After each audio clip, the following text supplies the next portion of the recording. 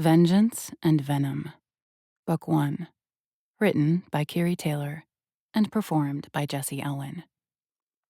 A note to readers.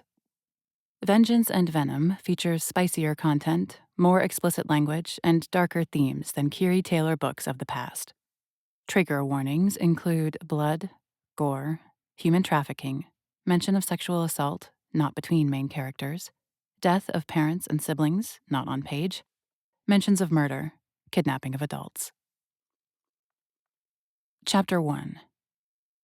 It's been a week since I learned that vampires exist. As I walk through the party, I see more evidence here. They're not being obvious. There isn't blood cascading down any throats. I don't see fangs flashing in the neon lights. But if you pay attention, the tells are there. That man's lips are locked on that woman's throat. They look like they're in the throes of a passionate prelude to a wild romp in the bedroom. But she's sitting stark still. Her eyes aren't closed. They stare at the wall vacantly. There is a woman who has a man pushed up against the wall. She's flirting with him, but her eyes are fixed on his neck, watching his pulse.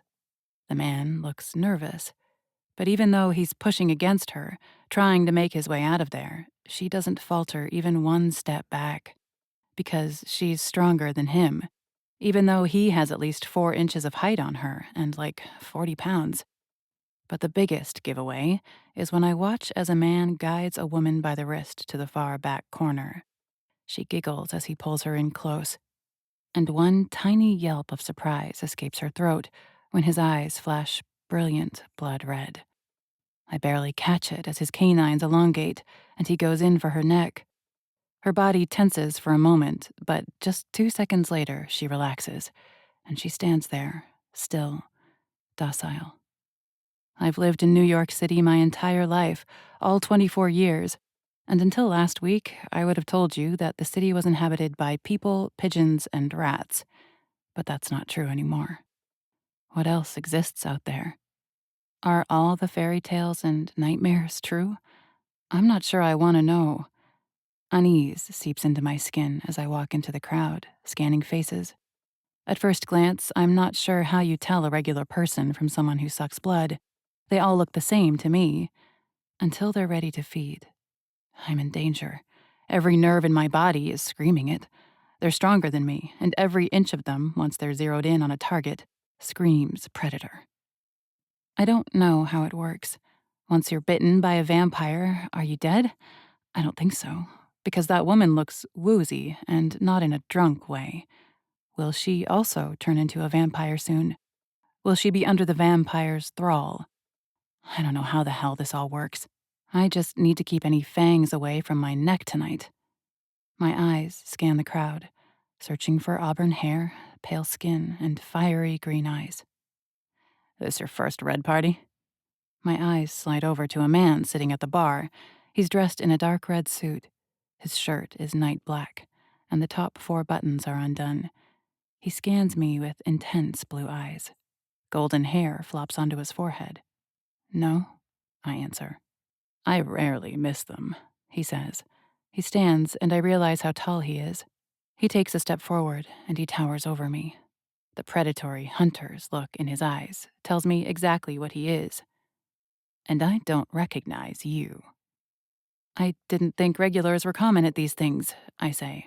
I'm making the bullshit up as I go, but I know I'm in dangerous territory. Yet I need information. The man shrugs, cocking a smile. There's always the groupies chasing the nothing bliss. I barely suppress a shiver. People go looking for this on purpose? Being totally zoned out while a vampire feeds on them? Need a fix tonight? He asks, his tone expectant.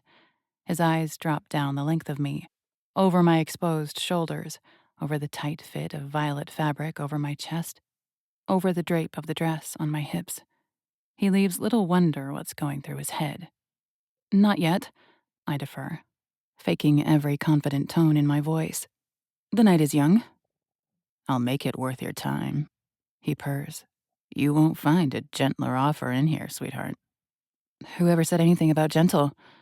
The reckless words leave my lips before I can think how dangerous they are. I walk off into the crowd before he takes them as an invitation. I've been to far larger parties before. This is a private venue, though being on the second floor, it's not hard to find. A bouncer was situated outside the door, but as I watched for a solid 10 minutes, he never turned anyone away, and he wasn't checking names to a list. So anyone dumb enough to wander in is allowed, but there's probably only 80 or so people in here. It only doesn't feel like a small crowd because the space isn't very large. A man tugs a woman down onto his lap as he falls back into the couch. She gives an excited squeal. He traces the back of his knuckles along her jaw, his eyes fixed on her throat. She lifts her face to the ceiling, her eyes sliding closed, reveling in his touch. He splays his hand on the side of her neck, brushing his thumb over her pulse point. He pulls her in close, and she seems all too eager to be in his embrace. But I catch sight of it as his eyes flash red, and sharp fangs are exposed for just a fraction of a second before his lips lock into her flesh. Just like all the others, the woman tenses for just a moment, and then relaxes into a frozen state. When I'd witnessed this very nearly same event happen 2 weeks ago, I'd been so horrified I'd immediately left. My hands had shaken the entire walk home. I didn't get a moment of sleep that night. Then, for an entire week, I was in hard denial about what I'd seen. I reasoned that something had been slipped into my drink, even though I hadn't had one. I had definitely hallucinated, but I knew the truth in my gut. Fangs plus blood plus victims being immobilized equals vampire. I can still hardly believe what I'm seeing. It took me another week to track down the location of another one of these parties. I only found out about it 3 hours ago, and now here I am. I scan the crowd again. I don't know if I really expected her to be here. If she were okay, I would have heard from her. She's not the type to simply disappear on me, so I shouldn't be surprised when I don't find her face in the crowd. The last thing I want is to draw attention to myself. But I'm desperate. I pull out my phone and open it to a picture of Ophelia.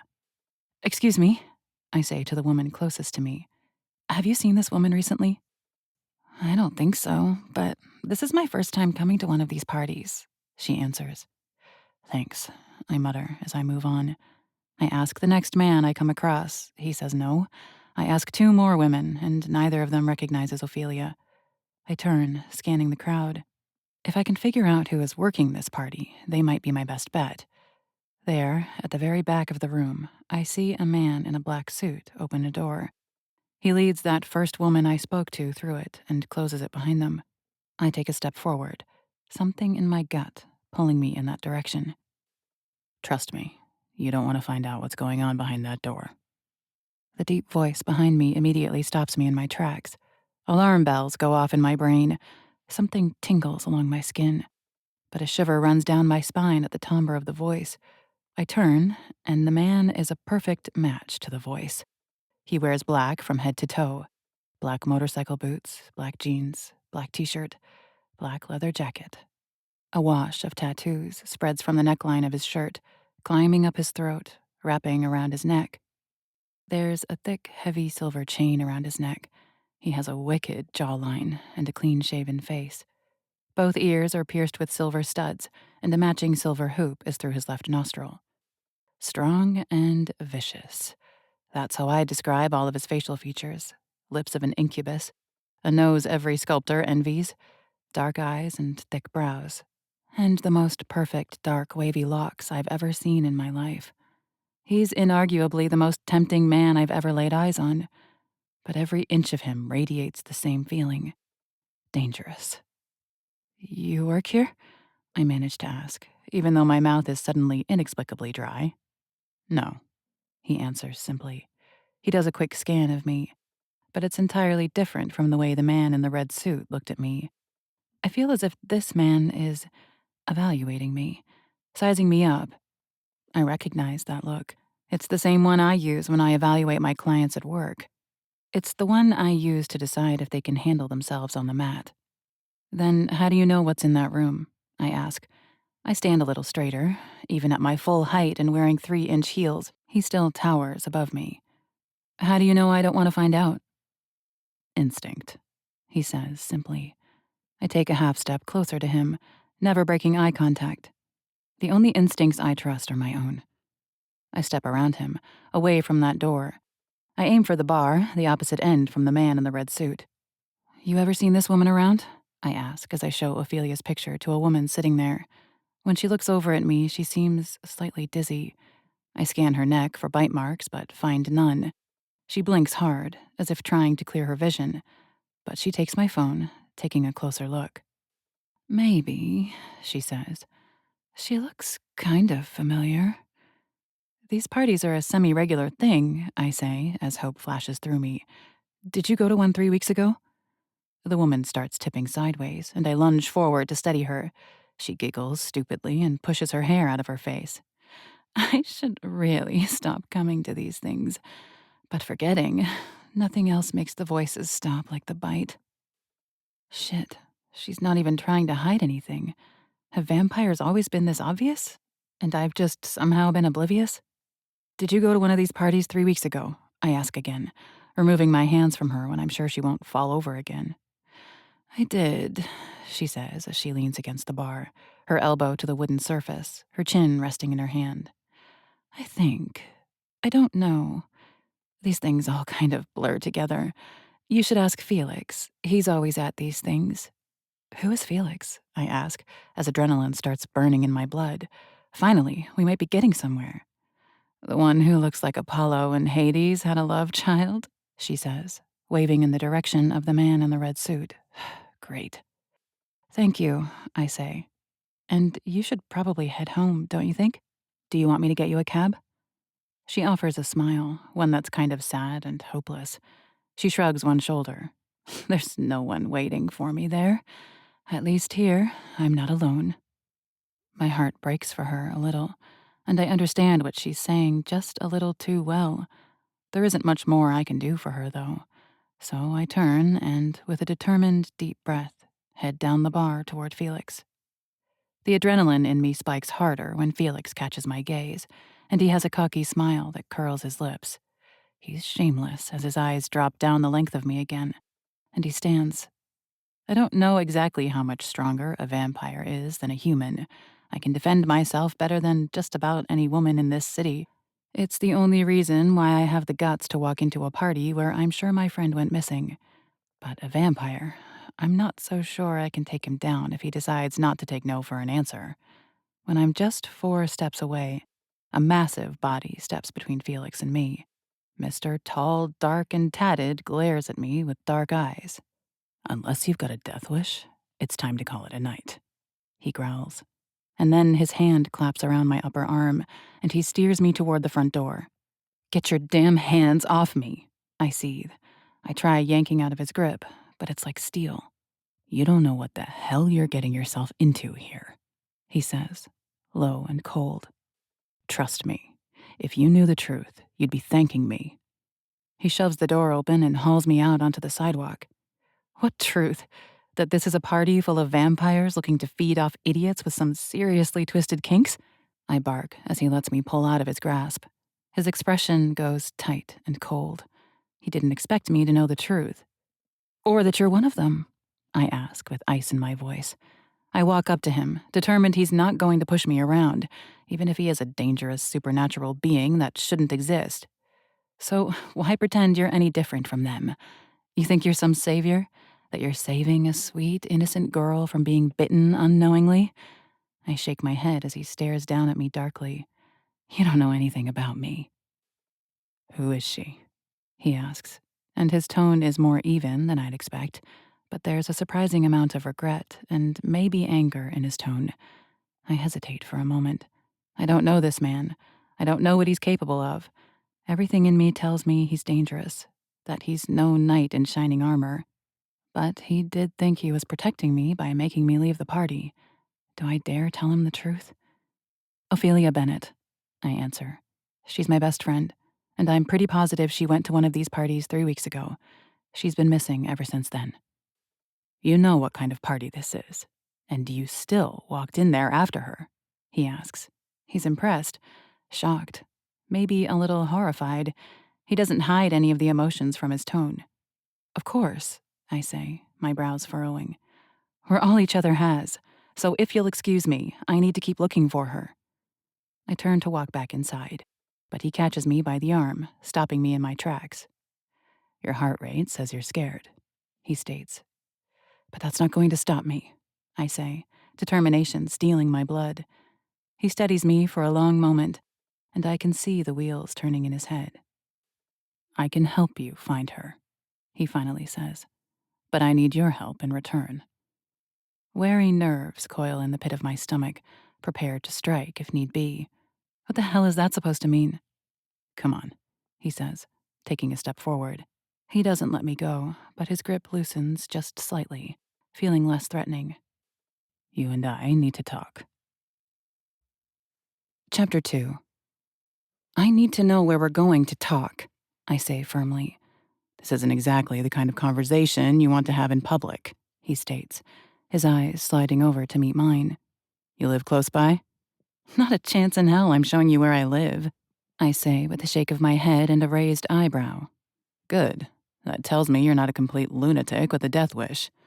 And I'm surprised at the slight smile that pulls on those obnoxiously perfect lips. Look, I'm going to get a hotel room.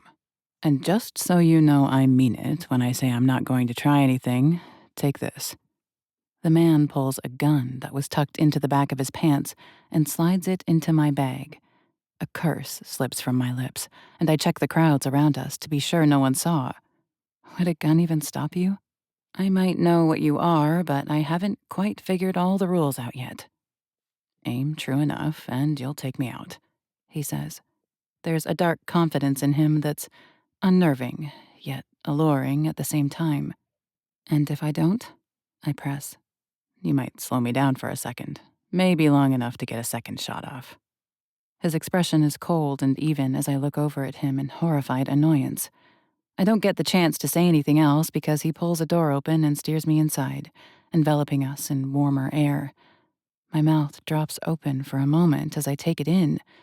There are towering ceilings that immediately tell me this place has money to spare. The entire place is opulent, in the most modern and simplistic way possible. There's a wall of mirrors and crazy chandeliers. Everything is decorated in natural wood and stone. This is the kind of hotel you only ever see in the feeds of billionaires online. I look over at the man next to me as he walks to the attendant and starts reserving a room. He looks like the type who runs in motorcycle gangs and hangs out in tattoo parlors. Not the type who can walk into any posh hotel at the last moment and just casually ask for a room. But I see it when he hands over the black credit card. It's all done and taken care of in less than 2 minutes. Come on, he says with a nod of his head. I don't say a word as we cross to the elevators and step inside. And it all really hits me when the doors slide closed, trapping me with this man in a very, very small space. A week ago, I found out vampires exist. I've seen fangs and inhuman strength and how they can incapacitate you with a bite. And not only have I talked to one for the first time tonight, I allowed one to drag me out of where I was meant to be and let him take me somewhere private. My hand slides to my bag, closer to that gun he gave me. I'm not going to hurt you, he says again, without looking at me. His eyes stay fixed on the elevator doors. But every inch of you is broadcasting danger, and it's not just the fact that you're a vampire, I say. Every muscle in my body is tensed. My brain is going through every maneuver I might have to take him out, or at least keep his fangs off of me if he turns out to be a liar. I am dangerous, he says darkly, but not to you. Not right now. The doors slide open, and he steps out. When I hesitate inside the elevator for a moment, he turns. You're never going to find your friend without my help, and I'm never going to be able to get to her without you. My heart is racing, but as I once again imagine all the horrible things that could have happened to Ophelia, I step out of the elevator. Only then do I realize that it's opened up to a penthouse suite. Everything matches the lobby. All the decor is natural tones, dark wood, gray stones. I couldn't afford even the knickknacks that sit on the side tables. Everything about this place screams wealth, and it's massive. The space opens up into a huge living area with couches that look like I'd get the best sleep of my life on them. There's a gigantic dining table in the area off to the side, and beyond that is one of the most beautiful kitchens I've ever seen. Toward the back, I see a set of double doors that open to a massive bed with fluffy white blankets and pillows. And there are massive floor-to-ceiling windows everywhere, granting us glittering views of the city and a little peekaboo view of Central Park. Are you in the mafia? I didn't mean for the words to slip out past my lips, but they're there before I can stop them. The man hesitates 2 seconds too long. Not exactly. My family has a certain influence in the city, though. Shit, I really am the world's biggest idiot. Not only is this guy a vampire, he's from a powerful, dangerous family, too. You said your friend has been missing for 3 weeks, the man says.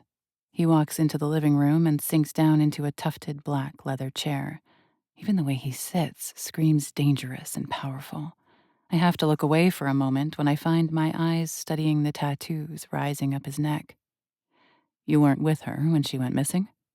I shake my head. Cautiously, I walk into the living room. Still holding on to my bag for dear life, I sink into the couch across from him.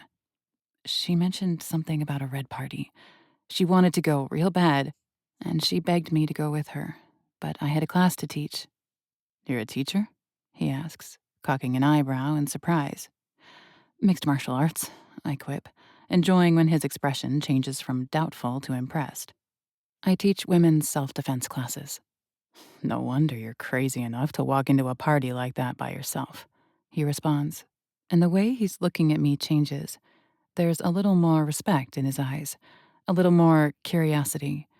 He's looking at me less like I'm something fragile and stupid. She decided to go to the party by herself. I move on. I thought she'd call me after and tell me how it was, but she didn't. I didn't think too much of it. She could have just been tired after. But she didn't call me the next day either. She didn't answer my texts. Her phone rang once when I called her and then went to voicemail. I pull my phone out and open my texts to her. They still only read as delivered, not read. I started getting worried, so I went by her apartment. It was locked, which I think is a good thing. She didn't answer, but her neighbor said she hadn't seen Ophelia come in or out in 2 days. I looked back up at the man. It took me a while. Whoever is throwing these parties doesn't make it easy to find any information on them. But I finally found the date and time for the one tonight. As you saw, my search wasn't proving too fruitful. I believe it's my father's company that's throwing the parties, the man says. He crosses one ankle over the opposite knee. I parted ways with him 3 years ago. But I was looking into the company a few weeks ago, and there are charges that don't line up. My father is a real estate mogul. I wanted to find out why the hell he was renting spaces. Why he was hiring caterers, bouncers, bartenders. He's throwing parties, but not attending them, and not hosting them in his own spaces. It doesn't add up. Your friend going missing at one of his parties. He shakes his head, his eyes losing focus as he trails off. You think they're connected? I ask. I can't connect the dots yet, but something like nervous fear drips into my stomach. She have any connection to vampires that you know of? He asks, as his eyes meet mine once more.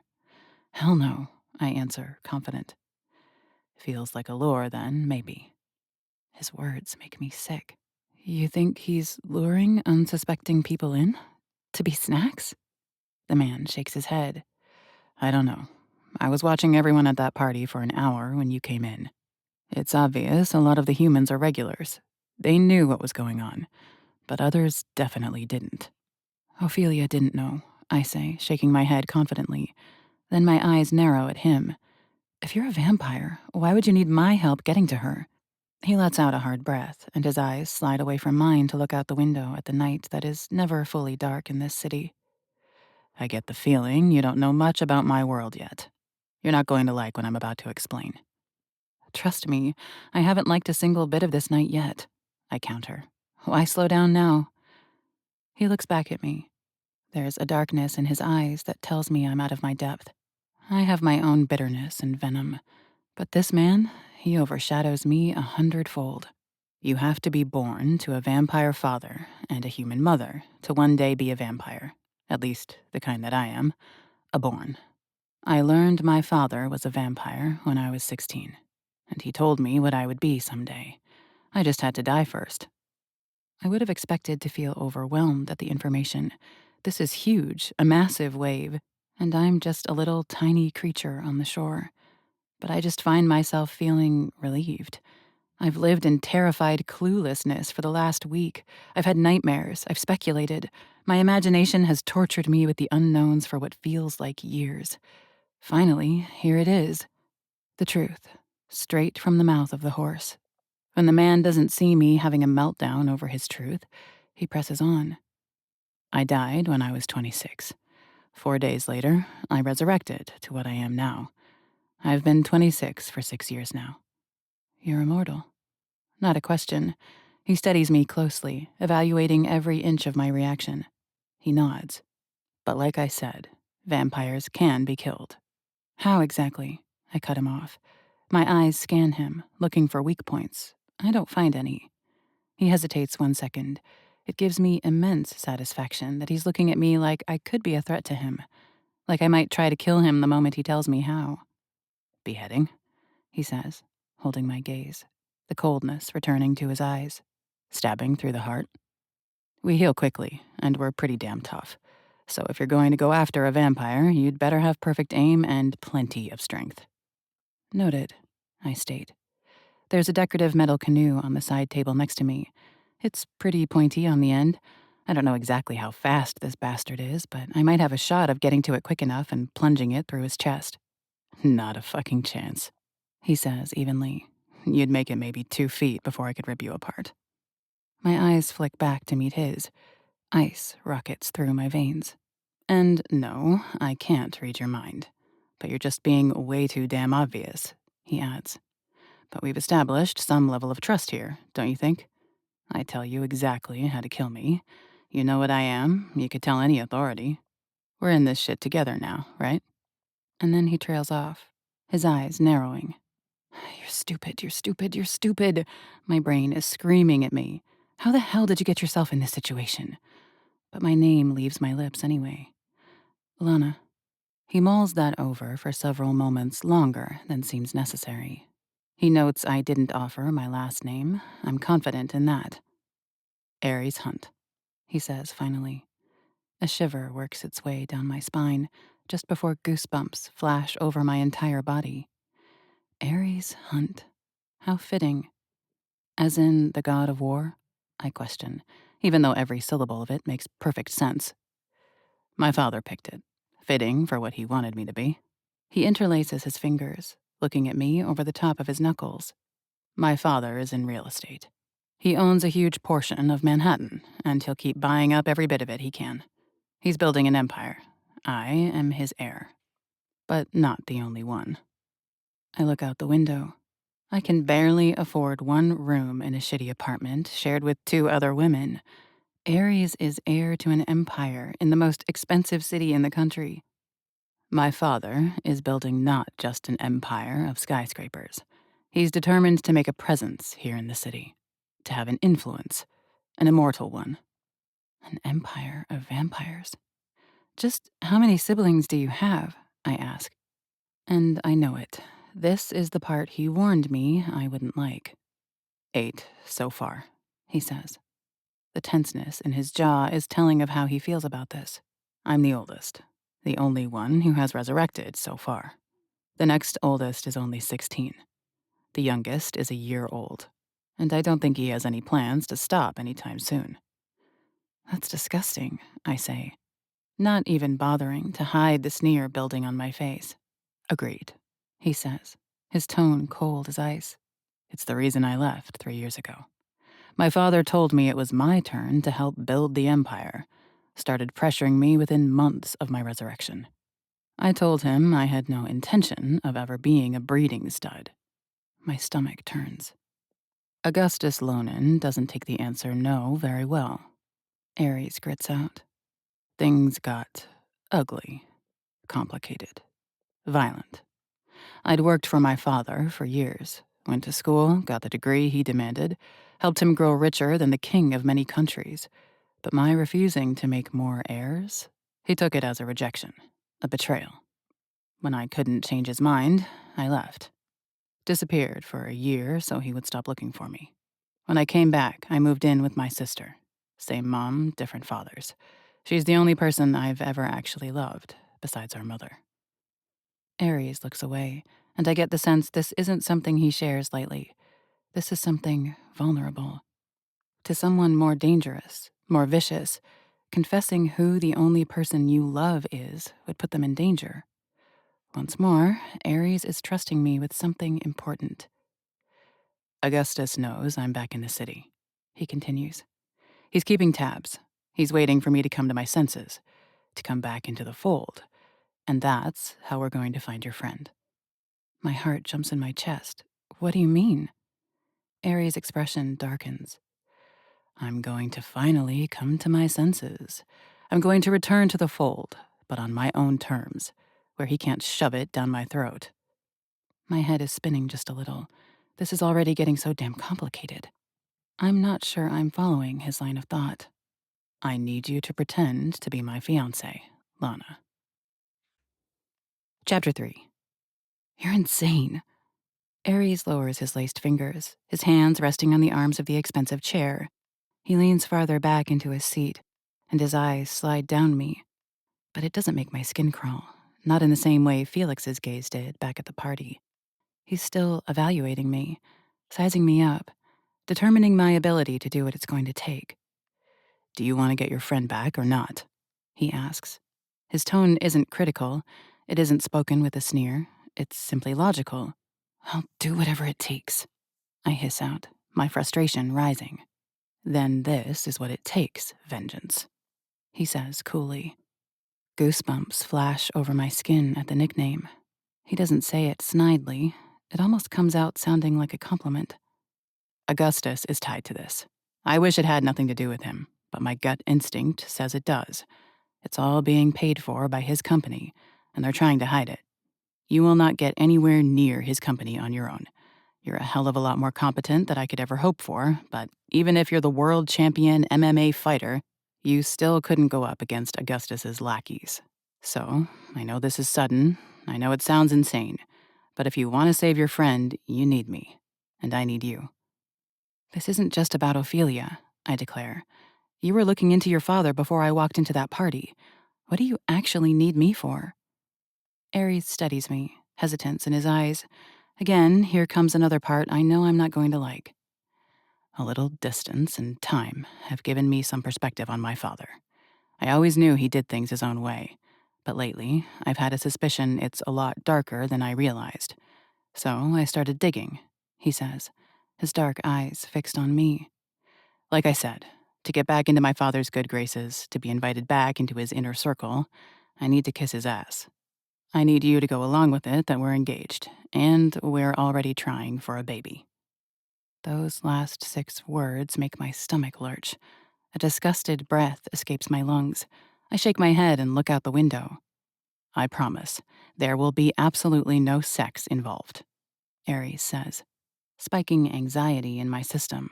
I should fucking hope not, I bark, looking back at him with a sneer. But anything else? Aries sighs and leans forward, resting his elbows on his knees. I need you to play a part, Lana, and we are both going to have to play it convincingly. So, yes, we're going to have to act like we actually like each other when we're in public. Holding hands? Cuddling? Whispering soft nothings in each other's ears? Kissing? I clarify with disdainful sarcasm in my tone. Yes, he says, his jaw tightening. And maybe a little more. What more could there be? I bark in shock. The look he's giving me says he's reevaluating his decision to propose to me, and it makes me bristle even more. I need to get my cool back. I bring Ophelia to the front of my brain. I think of her smile, her laugh. I think of late nights on her couch and dozens of nights out in the city. I have no one left but her. Augustus is keeping tabs on me. Aries pushes forward. His tone is softer now, more controlled. He's going to doubt the speed of this, since you and I have never been seen together. If I just tell him we're engaged, he'll never believe it. To sell it, you and I are going to have to move in together. I simply stare into those hazel eyes of his for a dozen heartbeats. What do I have to lose? My life? Maybe my sanity? my grip on reality. But it's not like I have anyone else in this world. Ophelia is my best friend. I live in a shit apartment. It's truly nothing to give up. What about my job? I think out loud, but it's certainly relevant. I work full-time. I can't afford to just quit and walk away. Aries stares at me for a long moment, his knee bouncing up and down just slightly. We will have to make this look real. As my fiancé, you won't have to work. I look at him wordlessly for a minute as that processes. I remember where we are, in an extremely expensive hotel, in the penthouse suite. Aries handed over that black card like it meant nothing. I realize then that Aries is not financially dependent on his father, not if they've been estranged for 3 years. Aries is taking me on as his kept fiancé. I have an emotional connection to my work, I admit. I don't really want to just walk away, but my boss, he's a massive asshole, and he's not going to like me taking an unknown amount of time off. The smallest of smiles cocks in one corner of his mouth, and it just about makes my heart stop. Something grows, hot in my lower belly. I'll pay him a visit. I can be persuasive. I don't doubt it. It's hard to imagine telling a man like Aries no. I lean back in my seat, my death grip on my bag loosening. My eyes wander the penthouse, not actually seeing anything. I feel overwhelmed, exhausted, but after 3 weeks of feeling terrified and desperate, I have my answer. I have a possibility. I have hope that I might find Ophelia. Fuck it. All right, I say in a breath. I'm in. Aries' brows rise slightly higher, telling me he didn't actually expect me to agree to this. Okay, he says, sounding a little relieved. Go home, pack. I will pick you up just after sunset. I raise an eyebrow at that. So the daylight part is true? Aries stands. Not like you think, he says. He watches me with expectation, a clear indication it's time to leave. He probably paid thousands of dollars for this room, and we've only occupied it for an hour. But I'll explain everything later. We head to the elevator and then step inside. I need your number, Aries says as the doors slide closed. He hands me his phone with a new contact card open. I hesitate for just a moment. Once I give it to him, I can't just disappear and pretend this night never happened. But until Ophelia is safe and sound, I can't do that anyway. I take his phone and type my first and last name, Lana Kincaid, and my number. Just 2 seconds after I hand it back, my own phone vibrates. You've got my number. Text me your address, he says. Very business and matter of fact. He once again stares straight forward. I'll be there with the truck this evening. Okay, I say, my throat feeling thick. The doors slide open, and we cross the lobby. I step outside, and it's clear Aries isn't leaving just yet. I reach into my bag, my fingers wrapping around the cold metal. Keep it, Aries says, raising his hand slightly. You're unlucky enough to be my fiancé now. You need protection at all times. Why the hell am I blushing? Why does him actually calling me his fiancé make my stomach do an immature little flip? See you tonight, Aries, I say, his name crossing my lips for the first time. I like the way it tastes. See you soon, Vengeance. Chapter 4. You're really not even going to attempt to find a replacement for you? I don't bother looking up at Danica as I continue stuffing my clothes into garbage bags. Maybe if you and Kylie pick, you'll actually like whoever ends up in room 3. I hear it as she snaps her mouth closed. Danica never was very direct. Never would she expect me to call her out on her obvious dislike for me. I've lived here for 2 years now, and she's never breathed a friendly word in my direction. I don't know what the hell I did to get on her bad side, but now it doesn't matter. I didn't even know you had a boyfriend, she says, as she crosses her arms over her chest, raising her chin. Fiancé, I correct her, finally looking up at her from beneath my lashes. I turn and begin stuffing my shoes into a box. There's not much of anything left in the room now. I don't know if I believe you, she says, though her tone doesn't sell her words. You haven't dated anyone since that sleazeball who cheated on you with the girl across the hall, and now you have a fiancé. You think I'd tell you anything? I ask as I scoop the last of my things into the last empty box. You're the most judgmental and critical person I've ever met, Danica. This day couldn't come soon enough. You're so full of bullshit, she says in a defensive huff. And it's so incredibly satisfying when there's a solid knock on the door just then. Danica's eyebrows raise slightly, her head whipping toward the door. I don't fight the satisfied smirk that takes over my face as I step around her and pull the door open. My heart skips 2 beats when I open it to reveal Ares standing there, as promised. Out of fear? Probably. Out of shameless appreciation? I'll never admit it.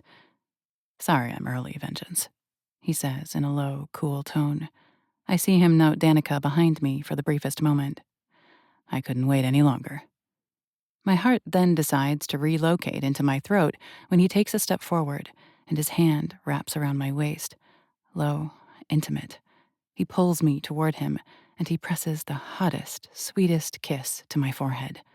My entire body lights on fire at every tiny point of contact, and within half a second, every bit of me feels consumed. I look up at him to see his gaze fixed on Danica. You're right, this place is a shithole. He has no idea how perfect his words are. Danica picked this place, and it was she who decorated it and picked all the furniture. A single annoyed sound escapes her. I turn to see her simply shake her head. Ares, he says as he steps forward, extending a hand to her. Lana's fiancé. I don't see a ring, Danica says, as she just looks at Ares' tattooed extended hand. Something cold and predatorial shifts in his eyes. Doubt and fear prickle along the back of my neck. I slide my hand into his extended one, wrapping it around my waist. I just might die of a heart attack tonight. I might hate Danica, but I don't know that I want to see Ares rip her to shreds. I get the impression that's possible. Everyone knows the best diamonds come out of Russia. The best in the business also happens to be a former KGB smuggler. You know how to motivate a man like that to work faster. I'm all ears. Every bit of color drains from Danica's face. She swallows once. She looks Ares over, taking in the layers of black, the tattoos peeking out from all the edges of his clothing, the metal in his ears and nose. I wouldn't dare talk back to him either. I'm keeping your deposit, she says, her words tight, the pitch slightly too high. She turns and walks into her bedroom and shuts the door. She's a real treat, Ares says, glaring death at her door. You have no idea, I say, just a little too softly. He looks down at me, and I'm surprised to find intensity and real annoyance there. His left hand curls into a fist. Come on in, he says, instead of walking into Danica's room and doing something violent and supernatural. I was so caught up in Ares, I didn't even notice the team of 3 beefy guys standing out in the hall behind him. What's yours? Ares asks as they file inside. All I have to do is point and direct. The 3 guys grab box after box, hauling them to the elevator and down to the truck parked below. And Ares doesn't just stand there. He loads up the heaviest of boxes, hauling them out. It's all done in less than half an hour. 2 years of my life here, packed up and removed in less time than it takes me to run 1 load of laundry. Any last burning goodbyes you're wanting to offer? Ares asks as the movers head out with the last of the bags. Nope, I answer honestly. Danica can go rot in her room forever. Kylie hasn't been home all day, but there's no love lost between her and me either. Let's get out of here. I don't know who the show is for when Ares takes my hand in his and leads me out of the apartment. He doesn't bother to shut the door behind him as he exits. I may be going into shock. I don't know what to say as he takes us to the elevator. He doesn't say a word as we ride the elevator to the ground floor. But he doesn't let my hand go, even when we're alone. He only tightens his hold when the doors open, and we walk out the front doors. His grip is firm, yet somehow it doesn't feel threatening. It feels, what is that? Protective? But my line of thought is immediately disrupted when he crosses the sidewalk and goes straight to a matte black motorcycle parked at the curb. He grabs a helmet and extends it toward me. Let's go home, Vengeance. That's yours? I ask, my voice shaking just slightly. The 3rd greatest love of my life, he says, as a rogue smile crooks the corner of his mouth. I take a deep breath and accept the helmet. I pull it down over my head. He steps forward, taking care as he latches the buckle and adjusts it for me.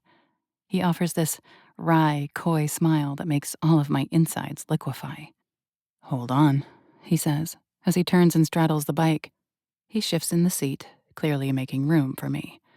The organ in my chest is trying to find a quick exit, but I clench and unclench my fists just once before I climb onto the back of the bike. Hesitantly, I put my hands on Aries' hips. He's not a man you just touch casually. The man is named after the freaking god of war, and he looks it. But as he fires up the bike, the engine snarling to life, he hits the gas, just slightly. My arms wrap around him in a death grip, my face buried into his back. I swear his chest rumbles just slightly with a chuckle, but he throttles the gas and we take off down the street. There's insane traffic, but you wouldn't know it existed as Aries weaves his way through the lanes. I finally dare open my eyes, watching as thousands of people fall behind us as familiar landmarks come and go. And I realize I'm going from the worst apartment in Sutton Place to the Upper West Side. And not just the Upper West Side. Aries slows, and I find a moving truck parked in front of one of the oldest and most historic buildings in New York City. Without hesitating, he guides the bike down into the underground parking at the back of the building. So, you obviously didn't go destitute when you cut ties with your father, I say, after I've climbed off the bike and pulled the helmet off. I hand it back to Aries, who secures it on the bike. I realize then that he never wore his own helmet, but maybe vampires are wreck-proof. Not exactly, he says vaguely. But he doesn't elaborate as he heads straight for a door. I follow after him, memorizing my surroundings as I go. We walk into a long hallway. The floors are covered with elaborate tile. The walls are crisp, fresh white. There are a few doors that branch off here and there, utility closets and maintenance access. But finally, we break into a gorgeous lobby. A chandelier hangs overhead, and instead of crystals, it looks as if it's crusted with diamonds. The ceiling is a beautiful dome with elaborate detail carved into the moldings. 2 large arched windows give us a view of Central Park.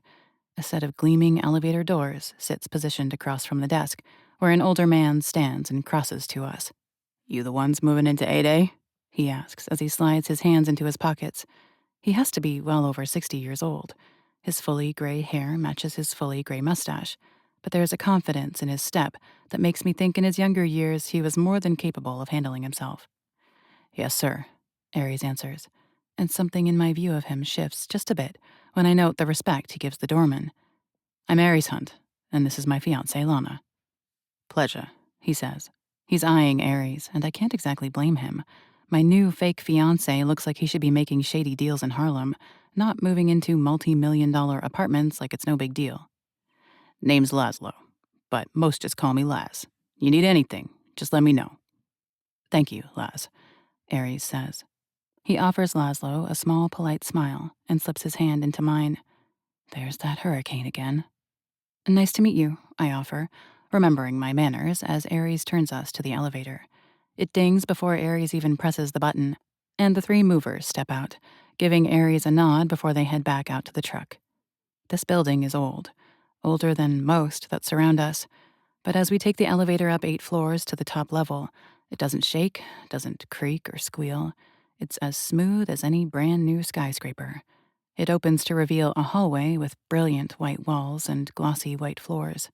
I follow as Aries pulls a set of keys from his pocket. He stops at a door marked 8A and slips one of the keys off the ring. "Welcome home, Vengeance," he says as he extends it to me. That fucking name. It sends a wave of goosebumps washing down my entire body. I'm embarrassed to take the key in case he notices them. I don't want him seeing the effect he has on me just by calling me a nickname. My fingers close around the key, and I'm careful to avoid skin contact. If he notices me acting weird, he doesn't make it obvious. He simply pushes open the door, already unlocked for the movers. I step inside and utterly freeze.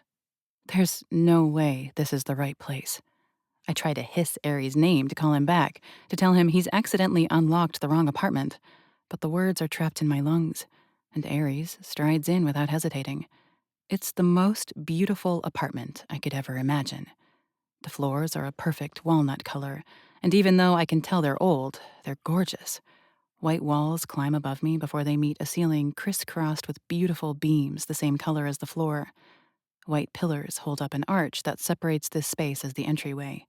Beyond that, there is a massive living room. Huge windows look out over Central Park. "Lana?" Aries calls as he looks over his shoulder back at me, his brows furrowing just slightly. I just blink, taking it all in, my mouth slightly agape. "What's wrong?" he asks, taking a step back toward me. I take a breath, but still, words don't come for a moment. I take it all in. The immaculate and obviously brand new furniture, the paintings hanging on the wall. I'm floored by the beauty of it all, and I can barely see any of the space. "You bought this place?" I ask, my words not wanting to work. This is ours to live in." I feel him studying me, but I can't look away from the most beautiful space I've ever seen. "Welcome home," he simply says again. Finally, my feet find life again. I take a step inside and then another, followed by another. "This is," I say breathlessly as the room opens up. It's lovely, simply put. Cozy couches and plush armchairs in the most modernly cozy way possible. Heavy drapes frame the truly massive windows, displaying the nearly dark night. And outside, there's so much green. Green comes at such a high price in this city, and we have endless amounts before us. "A housekeeper will be coming in twice a week," Aries says as he walks down the hall. He opens a door, looking inside, and I get the feeling that he hasn't really looked around yet. "A cook will come in twice a week as well. You have any kind of food allergies?" "No," I reply automatically, before what he actually said sinks in. "Wait, what? A cook?" Aries nods and wanders farther down the hall. He opens another door. "You like to cook?" "I don't even really know how," I confess without thinking. "But you're just going to have someone come in here and cook for us? Do you even eat food?" Aries turns back toward me slightly, an eyebrow raising. "Yes, I eat food, Lana." Huh. It never would have crossed my mind that a vampire would still eat normal food. Guess I should have expected that. How would one ever sustain a body like Aries on blood alone? That kind of physique takes a serious protein intake. I follow after Aries, taking in the apartment as I go. Off the living room, there is a huge dining room with a modern table and 10 chairs. Attached is a kitchen that nearly makes me want to learn how to cook. The hallway stretches beyond that, and next, I find a library with high-end leather furniture occupying the space. Beyond that, there are 2 large bedrooms and a bathroom, with some serious amenities between them. Next, we find a home gym that makes my mouth water. And finally, a ridiculously long walk later at the end of the hall, is the last bedroom. It's beautiful. Beams crisscross the ceiling. A sparkling chandelier hangs from the ceiling. Those heavy drapes frame the stunning arched windows. The bedroom is placed in the corner of the building, offering stunning views of the park and the impressive buildings down the side road. A king-sized bed dominates the center of the room, an ungodly amount of pillows piled atop the fluffy comforter.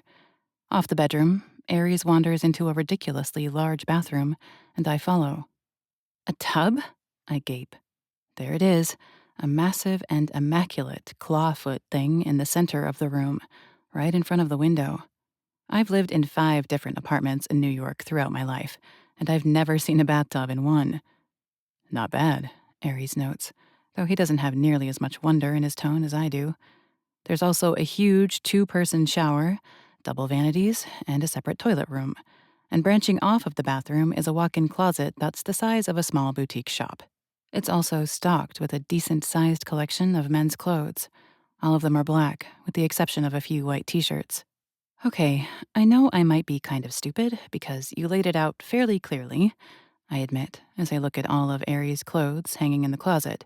They're accompanied by several of my bags sitting on the floor, waiting to be unpacked. But it didn't really cross my mind that we'd be sharing a bedroom.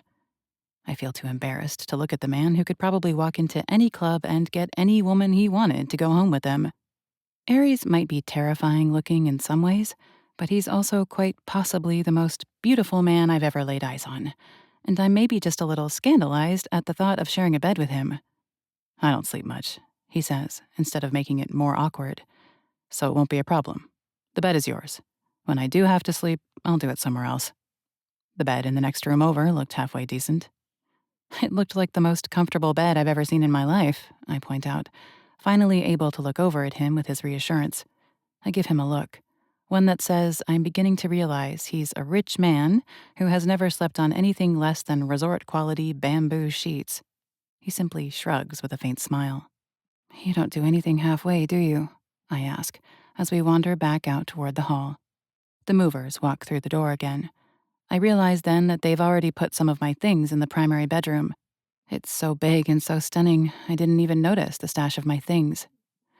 It's all part of the show, Aries says as we walk back down the hall. He crosses the kitchen and opens the fridge, but of course it's empty. Well, why the hell does it have to be so big? I say softly as I look around again. 'Cause we're planning to fill it up with kids, remember? My eyes snap back to him. He looks at me with those dark eyes of his. That's going to take some getting used to, and maybe test my acting skills. I've never really been sure if I wanted kids, to be honest. At least we have that in common, he says. He turns to a cupboard, and I'm surprised it's fully stocked when he opens it. He grabs a glass and fills it with water. He sets it on the counter in front of me and nods to the bar stool. I pull up a seat, and he leans forward, his elbows resting on the gorgeous marble. We need to make a plan. We have to do this smart, or Augustus is going to know something is wrong. I'm not looking to put you in any more danger than necessary. You always this gallant? I ask as I grab the glass and lift it to my lips. Trust me, he says, as he crooks that signature small smile of his. Thinking of me as gallant would be a mistake. I don't know, I reply as I set the glass down. You look like a hard ass, and you can talk the talk sometimes, but so far, you're not nearly as terrifying as I thought you'd be. A true smile curls on Aries' lips, and embers spark in his eyes just for a moment, before they flare brilliant blood red. A curse escapes my mouth as I shove my way back from the counter, knocking the bar stool right over. Don't ever forget what I really am, Lana, he says. There's still a smile on his lips, but there's a real warning in his tone. Just because I have good control now doesn't mean you aren't the best smelling dessert I've ever come across in my life. My face feels hot. I know I must be blushing, probably brilliant red. How the hell am I supposed to interpret that? Okay, fine, you're a terrifying vampire, I say as I pull the chair upright again and slide back up to the counter. I won't forget that. Now, what's the plan, Venom? He arches an eyebrow at me, and the smile pulling at his lips tells me he likes the nickname I've just bestowed upon him that's complimentary to my own. I think it's a fairly across-the-board thing that family is going to have a million questions when you're engaged. Aries moves on. Considering we've known each other for... He checks the incredibly expensive-looking watch on his wrist. 22 hours. I think we need to take a few days and get our story straight. I need to know your story, you're gonna need to know mine. The idea of having to tell Aries my story makes my skin go cold. But he's right.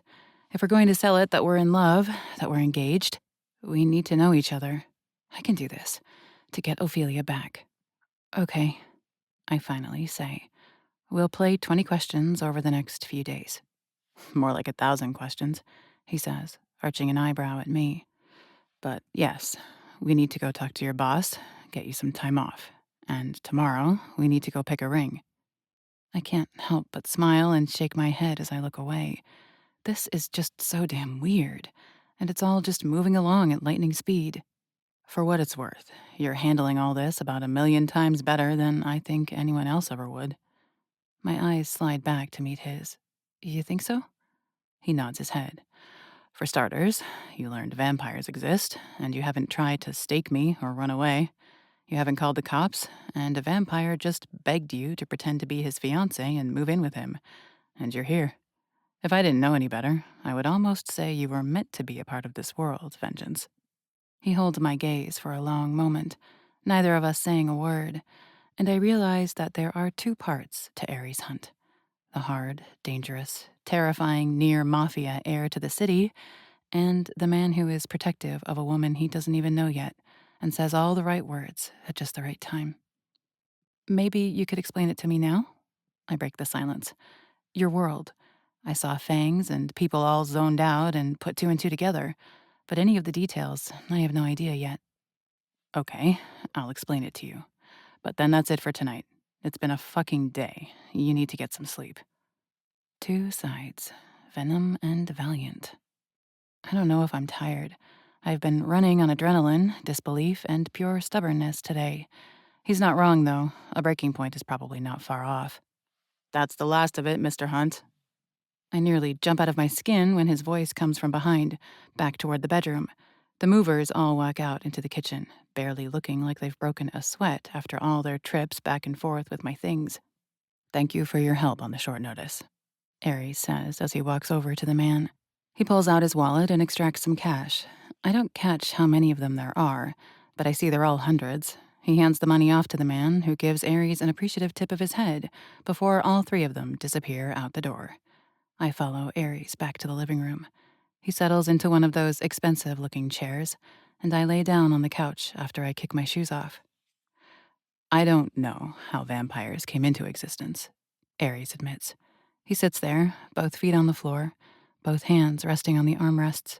He looks powerful, sitting there, dangerous.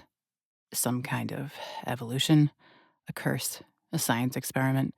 I don't know, but I do know we've been around a long time. Some of us are old. How old? I pry. My curiosity is running wild now, despite the terrible, impossible subject of my curiosity. Hundreds of years, Aries says. I blink harder and wonder if I need to clean my ears. There's no way I heard that right. The oldest born I've ever met was over 400 years old, Aries elaborates. Augustus himself is over 80 years old, but doesn't look a day over 40. So you stop aging at whatever age you die, and what did you call it? Resurrect? I ask. He nods. Like I said, I was 26 when I died. I've been 26 for 6 years. So you're really 32, I guess, he says. As I told you, you create more born with a vampire father and a human mother. Once a woman resurrects, she can't have any children. Of course, I say, annoyance dripping from my tone. The gender unfairness of the world doesn't stop at being human or vampire. We're getting off track here, Aries replies with a hint of annoyance. Some of the rumors about vampires are true. We do have to have blood to survive. We do crave it. We're faster than humans, immeasurably stronger. We're predators. And humans are your only prey? I don't crave blood from anything else, Aries acknowledges. We're immortal, but as I told you, we can be killed. You said the sunlight thing wasn't what I thought, I encourage. He nods. Once a vampire, your eyes stay dilated, always. It's what allows us to see in the dark. My vision is about 10 times better than it was when I was still human, and I had 20/20 vision. But because of the dilation, we're nearly blind when the sun is out. It's damn painful. What about sunglasses? I ask, and almost as soon as I voice the thought, I feel stupid for asking. They help. I'm surprised when Aries gives me the answer, and it's simple. I have custom ones I've had made, but trust me, it's still uncomfortable. We still far prefer the night.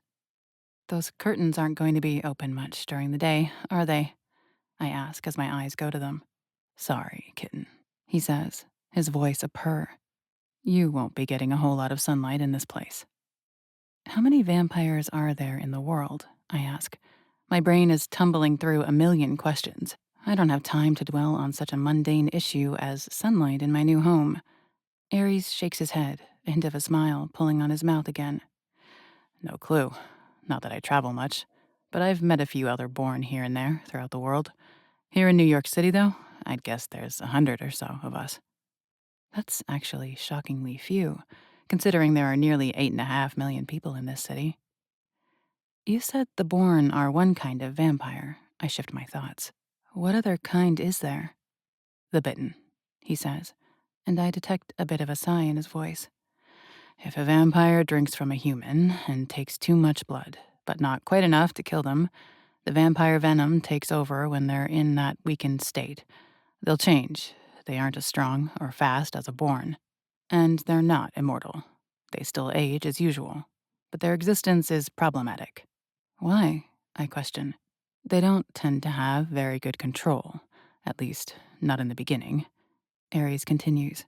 He crosses one ankle over the opposite knee. As I'm sure you've already put together, the numbers aren't in favor for vampires. Exposure is a real danger. The bitten can't control their urges very well, so they put all of us under threat. But then there's also the debt. I don't even know what that means, and I already don't like the sound of it. The bitten have a debt to whoever sires them, Ares explains. If I created a bitten, they couldn't help but obey every little command I gave them. They're unfailingly loyal. They'll do anything for their sire. They don't have any control. They're basically slaves, I say. Pity fills me, but also anger. The power imbalance is so damn extreme. Yes, Ares admits. The debt eventually wears off. It might only last months, but more often, it lasts years. So because of all these issues, the creation of a bitten is extremely frowned upon. You hear stories, fairy tales, horrors. Not that I ever thought vampires were real, but I always thought vampires could just make more vampires by biting them. Turns out they can make more, but they're astronomically less superior. What else? I ask, even as it finally hits me. I feel all the adrenaline burn out of my system. The curiosity has mostly been sated. Now I'm just exhausted from being awake through the entirety of last night, and now it's getting late again. I'm sure there's more, Ares says, but that's all the basics for now. Okay, I say, groaning a little as I sit up. I'm exhausted, and I plan to make good use of that gym in the morning. I think you called it. That's enough for today. He fixes those dark eyes on me for a long moment, studying me as if I'm something interesting and complicated. You're still not freaking out. You're okay with all of this. Okay with it? No, I state as I stand and turn toward the bedroom. But I always knew the world was bigger than me. The proof I've seen tells me it's pointless to fight against the facts. Adapt or die, right? Right, he says softly. Good night, Venom, I say as I continue down the hallway. Good night, Vengeance, I hear him call after me. Chapter 5. I'm extremely confused when I wake in the morning. This incredible bed isn't mine. That ceiling is completely unfamiliar. The smell of this place isn't old and slightly sour like it should be. And it's too cool for what me and my roommates can afford to spend on air conditioning in the summer. But as I sit up and look around the beautiful bedroom, it all comes flooding back. Right. I gave up my apartment to move in with a vampire I don't even know. You're insane, Lana, I think to myself. But I roll out of bed and scrounge through the bags of my clothes. I pull on some workout clothes and head straight into the home gym. Never ever would I associate such a luxury to myself. Growing up, we always struggled. There was never enough money. I was the kid who got every bit of clothing from a second-hand store. I never owned anything new in my life. And now, I'm living in one of the most expensive buildings in New York City, walking into my own personal gym.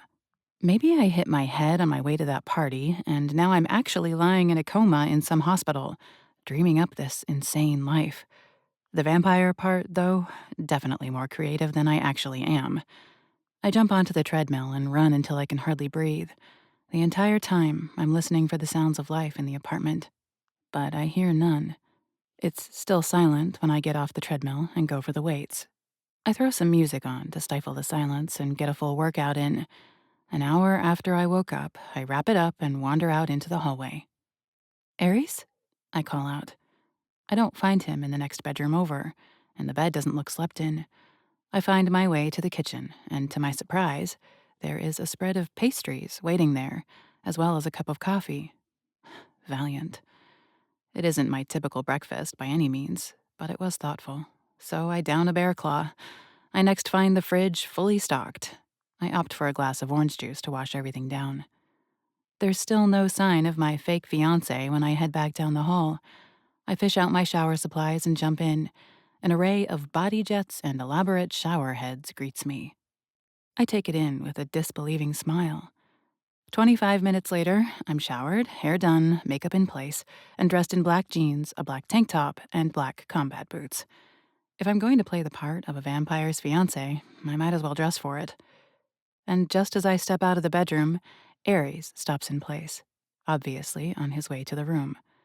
I don't miss it when his eyes drop down the length of me, taking in every black-clad inch of me. The little smile that curls in the corner of his mouth is enough to make my heart trip. You ready to put everything in motion? He asks. Yep, I answer, slipping my phone into my back pocket. Where were you this morning? We head out the door, and Aries locks it behind us, keeping an eye on my father's place, watching his comings and goings. Does he live in Manhattan? I question as we step into the elevator. Aries nods. He's in Greenwich, he says as we descend. For now, at least. He's always buying new properties, and when he gets his hands on one he particularly likes, he'll take up residence. Last year, he was in Soho. The year before that, he was in Hudson Yards. Of course, these are all some of the most expensive places to live in the city. You said Augustus is keeping tabs on you, I say. You aren't worried he's going to know you're spying on him? It wouldn't be anything new, Aries confesses. The elevator doors slide open, and we walk out. Immediately, Aries slides on some sunglasses. They're fashionable looking, but I note how they fully encase his eyes in a subtle way, effectively blocking out all the brilliant sunlight pouring through the windows into the lobby. Aries gives Laszlo a tip of his head as we walk by, who returns the gesture. I've been back in Manhattan for 2 years. I haven't stopped keeping an eye on that man the whole time. Augustus won't think anything of it. We aim back down that hall and let out into the parking garage. Where were you for the year you left? Aries offers me a pleased look as he takes the helmet and extends it to me again. You're asking all the right questions, Vengeance. We might just pull this off. I take the helmet and yank it down on my head, praying I don't end up with helmet hair all day. Once more, Aries helps me strap it on, adjusting it to fit just right. I went to Portland for about 8 months, made some friends there, spent 2 months in Costa Rica rethinking my life, and then I bought this bike in Texas and took another 2 months slowly making my way back to New York. I want to ask him more questions, but we're ready to go, so when Aries straddles the bike, I climb on behind him, making sure my feet properly find the pegs. Knowing what's going to happen if I don't, I wrap my arms around his waist, feeling secure enough not to fall off. The engine roars to life, and Aries carefully backs us out of the parking space. Expertly, he maneuvers the bike until we pull back out onto the road. Just before he rolls out, he asks over his shoulder for my work address. I rattle it off, and off he takes. We weave through traffic, traveling down the length of Central Park before plunging down into the depths of Hell's Kitchen. I'm trying to rehearse what to say as we head toward the gym, but I'm not entirely sure how I make this convincing. I've worked at Valor Combat Sports since I graduated high school. Tate Kelso has been my boss for 2 years now. I might despise the man, but he's not completely oblivious to my life, not like my roommates. There's a sinking feeling in my stomach that tells me this isn't going to go particularly well. Anxiety pitches higher in my blood when the building comes into view. Aries slows and then comes to a stop at the curb. My limbs feel stiff, my movements jerky as I climb off from the back of the bike. Your boss going to be a problem? Aries asks as he dismounts and takes the helmet as I remove it. Your heart rate is going crazy. I flush at that. Damn vampire. Most likely, I say, as I nervously run my hands through my hair. Aries simply makes a noise I can't quite interpret as he secures the helmet, and then he slips his hand into mine, sending my heart straight against my ribcage. He pulls me after him through the doors. The scent is the most familiar in my life as we step inside. It's at once home and the source of an exceptional amount of pain, all at the same time. It's the same place I came to after the worst day of my life. It's where I learned how to fight, where I had my first kiss. It's where I thought I'd find my own path in life. And it's where I lost it all, where he walked all over me. There are 2 rings when you first walk in. To the left, there are heavy bags and speed bags, all the stuff you need to train as a boxer. To the right is our MMA cage. Straight ahead, there is a hall with 5 doors branching off of it. 1 leads to my classroom. 1 is the weight room. 2 open to the locker and shower rooms, and the last leads to Tate's office. There are a dozen people here, even though it's late morning now. I recognize every one of them, all the amateurs, all the trainers. Garrett, you seen Tate this morning?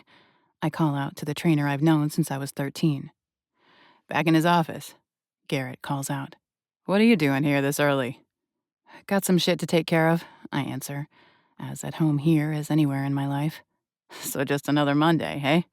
He calls with a chuckle, as he holds up the punch mitts.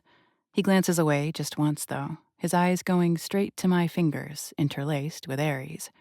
I don't answer him as I steer both of us toward the office. You've spent more than just work time here, Aries notes aloud, but I don't get a chance to confirm because I knock on the office door before pushing it open. You're not on until tonight, Tate says, barely glancing up at me from his paperwork. I know, I acknowledge, but something's come up. I'm going to have to take some time off work. That grabs his attention. He finally looks up, but it isn't me he looks at. His gaze immediately locks on Aries. He looks him up and down, taking in the tattoos, the piercings, the dangerous set of his jaw, and the fact that he hasn't removed his sunglasses despite being inside. Aries Hunt, he says coolly as he steps forward, his inked hand outstretched. Lana's fiancé. Tate's eyes narrow, and he shakes Aries' hand automatically. Fiancé. The word comes out like it doesn't have any meaning, and his eyes slide over to mine without moving his head. The fuck is this con talking about? Wow, judge much? Let's not pretend we're friends, Tate, I say, all of my insides bristling. Just because you aren't part of it doesn't mean I don't have a life outside this building. And don't you dare call him that again. Aries squeezes my hand, and I'm not exactly sure what its meaning is. Appreciation? Support? Trying to calm me down? Some like keeping private things private, Aries says. Don't assume you know anything about anyone, and your life will be much simpler. Tate is sizing Aries up, which, if I didn't know any better, I'd say they'd be on par with one another. Tate is 6'2", the same height I'd guess Aries is. He's well-built, muscled, and solid. Tate spent 5 days out of 7 here before his hostile takeover. He can take on pretty much anyone who walks through the front doors. But Aries is more than meets the eye. Why do you need the time? Tate finally asks as he looks back over at me. I've got some in-laws to meet, I say, going for as close to the truth as I can manage. And wedding plans to make. Life is going to be a little complicated for a few weeks. And you think I should just let you out of work because you come in here with someone you say you're engaged to? Come on, Lana. You're not a very good liar. I hate the look on his face, the one that says he thinks I'm stupid. I hate that he's seeing through this so damn easy. Lana's lips always taste like strawberries and kiwi. My heart jumps up my throat as Aries steps forward. He rests his hands on the surface of Tate's desk, but every inch of him looks poised to rip the man's throat out. He leans in close, his tone calm and deadly sounding. She has 2 little freckles on her left ass cheek. She prefers dark chocolate to milk. She hates Monday mornings more than just about anything, and she makes the most incredible noises when she comes. When you know any of these details, then you can call her bluff. Shit. I feel like my entire body has gone red. I press my thighs tighter together, and something in my lower belly tightens. Aries' words reach a very deep, very primal part of me that's been dormant for a long time. Tate's eyebrows rise, and he sits back in his chair, putting some distance between the two of them. And finally, something that looks a bit like fear alights in his eyes. His survival instincts were never honed. He might not have sensed the danger Aries is when we first walked in, but he certainly senses it now. What about your classes? Tate asks, trying to fight the intimidation he feels. I will message everyone and tell them I have some personal stuff to take care of, I offer. It won't be the end of the world if class is canceled for 2 weeks. Except the money I'll lose, Tate says with angry annoyance. Aries reaches into his back pocket and takes out his wallet. I can't even imagine the cash this man must carry around all the time. But he extracts another stack of hundreds and drops them down on the desk. That ought to cover it. So do the human thing. Give Lana the time off, and leave her the hell alone when she comes back. Without waiting for an answer, Aries turns. He takes my hand again and walks us out the door. I spare one glance back, catching Tate's eyes. There's a whole storm there. Anger, annoyance. He's definitely debating firing me, but he's also stark still, his entire body tight, coiling as far away from Aries as possible. I note that, technically, Tate never said I could have the time off, but he also didn't argue with Aries. I don't think many would have the balls. I feel like I should offer a goodbye to all the other trainers.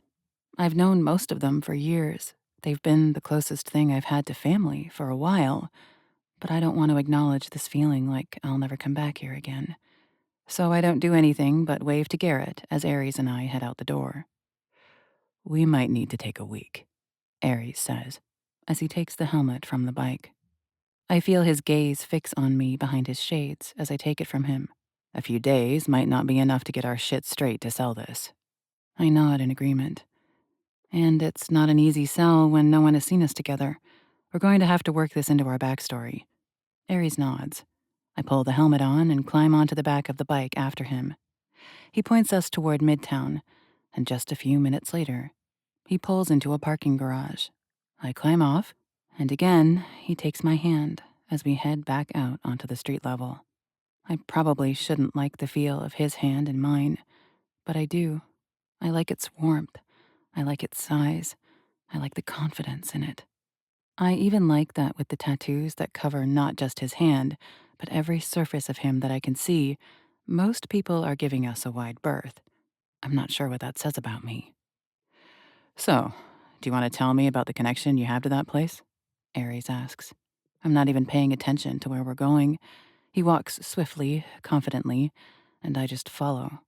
I swallow once. I know Aries needs to know details, but not every detail of my past is a place I want to go.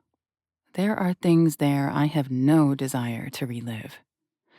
My dad used to own it, I begin, sifting through what I'm willing to share. He inherited it from his father once he passed. I was about 5 when that happened, so the gym has always been a part of my life. I get the feeling your dad was hands-on with that operation, Aries says. He looks over at me, and I feel his intense gaze studying my face. But I can't look at him right now. Not when I'm falling back through the past. I nod. My father was a trainer, a boxer. He was really good, too. Made some money when he was young, before he took over. He loved working with younger boxers. Honestly, he didn't like running the gym that much. He wasn't much of a businessman. He was all about teaching, about connecting with young fighters. He started training me when I was about 4. He made me think I could take on anyone in the world. I'm pretty sure you could, Aries says. I finally spare a glance in his direction. He's still looking at me, and his expression tells me he means it. I was good, I admit. I won lots of competitions. I definitely leaned more toward the MMA stuff than the boxing. My dad had all my trophies set up in the living room, but I was always small. Being 5'4" and never being able to bulk up enough limited me, which was fine. I never had dreams of going pro or anything. What did you want to do? Aries asks. I shrug. It doesn't sound ambitious enough, but I always just kind of wanted to do what my dad did, run the gym. Valor Combat Sports was always this great place where people came together. I just thought I'd work there, teach classes, and someday I'd take over, just like my dad did. What happened? I let out a hard, frustrated sigh. Like I said, my dad wasn't the best businessman. He never made all that much money because he never charged people enough, or he got taken advantage of. My dad died 2 years ago. When I tried to take charge of the gym, like his will said, I found out he was buried beneath quite a bit of debt. Until I paid it off, I couldn't take over. Tate Kelso undercut you, Aries states. I nod. He'd been a patron at the gym for 3 years, and he was always trying to talk to my dad about how the place could be better. Their visions weren't the same, but Tate had come from some money, so when he heard what had happened, he paid off the debts, and the gym became his. Damn, Aries says with a shake of his head. He snaked it right out from under you. I nod. I lost my mom when I was a teenager. I literally lived at the gym. There's an apartment above it. I spent the majority of my life there. And then to find out I couldn't hold on to it, I lost the place my dad loved most at the same time I lost him. Tate even kicked me out of my home. I've been living in that shithole you moved me out of ever since. How'd your parents die? He asks gently as we cross the street with the herd of traffic. My stomach tightens. I've only ever talked to Ophelia about this. I don't have many other friends, and everyone else I talk to works at the gym, and they all know exactly what happened. Opening these wounds is not something I do. Ever. It was a training accident with my dad, I explain, keeping it simple. This guy he'd been working with, Steven, accidentally got my dad in the head. It really was an accident, but there were other health issues we couldn't see. Dad had a stroke. He died on the way to the hospital. Aries curses under his breath. I'm so sorry, Lana. I nod in appreciation. The weight of it all bites at the back of my eyes, but I refuse to let them well or redden. My mother was killed in a home invasion. I don't like to talk about it much. You don't have to, Aries assures me and squeezes my hand. Not everyone has to know all the details. That's all you have to share with me if you want. I sniff once, even though no tears have broken through. Thanks. Sorry you picked such a trauma-rich fake fiancé. I chuckle through the pain. And it works. Aries gives a soft laugh as well. Trust me, Vengeance. You're not the only one with some heavy shit in this relationship. But we don't get to dive into any more details because just then, I realize we're on Fifth Avenue, and he pulls a door open for me. With a hand at the small of my back, Aries guides me inside. I stop in place. The entire interior is a glittering, sparkling show of opulence. The floors are polished black marble. The walls are gold with endless mirrors hanging everywhere. Dozens of crystal chandeliers hang overhead. Even the air smells rich. There are display cases set up all over the place, and there are diamonds everywhere.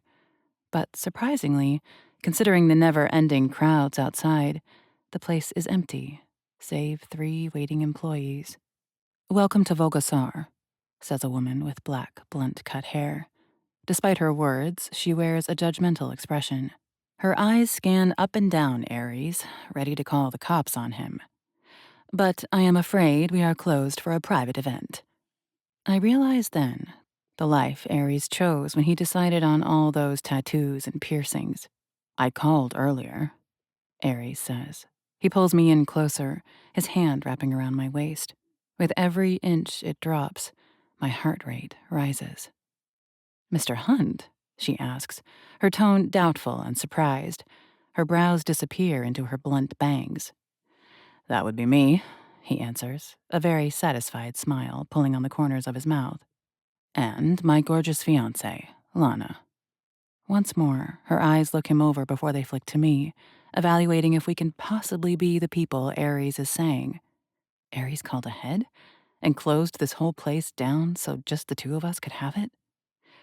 We're delighted to help you on this beautiful occasion, another woman says as she steps forward. She not so subtly hip bumps the other woman out of the way. If I had to guess, I'd say this woman is the supervisor. She screams ass kisser with that black business dress, perfect blonde hair, and makeup that looks as if it was done by a professional. My name is Carissa.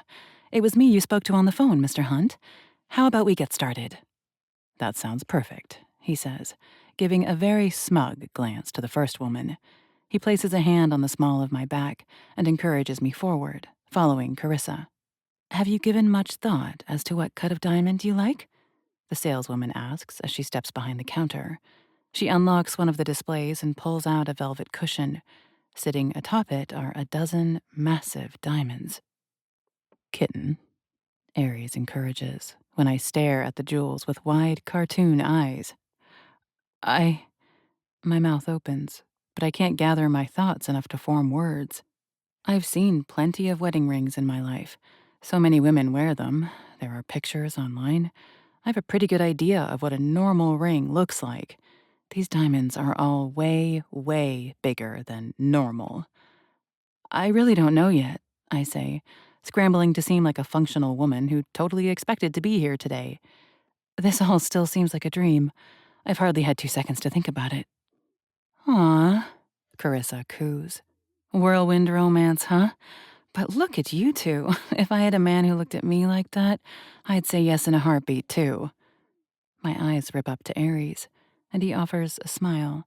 The first full one I've seen on him yet. and my heart stops. His teeth are snow white and perfectly straight. They damn near look fake, and a smile transforms his entire face. He looks younger. He looks less like the vampire he is. And despite the fact that I can't see his eyes, considering he's still wearing his sunglasses, he does indeed look like a man who is crazy in love. Yes, yes, yes. My heart screams without thought. An awkward sounding chuckle comes out of my lips. Do better, Lana. Something in the back of my brain says. And so I lift a hand, caressing the side of his face, and soften the look in my eyes. It didn't take much convincing. Because, no, it really didn't.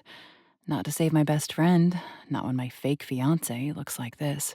Aries covers my hand with his, pulling it across his face until his lips press into my palm with a kiss that scorches my entire body. Carissa makes a needy noise. I already can't wait to see your wedding pictures.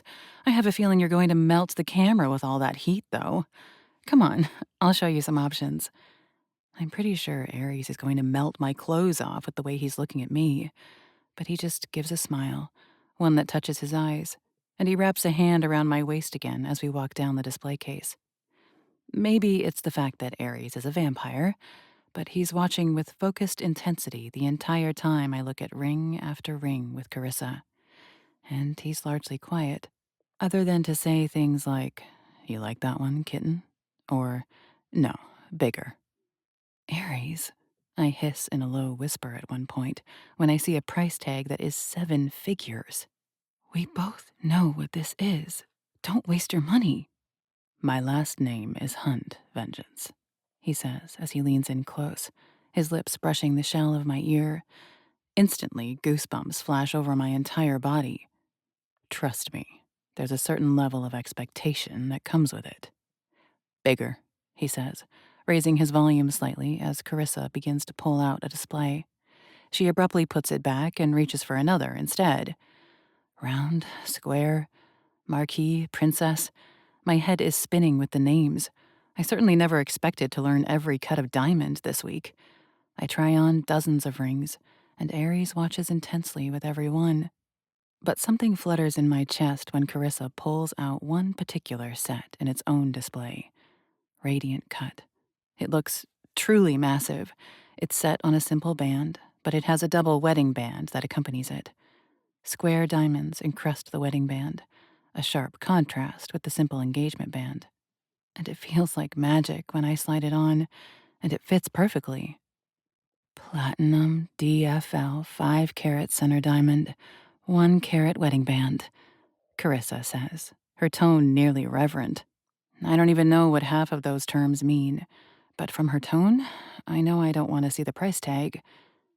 The car outside is for you, Lana. I look over my shoulder when Aries speaks. There is indeed a black SUV waiting at the curb. It's going to take you down the street. They've got instructions to help you. I'll catch up with you in an hour. I thought, I start, confused. We're all done here, Vengeance, Aries says, his tone cool and even, but there's something in his countenance that is confident and a little mischievous. I don't know what the hell is going on, but I take the ring off, laying it on the velvet cushion in front of me. Thank you for your help, Carissa. It was all my pleasure, she coos, and she means it. Guess money can buy you anything, even rose-colored glasses for strangers. I give Aries one last glance, still confused, but I head to the door, which the woman with the blunt hair opens for me. As soon as I step outside, a man in a suit exits the vehicle. He's massive and sturdy, like a mountain. His brown hair is buzzed short. His hands are like hams. And the fact that he's wearing some very, very, very good coverage sunglasses tells me he's likely a vampire. Ms. Lana, I'm Billings. I reach out and shake his hand. Nice to meet you. Right this way, Miss Lana. He opens the back seat door for me and waits. A small spike of fear shoots through me. I can handle myself pretty damn well, but Billings is a Goliath and a vampire. But Aries sent him for me, and I have to trust Aries. So I climb into the back seat. Moments later, we're rolling down Fifth Avenue. We drive 3 blocks, a distance I could have easily walked, before he stops in front of a shop with a name so French-sounding I have no idea how to pronounce it. Billings exits and opens my door for me once again. Mrs. Lamont will assist you inside. I simply give a nod of thanks and pull the door open. This place looks nearly as opulent as the jewelry store, except there are racks of clothing I'm scared to breathe around. You must be Lana, a voice asks as it approaches from the back. A woman steps out, dressed like she's ready to go to a burlesque opera. Her accent matches the origins of the store. I am, I answer, feeling uncomfortable and completely out of my league. Are you Mrs. Lamont? I am, she says with a bob of her head. Mr. Hunt asked me to help you with your new wardrobe. For a moment, I'm tempted to be offended or judge him, but I have to remind myself what he said at the jewelry store. My last name is Hunt, Vengeance. Trust me, there's a certain level of expectation that comes with it. Bigger. Thank you, I offer instead. And I notice that, once again, there are no other customers in the store. Mrs. Lamont guides me back to a private fitting room that is as big as my new closet, and that's saying something. Wraparound mirrors take up one end of the room. There's a platform set up in the center of the room, like I'd expect to see in a bridal store. A singular chair sits opposite the mirrors. A rack of clothes is already placed in the room, pre-picked at Aries' instructions. One by one, Mrs. Lamont has me begin trying items on. Expertly, she evaluates them on me, and she sorts the items onto two different racks, keep or discard. Skirts, tops, dresses, pants, even shoes of every type imaginable. I'm smoothing my hands over my hips, looking at myself in the mirror as I wear a silky red dress when the bell at the front door dings. Just 3 seconds later, I hear the sound of footsteps, and Aries walks in. He takes a deep breath through his nose. Even though I can't see his eyes behind those shades, I feel them on me, down my hips, over my thighs, before rising back up over every single inch of me. Do I make a decent Barbie doll? I ask, arching an eyebrow at him. I never expected I'd appreciate dress-up play, he confesses, not a bit of shame in his words. That one is going in the yes pile, Mrs. Lamont. Of course, Mr. Hunt, she says with the dip of her head. We're about done here. Just 2 more things. And I don't know if I'm horrified or thrilled when Aries walks to that lone chair and sinks down into it. He leans back, his legs spread casually, his shoulders taking up the bulk of the seat. He looks so damn appreciative and smug. I wish it didn't send a tingling wave of pleasure and satisfaction up my spine. You're awfully presumptuous, I call him out as Mrs. Lamont unzips the dress. I refuse to blush as the fabric slips down my body, revealing my black strapless bra. My body heats as it falls past my hips, showing my black underwear. I swallow once as I step free of the silken fabric and look back up to meet Aries' eyes. He watches every move I make with rapt attention. Why would I still be shy around my fiancée, Vengeance? He asks, playing stupid. I flip him my middle finger, unsure how to take it, how unabashed he is. I accept the pants Mrs. Lamont hands me. I step into them, appreciating how perfectly they hug my hips and waist. Next, I pull on the form-fitting red top I'm given. You approve? Mrs. Lamont asks. Not me, Aries. Aries nods. She'll wear that one out. My driver will load everything up. You can charge it all to the card I gave you over the phone. Yes, Mr. Hunt, she says with a very satisfied smile and a nod. I wonder just how much all of this is going to ring up to be. No, actually, I really don't want to know. Do I fit the part yet? I ask as I pull some shoes on, hopping for a moment to keep my balance. No one will question you, Aries says as he watches me walk up to him. I still feel it as he shamelessly scrapes his eyes up the length of me. You're just about ready to step into this nightmare, Vengeance. He climbs out of his chair and aims for the front door. Thank you, Mrs. Lamont. You're very welcome, Mr. Hunt, she calls after us. Outside, I find Aries' bike parked at the curb, very illegally. Guess when you're a vampire, you think you can get away with anything. I just shake my head and climb back onto the bike behind Aries. Chapter 6. We park back in the garage of our new building. In the lobby, Billings is waiting with all my bags. I blush at the absurdity of it all. But Aries simply takes them from his driver and heads for the elevator.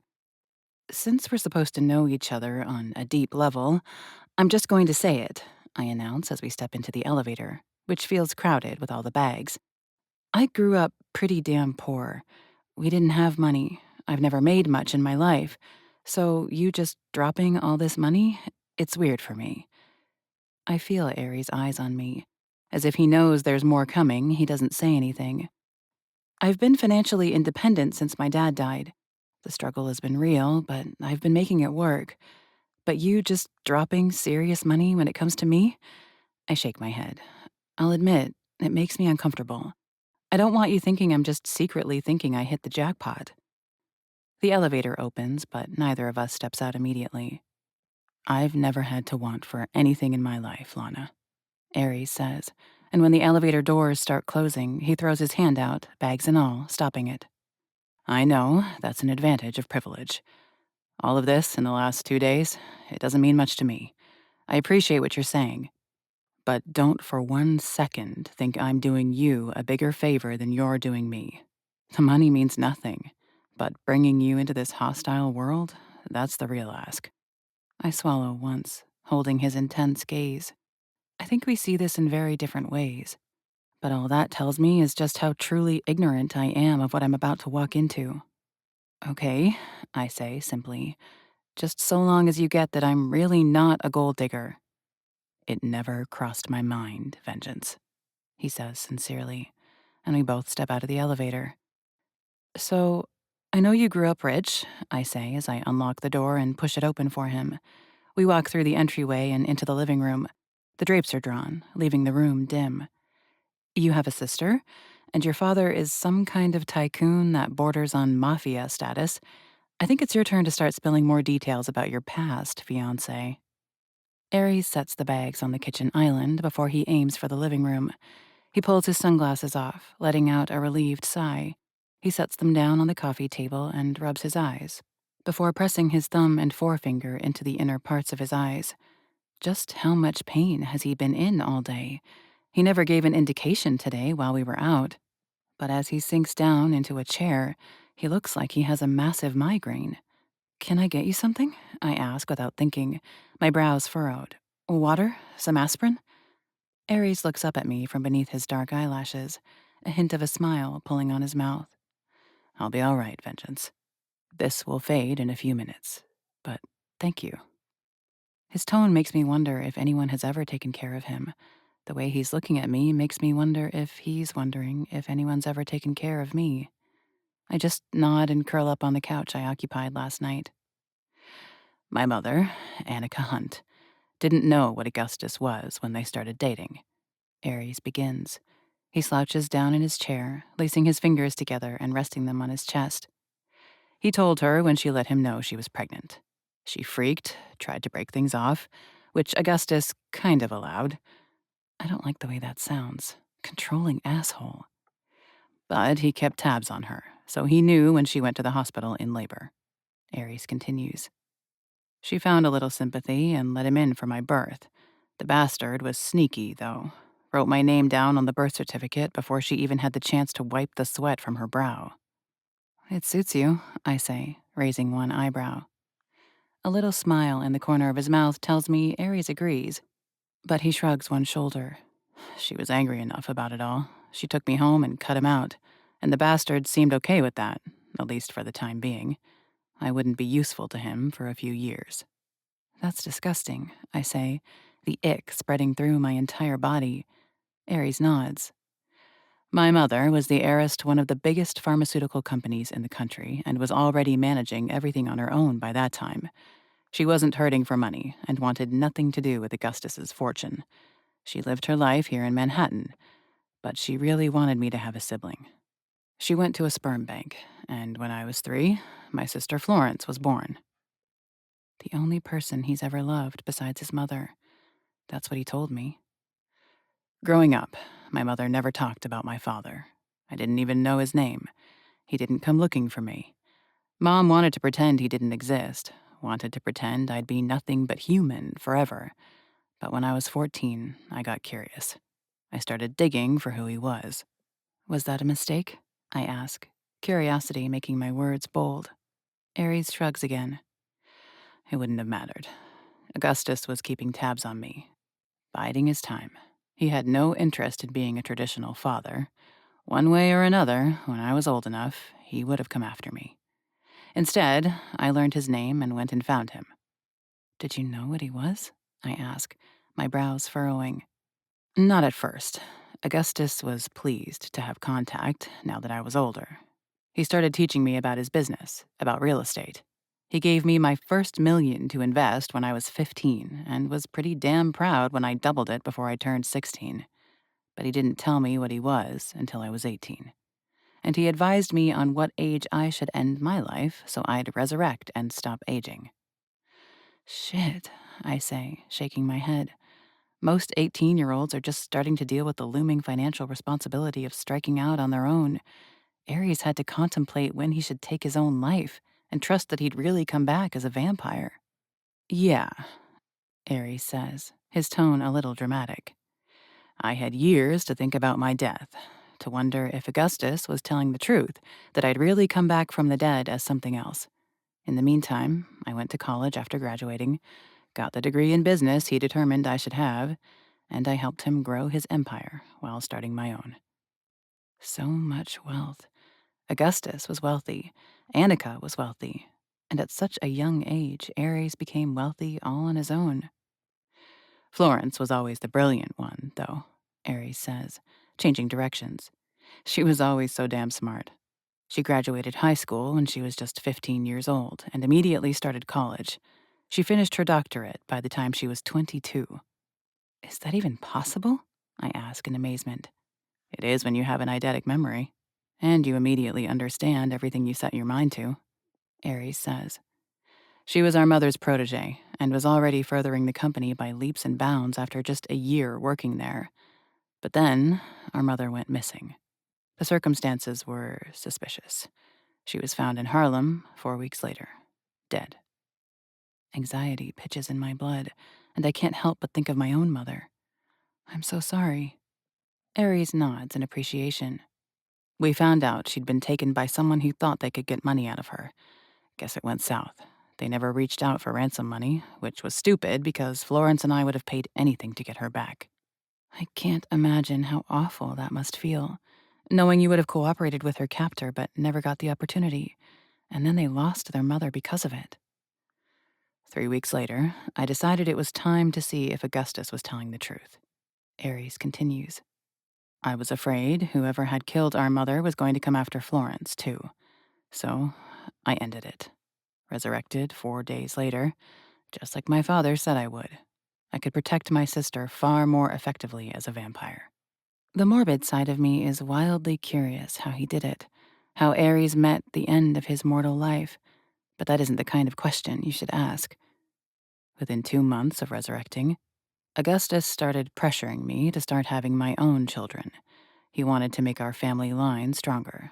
I'd known about my half-siblings for a while, but it hit different when he was asking me to go find some women to knock up to produce my own little heirs. My stomach turns. I let him know in no uncertain terms that I had no intention of trying to make him more heirs. Augustus doesn't like being told no. So, as I told you, it eventually grew so bad that I left after 3 years of that bullshit. I knew Florence was safe, so I took off. And I haven't talked to Augustus since. But that's about to change, I say, all the pieces finally starting to fall into place. With a fiancé at my side, going along with the lie that I'm ready to have my own children, that's about to change. Aries' dark eyes are fixed on me. I let out a hard breath, my eyes falling to the floor. That was all a lot. And while our pasts, the way we grew up, were so different, we also have some crazy things in common, things that most people will never understand. Both of our mothers were murdered. And as I look back up at Ares, I feel like he carries around the same bitterness and general mistrust for the world that I do. We've never talked about dating history, I say, shifting the direction of the conversation. Did you never have any other girlfriends that gave Augustus hope? Aries shrugs. I had one girlfriend in high school. We dated for most of my junior and senior years. If I'm being honest, I always knew she was with me for the money. Ouch, I say, cringing. He just shrugs again. We kept each other company. I was never in love with her, so it ran its course. There was another woman a year before I resurrected. Mila was sweet, good. She was an incredible person. But He shakes his head, his eyes fixing on the floor. What? I encourage. These are the kinds of details we need to know about each other. I always felt like I was tainting her, Aries finally admits, his eyes rising to meet mine. My world was dark and dangerous. There are always ulterior motives when it comes to my world. Mila, she wasn't cut out for it, and I didn't want to drag her into a life she didn't belong in. I can't tell. From the look in his eyes, I can't tell if Aries was in love with Mila or not. I see conflict there. I don't question that. But love, I can't really tell. What about you, Vengeance? He asks, clearly done talking about his own dating history. I take a deep breath, my mind falling back into the past. Nothing in high school. I was dealing with too much trauma for that. After I graduated, I started dating this boxer at the gym, and it was nice, but it didn't really go anywhere because he got transferred for work only 2 months later. Last year, I started dating this guy who used to live in my building, and honestly, I don't really know why, because he always kind of gave me the ick. I guess I just wanted some experience, you know? Aries nods like he gets that. But that was doomed from the beginning. We were only together for about 6 weeks when I found out he was cheating on me with this woman who lived across the hall from me. And the craziest part is that I didn't care that much. It was actually kind of nice to have a reason to end it. We're a couple of winners in the love department, aren't we? Aries says with a sad little smile. I huff a laugh. Glad to hear I'm not the only clueless one. Aries shakes his head at the ridiculousness. Now, how about our story? I question. We should probably start from the beginning, Aries says. He slides up in his seat, sitting straight once again. He already looks like he's recovered from his headache. How did we meet? I've been thinking about it, I answer. I think we say we met online. We talked there for months before we ever met in person, which is why no one has ever seen us together until recently. But we live in the same city, Aries points out. That would make more sense if this was a long-distance thing. I shake my head. I have trust issues, I say with a shrug. I thought you sounded interesting, but I know the dangers of meeting up with strangers you meet online. So I told you I was going to need some time. We talked online until I felt safe enough to meet up in person. Fair enough, Aries says with a nod of his head. And by the time we finally met in person, we'd spent months talking already, which put the in-person relationship at an accelerated time frame. I think it works, I say, chewing on my lip as I think it through. We only met in person a month ago. That's only 4 weeks. I think we can get away with it if people question it. It's not a very long amount of time. People are going to call us crazy, Aries says with an arched brow. Getting engaged after a few months of online talking and 1 month of being around each other in person? People do crazier shit all the time, I iterate. Look at Las Vegas. People get married after knowing each other one night. A few months of knowing each other isn't completely unbelievable. Besides, we just play the madly in love card. I mean, Carissa sure seemed to buy it. Aries stares at me silently for a few moments, contemplating it all. He's the one who's the good actor. Maybe he doesn't realize just how well he's selling this. I think you're right. It's our best bet, Aries concedes. But we need the little details figured out. Where online did we meet? I contemplate it for a good long moment. A dating app would be the easy go-to, but I've never been on one of those, and depending on if anyone digs into our facts, it probably wouldn't be hard to find that wasn't the truth.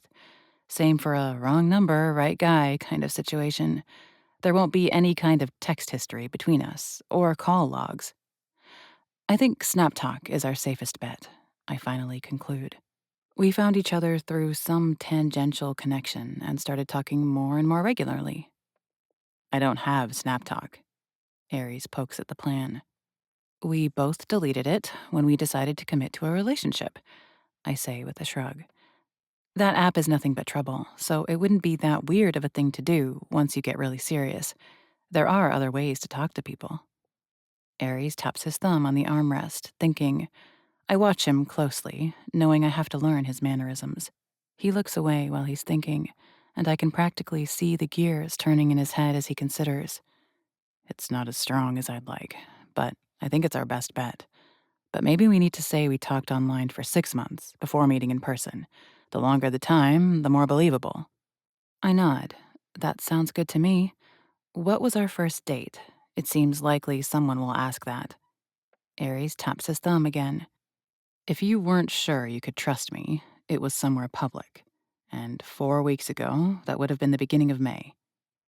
And a big one here, I nearly cut him off as the thought occurs to me. Did I know you're a vampire before we met in person? I'd say yes. Aries surprises me when he answers quickly. I'd told you, but you didn't necessarily believe me. I consider that. I try to imagine it for real. If some guy I was interested in and had been talking to for months had told me he was actually a vampire. In real life, I probably would have thought he was nuts and ghosted him. But for the sake of our story, I let the thought marinate until I can find an outcome that sounds plausible. I told you I'd never been to the top of the Rockefeller Center, so you took me there for our first date. And then we got dinner. Aries looks up at me. You ever actually been? I shake my head.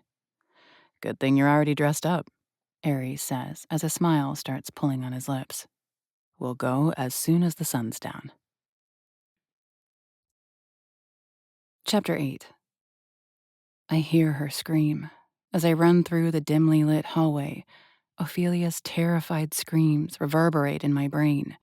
My legs pump harder, faster. She screams again, and I hear the sound of flesh meeting flesh. Fight back, I mentally beg her. I don't slow as I reach the door at the end of the hall. I turn my right shoulder to it and barrel straight into it. It splinters as I explode through it, and I stumble into the room. Ophelia gasps, scrambling back on the bed. She's wearing nothing but her underthings, and her wrists are bound.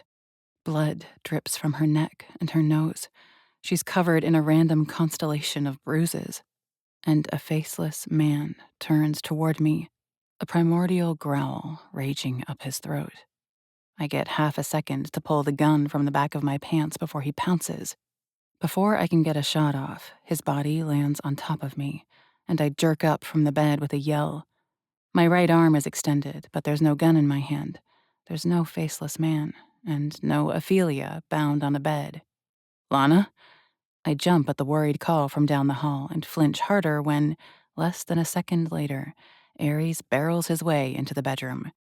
His eyes are brilliant red, his nostrils flared. His eyes scan the room, and the tension in his body says he's ready to tear the world apart. What is it? He growls. I take a shallow breath, quickly followed by another. No, nothing. I barely get the words out. It was just a bad dream. I found Ophelia. There was a man there.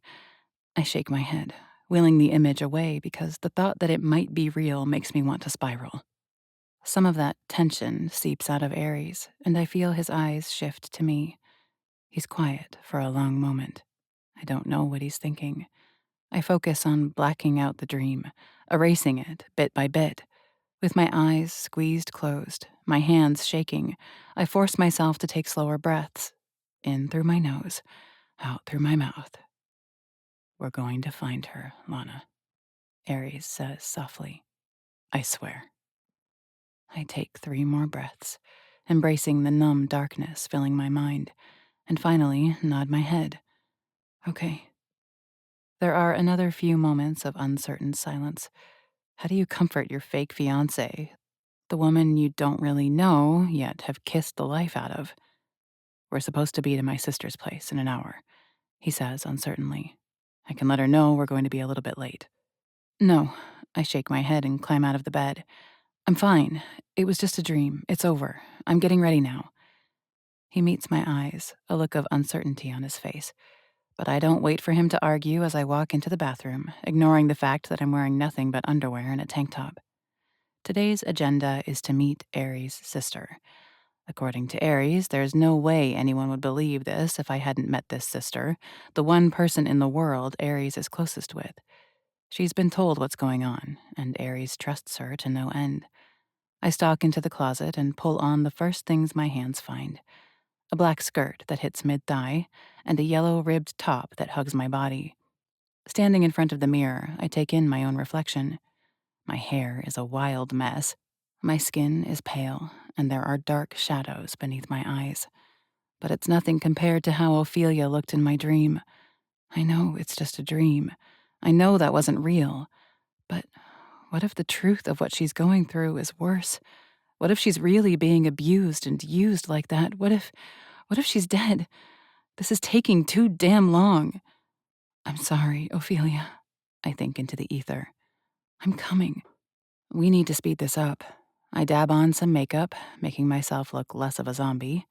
I tame my hair back into a knot at the back of my head. And when I look back at my reflection when I'm finished, I finally see someone who looks the part of the billionaire's fiancée. This woman is put together. This woman has never struggled to pay the grocery bill. This woman has never been talked down to by anyone in her life. I look down at the massive rock on my finger, where it has stayed put since Aries put it there 2 days ago. Is this thing going to turn me into a different person? Would that be so terrible? I walk out of the bedroom and into the living area to find Aries on the phone. But the moment he sees me, he freezes in place, just for a second, his eyes scraping over the whole of me. I'll take interviews on Monday, Aries says, sounding surprisingly professional. Give me 5 candidates. He doesn't wait for whoever is on the other end to respond before he hangs up. Once again, his eyes shamelessly take every inch of me in. What do you say? Can I pass for the fiancé of Aries Hunt? I ask, lowering my chin and looking at him from beneath my lashes. Instead of answering me, Aries steps forward, sliding his hand into mine, and he guides me to the entryway where a huge gold-framed mirror hangs on the wall. He walks to where the 2 of us are centered, every bit of us in the length of it. What do you say, Vengeance? Aries asks as I see him look down at me in the mirror's reflection. Do we look like we fit together? My mind goes somewhere far too dirty, considering this man is a stranger. But the heat in his gaze as he looks at me, the hunger I see there, makes my lower stomach tighten. I swallow once and actually look at the 2 of us in the mirror. Aries is all danger and darkness. Black on black, he looks the bad boy and the billionaire right now. His hair is wild in the most purposeful way, those curls teasing my fingers. He wears diamond-studded earrings tonight and a silver chain around his neck, matching the hoop in his nose. And there I am next to him. Black heels, little skirt, huge diamond on my finger, pain and rage in my eyes, scars on my hands from the fights I've won. Yes, I answer honestly, shocked when I believe myself. There, that woman in the mirror looks exactly like she belongs on the arm of that man. My spine straightens just a little, and my chin lifts. Don't let that crown ever slip, Aries says, his voice low and a little rugged. My eyes meet his. How is it possible for someone to be this sincere, this intense, while also looking like he'll be the end of me? You're Lana fucking Kincaid. Don't ever let the world forget it. I'm left without words, but Aries doesn't ask for more. He pulls the door open and pulls me after him. I hadn't thought of it even once before reaching the ground floor, but I'm exceptionally relieved when, instead of heading to the parking garage and climbing onto the motorcycle, we walk out in front of the building, and the black SUV is waiting for us, Billings at the wheel. Aries pulls the door open for me. I climb inside, settling into the plush seat. Aries climbs in after me and pulls the door shut. With ease, the driver merges into the traffic. What are you doing interviews for? I ask, when the thought crosses my mind. Aries sits with his hands resting on his knees, and I'm trying to get a read if he's relaxed. His pose certainly should look it, but he rubs his palm over his pants twice. almost a sign of nervousness. "Things are about to get busy," he says calmly. He scans the darkening evening, his brows furrowed slightly at the remaining light in the sky. "Stepping back into Augustus's world is going to take up a lot of my time. I'm going to need someone to help manage my own properties." "An assistant?" I question, and it's totally wrong of me that I bristle at the idea of him hiring a female assistant. Aries shakes his head. "They need to be a lot more than that. I need someone smart, savvy, someone who thinks like I do." I haven't quite figured out what that is yet. I swear the man is a walking contradiction sometimes. It takes me a minute to register where we are as the car slows. Riverside Drive. Wealth. So much damn wealth tied to Aries' hunt. I'm expecting something spectacular, but my imagination is far too simple, I realize, as the driver pulls over and up to the curb. There aren't many freestanding homes left in Manhattan, but that's exactly what this is. I blink 3 times when I climb out, taking it in. It looks like a castle. While most everything in this city gets dirty and is nearly impossible to keep clean, the white exterior of this house is pristine and fresh. I don't know architecture, but this looks like a cross between Gothic and Greek to me. It rises 6 stories high, dozens of windows dotting the exterior, and there's so much detail carved into each feature. There are only 2 occupied freestanding homes left in Manhattan, Aries says as he places a hand at the small of my back. The Hunt House is one of them. There, above the front door, I see a stone accent, and those exact words are carved into it. Hunt House. The line below it reads, "Established 1907. Your family built this house?" I gape in awe. "And has owned it the whole time?" "It's never left the family," Aries confirms as he steers us to the front door. I kind of expect some fancy butler to appear, but Aries just enters a code at the door and pushes it open. Oh, I like this place. The entryway is its own massive room. Black and white checkered tile crosses the floor, and the walls are painted a color so dark I can't tell if they're black, blue, or green. Beautiful picture frame molding is precisely placed everywhere. A crazy modern chandelier dominates the space overhead, and a glorious staircase leads out of the room, the walls transitioning into a brilliant, stark white as they ascend. Movement from the right pulls my eyes, and I look over to see a woman standing from a grand desk. I'd guess this was a formal parlor, somewhere intended to entertain company, but it's obviously a personal office right now. The woman has gorgeous curves. It's hard not to notice that right away. As she walks around the desk, I realize she's fairly short, definitely several inches shorter than I am. Her features are calm, composed. She sports short, choppy hair that looks like it probably cost a fortune. It's a warm blonde color, but the purposeful dark roots are a giveaway that her natural hair color is closer to Aries. "So glad you could make it," she says with a warm smile. "I'll admit, I've been anxious for this moment since Aries told me his plan a few days ago." A few days ago? Aries and I only met a few days ago. She pulls Aries into a hug, and the difference between them is almost comical. Their size, their appearance, their entire demeanors are wildly different. "I've been dying to meet you, Lana," she says as she releases Aries and turns toward me. Her expression, her tone are still warm, but she extends a hand. I'm actually a little relieved she didn't come at me with a hug. I've never been much of a hugger. Maybe that's the effect of growing up with a father who was a boxer and always being around fighting. "Lana, my sister Florence," Aries introduces unnecessarily. I shake her hand. "It's really nice to meet you," I say honestly. Everything about the woman is elegance and class, but there's something undeniably warm and comforting in her presence. "Oh, the pleasure is mine," she says as her eyes rake over me. I feel her evaluation, but not her judgment.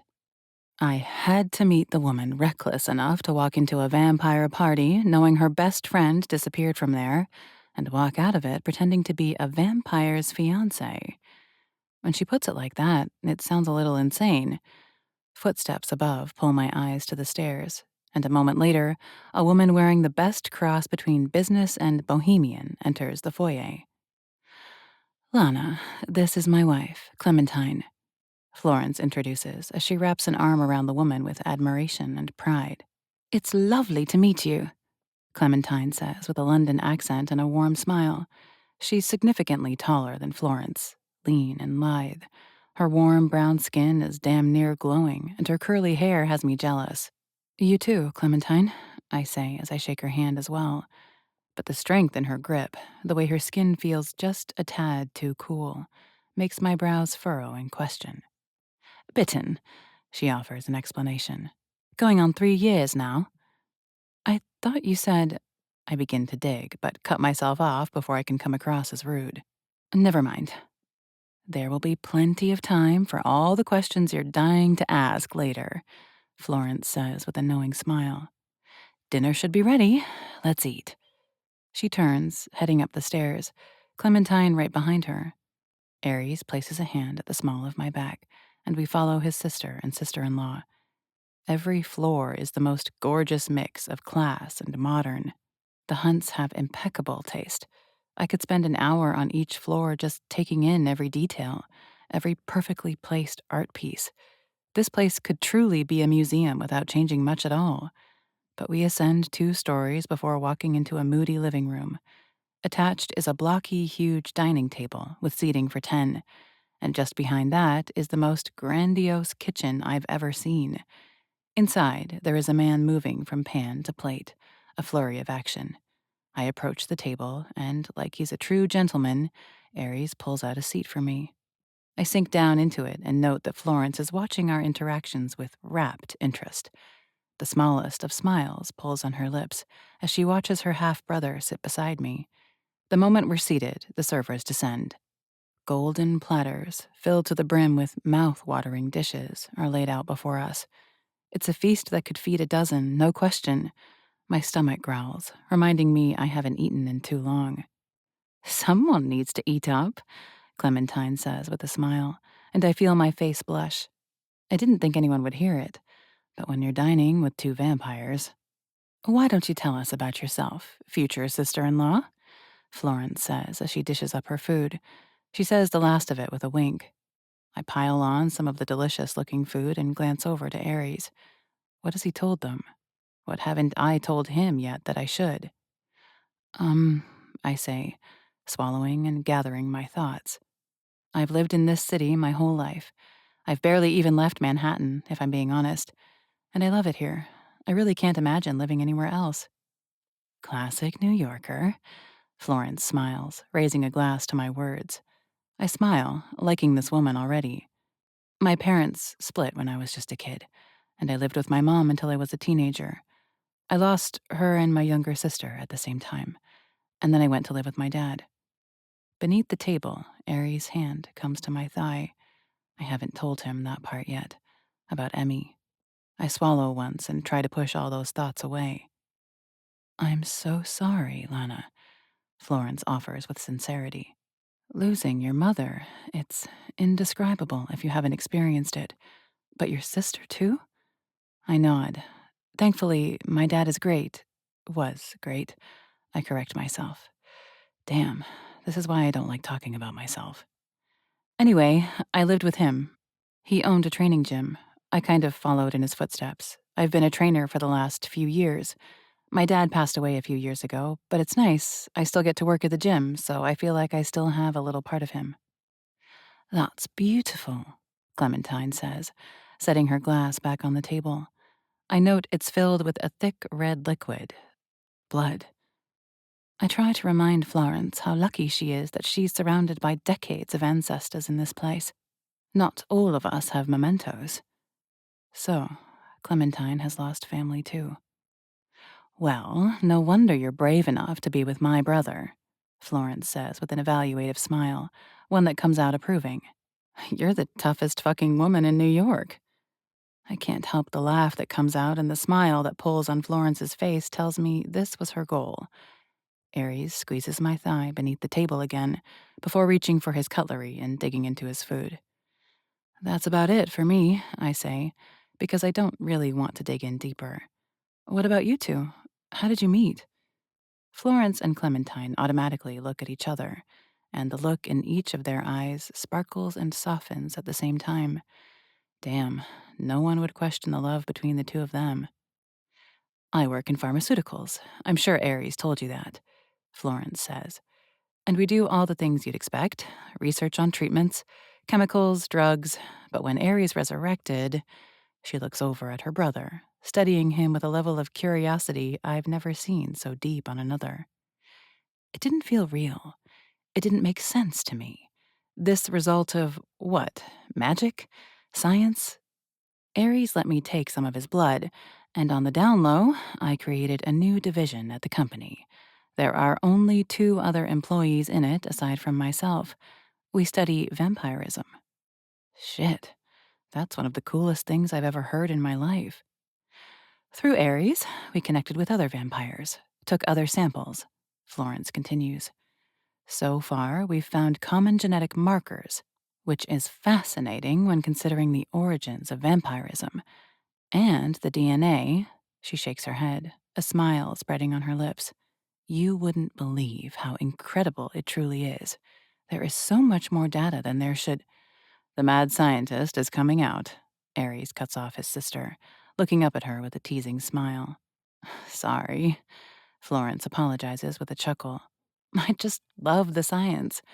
Anyway, we were hoping to study not just the born, but the bitten as well. So Aries helped in seeking out some connections. Aries and I met at the same hospital, Clementine says, giving a soft, appreciative smile to her brother-in-law. I never exactly felt good stealing donor blood, but I didn't feel better about feeding off people either. He explained what his sister was doing and asked if I'd be willing to come talk to her. I didn't have anything to lose, so I agreed. She looks back at her wife, and it isn't too hard to figure out the rest from there. I never believed in fate before, Florence says as she looks at the woman who is her polar opposite in looks. But I have from the minute she walked through the door. I was done for. The fact that my brother was a vampire, and then the love of my life was another kind, and I was studying them, the rest was easy. Clementine lays a hand over Florence's before looking back at me. I was turned in London a year before I came to New York. My sire was this kind woman. She was just lonely. I was lucky when it came to the dead. She never took advantage of me.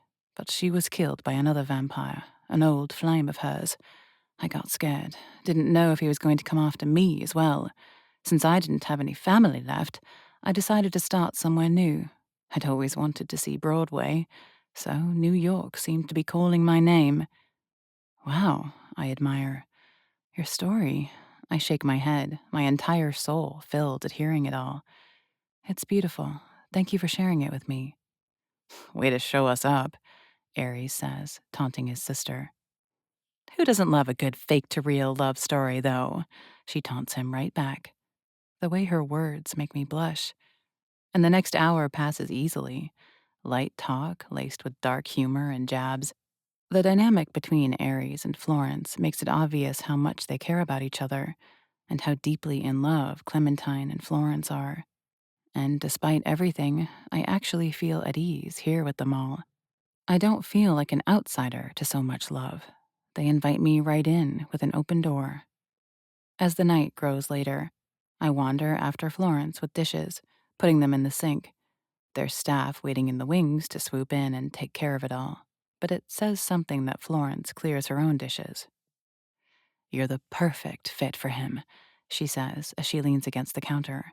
She folds her arms over her chest and fixes me with those penetrating eyes. I want you to know that.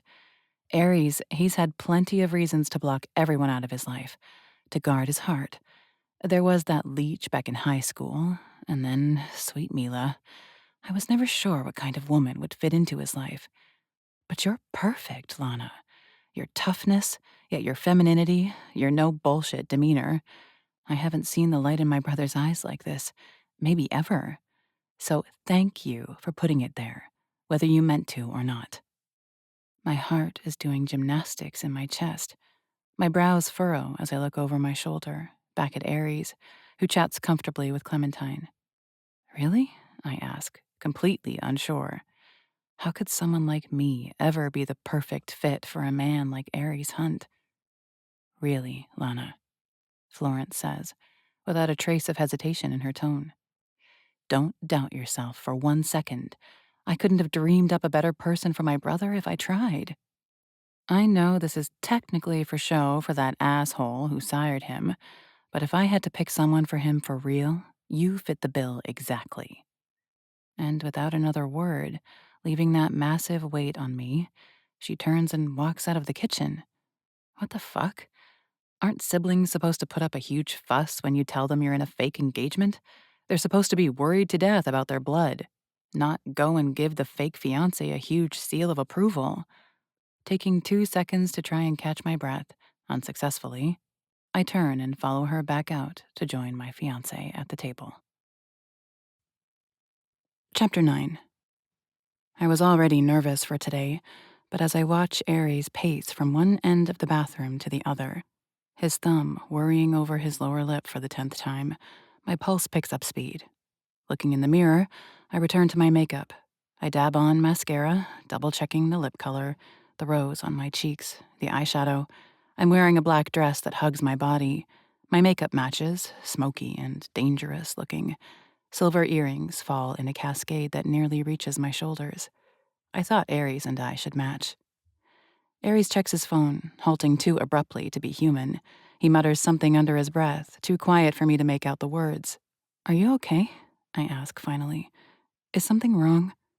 He looks up at me, and I see it all there in his eyes.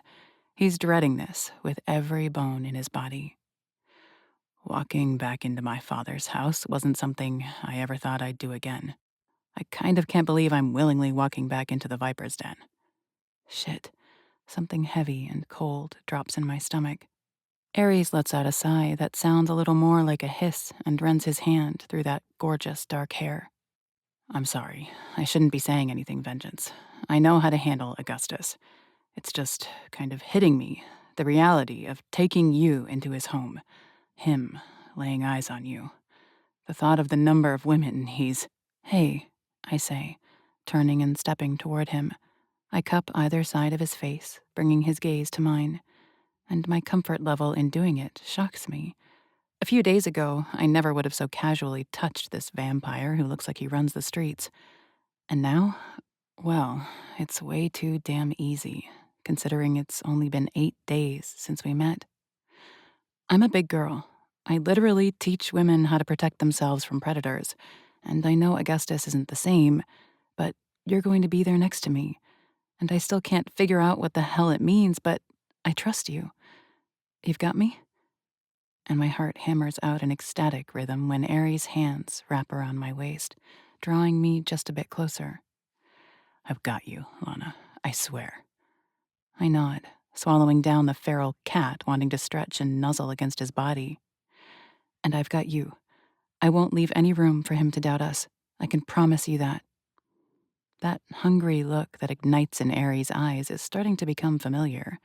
He studies my eyes, then my lips, and I wonder if he's looking forward to the show later, the same as I am. I will never forget that perfect kiss atop the Rockefeller building. It's forever seared into my being, and I have no qualms about a repeat. "Thank you," he says, and runs his thumb over my lower lip. Before I can do something stupid like lean in and bite his lip like I'm dying to, when there is no reason to put on a show, I turn away and grab my things from the bathroom counter. "You're welcome," I say, sliding the strap of my purse over my shoulder. I reach out and take his hand. "Let's go meet your mafia vamp father." The black SUV is waiting for us at the curb. Billings holds the door open for us, and I climb in first, Aries' hand at my lower back. He follows in after me, and the driver shuts us inside. "I'm meeting my new manager for training on Monday morning," Aries says as we roll forward. "I'll be in the office most of the day. Would you come with me in the morning? I'd like you to meet him." Aries and I have to integrate into every part of each other's lives. The difficult part to grasp is the fact that it doesn't feel hard or like a stretch at this point. "Of course," I answer with a nod. As I look over at Aries, a thought hits me hard. Not going to lie, I'm having a really hard time picturing you in any kind of office. doing business like any other rich guy in this city. I allow the words, but my eyes scrape over Ares, and they ring true. That crooks a smile in one corner of his mouth, and I catch just a little glimpse of one of those pointed teeth. Nope, that definitely wasn't a little zing of thrill that went through me. Looks can be deceiving, Vengeance. We both know that by now.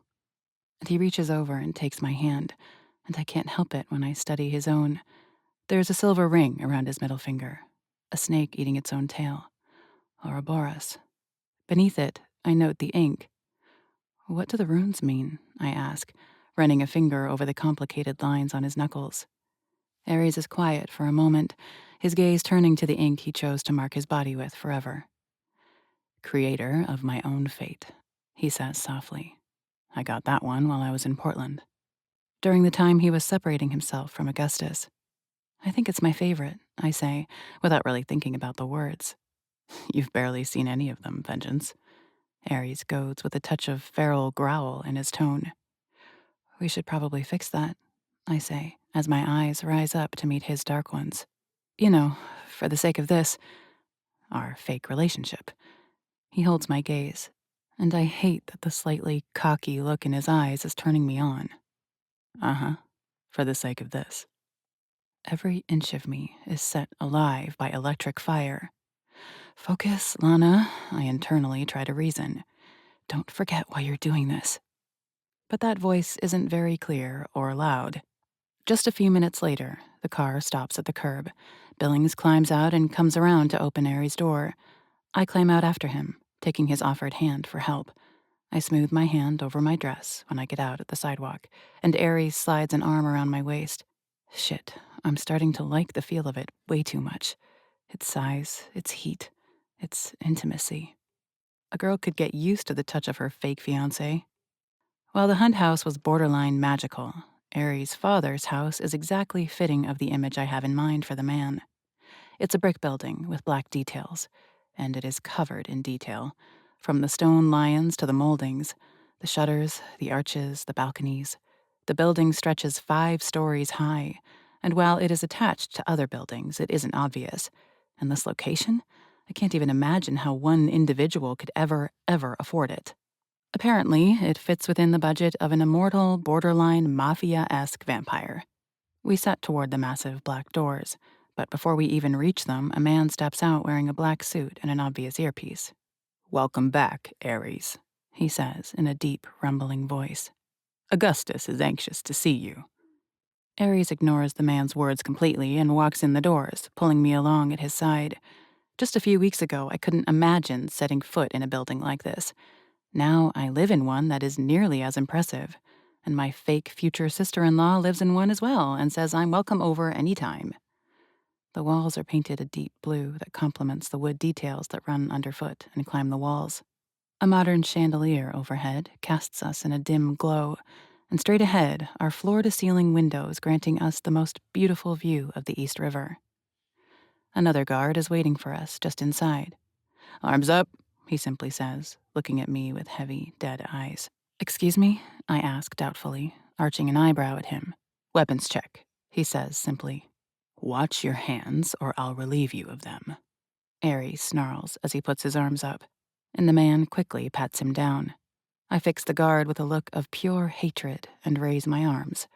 He sweeps his hands down my back, over my hips. He sweeps one hand between my breasts in a cutting motion, and Ares growls in warning. Clear, the guard says, unfazed. He steps back, taking up his position by the front door with his hands clasped at his waist. Mr. Lonan is waiting for you upstairs, the first guard says. I take a moment to look around, and it feels like such a waste. Space comes at such a premium in this city. But as I look to the left and to the right, I find nearly identical wide hallways, each with a couch in it and a large variety of artwork on the walls. Nothing else, nothing functional. This space is for receiving, for show, and nothing more.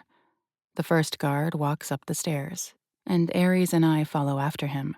I realize as Ares takes the space in, observing every detail, that he's never been here before. And then I remember Ares telling me that Augustus moves every few years, always claiming his latest real estate conquest. What would it be like to have more money than some small countries? With my hand gripped firmly in Aries, we step off on the third floor. Here, there is another guard waiting down the hall we walk. And then our guard pushes a door open, extending a hand toward it. The set of Aries' shoulders is stiff, and his grip on my hand is starting to get painful. The muscles in his jaw twitch. But his gaze is steely as he takes one breath, and then we cross the threshold together. We enter into an office, and for a moment I almost feel blind. It's so dimly lit. There is only sconce lighting, glowing dimly on the walls. And these walls are lined with bookcases, their shelves filled with books, antiques, pictures. There's even a skull right there. A window dominates the back wall, and it gives us a glittering view of the dark horizon. And in the center, a huge desk dominates the space. Before it, there are 2 chairs that look like they cost more than I make in a year. There, stepping around the desk, is a man who fits exactly as I imagined him. His eyes are dark, the exact same shade as Aries. His hair is the same shade as well, though this man's is combed back, a look that is old and modern at the same time. But while Aries' face is clean-shaven, this man's jaw is hugged by a neatly trimmed beard. I wouldn't immediately pick them out as father and son if I didn't know, but I can see it. "My son," the man says. His tone is calm. His voice doesn't rise, but he sounds pleased, happy. He walks right up to Aries and wraps his arms around him, though it looks more like a power move than a gesture of affection. "Welcome back. It's been a minute," Aries says, his voice nearly monotone. He's using so much control right now, I'm exhausted just watching this interaction. "Father, I'd like to introduce you to my fiancée, Lana Kincaid." "Lana," the man says as he releases Aries and turns to me. His gaze drops down the length of me, and my skin crawls. From what Aries has told me, this man sleeps around. A lot. All with the intent of creating more children who will one day be vampires just like him. The man steps toward me, and I extend a hand before he can try to hug me. He smirks at my assertiveness, but takes my hand, shaking it softly, which actually creeps me the fuck out. "Augustus Lonan, it's lovely to meet you." It takes every ounce of my strength not to yank my hand away when he raises it and presses a kiss to the back of my knuckles. "You as well." "Come," Augustus says. He extends a hand to the door and walks out, turning down the hall. I cast one look at Aries, who looks about as ready to snap as I feel, but we make our way down the hall after the man who created him. Augustus leads the way into a gorgeous living room. A massive fireplace dominates the space, a white marble mantel framing the fixture. Black walls stretch high above, and the millwork detail is impressive. There isn't one chandelier, but 4 overhead. Soft leather couches frame the space, and a stupidly white rug is laid out in the middle. It looks just like the lair of a rich mafia vampire. "Forgive my curiosity," Augustus says as he takes a seat on one of the couches. He spreads his arms over the back, taking up space. He crosses one ankle over the opposite knee. "But my son hasn't given me any details about you. Simply a phone call that he was engaged and he wanted to have a meeting." "Ask away," I say, feigning confidence as Aries and I sink onto the couch opposite him. Aries stretches a hand behind me, draped casually over my shoulders. I cross my legs, and he rests his free hand on my bare knee. I lace my fingers through his.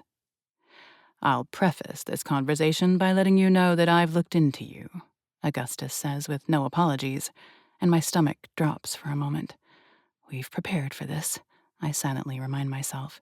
This is exactly why Aries and I have taken an entire week getting to know one another, briefing on what is to come. "Can't say I'm surprised," I answer. "I'm dying to know if you've found anything interesting." Augustus raises an eyebrow at that, looking slightly impressed that I'm not freaking the fuck out. "You're a surprise, Lana Kincaid. Not like most of the women in this city, but you are exactly what I might have dared envision for my son." "I'll take the compliment, but you haven't really answered my question," I state, raising my own eyebrow. The man chuckles, and I can see how it wouldn't be hard for him to convince a slew of women to sleep with him. His eyes dance when he smiles, with danger, but still, they dance. Well, you were born here in Manhattan. Your parents had a decree of divorcement when you were 5 years old, just 1 year after your sister Emmy was born. Details. The man has details that even Aries doesn't know yet. He barely knows my sister died. I haven't told him her name yet. You're nailing the basics so far, I goad, knowing I probably shouldn't. Yet I can't help it. The man screams predator, and he is exactly the kind of reason why I took my focus into teaching self-defense to women. The look in his eyes darkens as he recognizes the challenge. Your grades through elementary and middle school were exceptional. And then your mother and sister were killed. The police report. He shakes his head, and my grip on Aries' hand tightens. I hear the faintest growl rumble in his chest. His entire body tightens around me, every motion protective. Fucking brutal.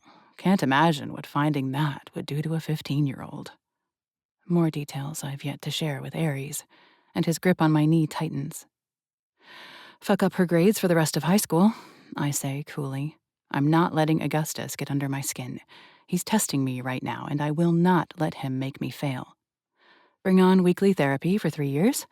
Give her some brutal nightmares, but you already knew this. Augustus looks at me, his eyes evaluating me and every word I say, every reaction I give.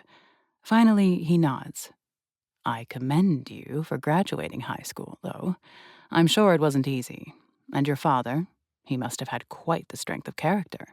Losing a daughter like that. I'm sorry you lost him as well.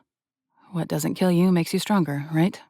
I say evenly, though in reality I'd like to give this man a quick punch to the throat, a ball-crushing kick to the junk, lay him out face down, and make him bleed all over his white rug. A woman walks into the room holding a tray of hors d'oeuvres. She sets them on the coffee table in the center of the room, and then reality starts closing in, the literal fact of what these men in this room are. She walks straight to Augustus and offers him her arm. You're a gem, Heather, he says with a soft smile. He takes her hand, drawing her closer, and I get half a second view of his fangs lengthening and black veins sprouting from his suddenly glowing red eyes. Those fangs disappear into her wrist, and Heather goes eerily still. The look in her eyes goes out of focus, exactly like I saw at that party where this all began. Augustus takes 8 long pulls, and then he licks over the spot where he bit her, sparing me from having to see any blood. Son, Augustus offers, literally holding the woman's arm in Aries' direction. I'm good, Aries says, his tone hard and cold. Thank you, Heather, Augustus says, looking up at the woman as she slowly comes back to herself. Would you send in some white wine, perhaps? I don't drink, I pipe up, because there's not a chance in hell I'm going to let my inhibitions be hindered around this man. HealthNet, remember? The benefits do not outweigh the cons for it to hold any interest to me. Fair enough, he says, dismissing the poor woman. You have rave reviews online for your instruction. I nod. I'm aware I have a great reputation. Yet what I can't find any trace of is your relationship with my son, Augustus says, his eyes darkening.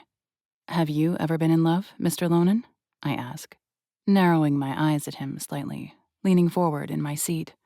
Aries' grip on my hand tightens slightly, maybe a warning not to push this man too far. Love is relative, he says, giving me that little smile that makes me want to hurt him. I've loved many, many women in many, many levels of variance. I shake my head. Have you ever had that magnetic pull to a person? Have you ever wanted to keep them a secret? Keep them all to yourself, so you don't have to share an ounce of what you have with the public? Have you ever had them wrap themselves around your soul, altering it into a new version of yourself that you never knew you wanted? Augustus studies me with every word I speak, serious, dark, contemplative. He watches me, his gaze studying every bit of my body language. But he doesn't answer me, which gives me my answer. When you've been fucked over by the world too many times in your life, you don't really give a damn to invite it into your new perfect world. I'm happy to keep Aries to myself until the end of fucking days. Aries' hand tightens around mine again, and I swear the heat rising off of him has risen a few degrees. Guess I can be a good actress when needed. It helps that all this vile energy is surging through me sitting in the presence of this man. You should know better than anyone that I'm careful not to leave a footprint online, Aries says, speaking up for the first time in so long. Lana and I started talking online. A dark, bitter soul knows another dark, bitter soul. Lana doesn't trust anyone, and I know what this world is like, so we didn't meet in person for 6 months. But the moment I laid eyes on her in the real world, his eyes lock on mine, and the look in them deepens. In them I see possession, claiming, hunger, desire. I might be on my A game right now with this show, but Aries still puts me to shame. I knew I was going to ask her to marry me right then and there, but I figured I'd better wait a few weeks so she wouldn't run, he continues, studying every inch of my face. The way his words hit me right in the core, I should be embarrassed, but it all lined up perfectly. I smile, caressing a hand to his cheek, and it's a problem that my body can't lie. Electricity races through every pathway in my body. Congratulations, Augustus says darkly. My contentment pops at his voice. I look back over at him to find his gaze darkened, and something very close to a disgusted sneer is on his lips. You look very happy. Look, that word makes me nervous. What if Aries and I aren't as good as I think we are at selling this? Have you set a date? Augustus asks, and my face goes cold. We haven't discussed that. We're thinking May next year. Aries lies smoothly. At least one of us is good on the spot, but we haven't nailed it down yet. There are a few things to factor in. Which are, Augustus encourages, sounding slightly bored and annoyed. Considering what drove us apart before, I thought you and I could talk things through, now that I've found my match, Aries says, steering the conversation expertly. We're hoping for a positive pregnancy test any day. Augustus's eyebrows raise at that, and finally, he looks happy. So, Aries says, cutting him off from saying anything else, I thought it high time we smoothed things out. I've got some ideas for the company I'd really like to discuss. A slow smile pulls on Augustus's lips, and my heart picks up pace. We've done it. I see it written all over his face. Aries is back in. Then let's talk business, Augustus says. He rises to his feet, smoothing his sports jacket. Lana, you're free to explore the mansion. It's a historical treasure that should be appreciated. The rest of the night is between me and my son, the message comes across as clear as day. Aries leans over and presses a kiss to my temple. I offer him a tiny smile as he stands, watching the gorgeous view as he walks away with his father, back toward the office. I lean forward and take one of the hors d'oeuvres left on the coffee table. Of course, it's one of the best tasting things I've ever put in my mouth. I can only imagine how much Augustus pays his cook. I take another, knowing I'm killing a bit of time. Even though Augustus gave me the invitation to look around the mansion, I don't need to look suspicious by immediately looking through every drawer and under every surface for hidden door buttons. Aries was at the Red Party because he wanted to figure out why his father was hosting and holding the parties. Augustus is in real estate. He's not an entertainer. He's not trying to draw in clients by hosting parties where vampires feed on humans who, for the most part, don't know what the purpose of the Red Parties is. Aries wanted to know why his father was doing this, and my best friend had disappeared after attending one of those Red Parties. I climbed to my feet and circled the living room, looking over every surface, every nook, every doorway. Do I expect Augustus is hiding Ophelia in some dark corner of his home? No. This man is smart, conniving even. The feeling of darkness that comes right off the man is enough to set my teeth on edge. But there's no way he'd be so lazy as to take someone to his own home. All this operating under the assumption Ophelia is even still alive. I don't know what sick shit Augustus or his people are into, but I'm going to hold out hope that Ophelia is fine until I see evidence to the contrary. I wander into a grand dining room that even puts the one at Hunt House to shame. There's a table that could host an entire boardroom of people. The detail work in the ceiling and rising the wall is dizzying. It's nearly like a modern cathedral in here. Along the walls, there are paintings, photographs of old buildings around Manhattan, and there's even a set of swords on display. Beyond the dining room, I find a kitchen. But with the chef and his assistant busy at work preparing our dinner, I don't get the chance to explore the place. Not much lost. It looks like a commercial kitchen, a beautiful one, but still sterile. Down the hall, beyond Augustus's office, is a guest bedroom with an attached bathroom. Beyond screaming wealth, there's nothing of note. So I take the stairs, rising up another floor. Here I find 4 other bedrooms. All of them look completely unoccupied. They look almost exactly like the one on the floor below, and I find no evidence of secret spaces or hidden doors. Again, not that I'm truly expecting to, but these are actual damn vampires I'm dealing with. At the very end of the hall, I find the last bedroom, and I might not have the keen sense of smell Ares does, but even I can detect the scent of Augustus in here, like money and coal and pine. Looking over my shoulder, I find the floor still empty. I step inside. The bed is made. The carpet has recently been vacuumed. The housekeeper has rid every surface of dust. His nightstand is free of any clutter, and even though I'm dying to look through it, I'm not that stupid. We have to play this carefully, and if I go jumping in too suspiciously, it will blow everything. The only thing of note is that on one of the bookcases, there is a line of 9 picture frames. Ares occupies the first, a picture of him when he was just a teenager. I smile as I walk up to it. He looks so much younger, and so much more innocent. His neck is completely free of tattoos, and while his ears are already pierced, the hoop in his nose is missing. But there's something different about his eyes. They seem heavier, darker. I remember that this would be the time when Augustus was training Ares to be part of the company, when he was grooming Ares to be his predecessor, his little clone. And I realize the miracle is that Ares is the man he is, instead of just a younger version of his father. My eyes slide over to the next frame, and I see another boy, one who looks to be about 16 years old. He shares similar features to Ares, but his hair is much lighter, his eyes blue instead of hazel. Beside the boy, there is a picture of a girl who looks around 13. Another girl after her, maybe 12 or so. 5 boys, 4 girls. Cold goosebumps flash over my skin when I realize these are all Augustus's children. And Ares and I are pretending to be trying for a baby, a child to add to this sick brood of power and influence on the city.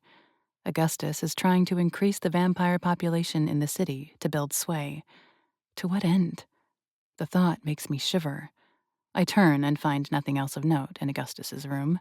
I wander back out to the stairs. I ascend them to a door that lets out onto a gorgeous rooftop deck, and wonder and beauty prickle along my skin. The view over the river is beautiful. Lights dance and sparkle in the dark. Behind me, the city rises to overwhelmingly tall heights. There are so many recognizable monuments. Twinkle lights are strung along the railing. Centered in the massive space is a dining table that's surprisingly intimate and cozy, with seating for only 6. But I wander to the 2 seats set up near the railing, looking out over the river. I rub my hands over my arms, chilled in the mid-June air, considering my dress is sleeveless. Where are you, Ophelia? I silently wonder as I stare out at the darkness. Shit, I hope she's okay. I pray she's alive. After my mother and sister were killed, my whole life became really small. I had to keep it simple, because no one understood. I was just the sad girl with a sad story, so I didn't have many friends. No one could carry the weight that was Lana Kincaid's reality, and I didn't blame them, but it left me lonely. But then there was Ophelia. I recognized something in her eyes when she walked into my self-defense class that evening, 18 months ago. She'd been through something dark and heavy, too. She was angry like I was. She was cold like I was. And she didn't give a damn if people didn't like her, just like me. After class, I asked her if she wanted to go out for pasta. We'd talked for 3 hours that night, laughing, getting angry, talking shit. And it was the first time I'd shared a genuine connection with someone who wasn't my own blood. It would have been kind of nice if we were gay. Loving Ophelia was instant, but I'd never been into women, And though Ophelia admitted she'd experimented, she preferred men when it came to romance. She became the most important person in the world to me. And then, 5 weeks ago, nothing. Not a word, not a text, not a trace of where she'd gone. I'm going to find you, I silently promise her. My head jerks toward the door when I hear a slight squeal. Augustus emerges first, followed by Ares. I try to read his expression to gauge the conversation they've just had, but Ares' face is carefully composed, as neutral as it could get. He crosses to where I sit and leans over me, and there's that heat in his eyes as he slides his hand around the front of my throat, tipping my head up. He kisses me upside down. Heat sears me where his hand caresses me softly. The breath is lost in my lungs as his mouth molds to mine, and I melt when his tongue asks for permission to enter. And I grant it. He invades my mouth just slightly, teasing, tempting. I answer him with vigor that has very little to do with Augustus watching. Every drop of blood in my body screams for Ares, and my body acts without permission. My brain would grant it anyway. And shit, I know I'm in trouble, because this is supposed to be fake. But the way I like this, the way I react, the way I fantasize about these moments, none of it feels fake. Ares backs away just slightly, running his thumb over the side of my throat. Fuck, he tastes like nirvana. Buried 6 feet deep, here lies Lana's soul, snatched from her chest on the 14th of June by a man with tattooed hands and chaos in his eyes. Dinner is served. Another voice calls from the center of the deck. I glance over to see the chef and the assistant setting numerous dishes on the table. Ares takes my hand, holding my eyes with something that looks a bit like a question, but he leads me to that table, pulling my chair out for me as I sit. I don't wish to put pressure on you, Lana, Augustus says as he begins dishing his food. But as a part of this company, Ares will be expected at a number of events. It certainly leaves the right impression if his fiancée is in attendance with him. I've seen the way other women look at my future husband, I say as I accept the glass Ares pours for me. I fully admit that I am the jealous type, so if he's going to be where others can lay eyes on him, I'll be there too. Rest assured, Mr. Lonan. Beneath the table, Ares' hand comes to my thigh, smoothing it over my skin in a way that sends a shock straight to the core of my feminine body. Augustus's eyes fix on where Ares' hand disappears under the table, and I think for the first time we've caught him at a loss for words. At least you seem to be able to hold your own, he finally says, taking a drink from his own glass. Dinner passes with very little real conversation, mentions of the work to come for Ares, comments about our future children, thinly veiled digs at my humble beginnings, but it's nothing I can't handle. Finally, at the end of the meal, I lay my napkin on the table. I need to use the restroom. Then my son can help clear the table with me, Augustus says, standing and beginning to stack the plates, much to my surprise. I simply give a nod and catch Ares' eyes for a moment. He's every bit on guard as he was earlier, but he tips his chin up at me, and I cross to the door. I find the only publicly accessible bathroom on the top floor. I take care of business, wash my hands, and observe myself in the mirror. I'm pretty damn proud of myself for holding up the way I have. I'm facing down a damn vampire, one who is most definitely involved in shady things. One his own son described as borderline mafia status. And that determination in my eyes is one of my greatest accomplishments in life. Just a few more minutes, I internally tell myself. I twist open the doorknob, but before I can step out, Augustus fills the doorframe. He takes a step forward, forcing me to take a step back. With his dark eyes fixed on me, he crosses the threshold and pulls the door to the bathroom closed behind him, locking it. What? You're an impressive woman, Lana Kincaid. He cuts me off, his gaze absolutely focused. He's studying my face, memorizing every line and plane. I've been pushing you the entire night, and you haven't tripped once. He takes a step forward, and I take a matching one back. My son is impressive in his own right, Augustus says, looking me over like a predator. But you need to understand the difference between rich and wealthy. The financial difference between my son and myself is vast. The power and influence we hold on this city isn't even a comparison. Why are you saying these things, Mr. Lonan? I ask.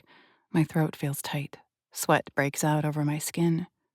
Any normal man and I'd be confident I could fend him off, enough to get myself out of this tight situation. But Augustus is a damn vampire. He could take me straight to the floor, pin me down, do whatever he wants to me. Or he could just sink his fangs into my neck and drain me dry. Dead. No more Lana. Because I want to make you a different kind of proposal, Lana, Augustus says. He takes another step forward, and finally I run out of space.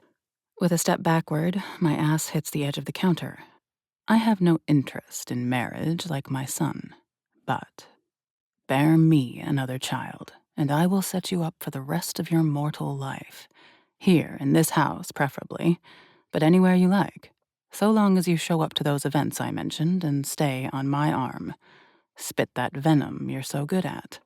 I can make you a very comfortable woman, Lana. My mouth opens, but no words come out.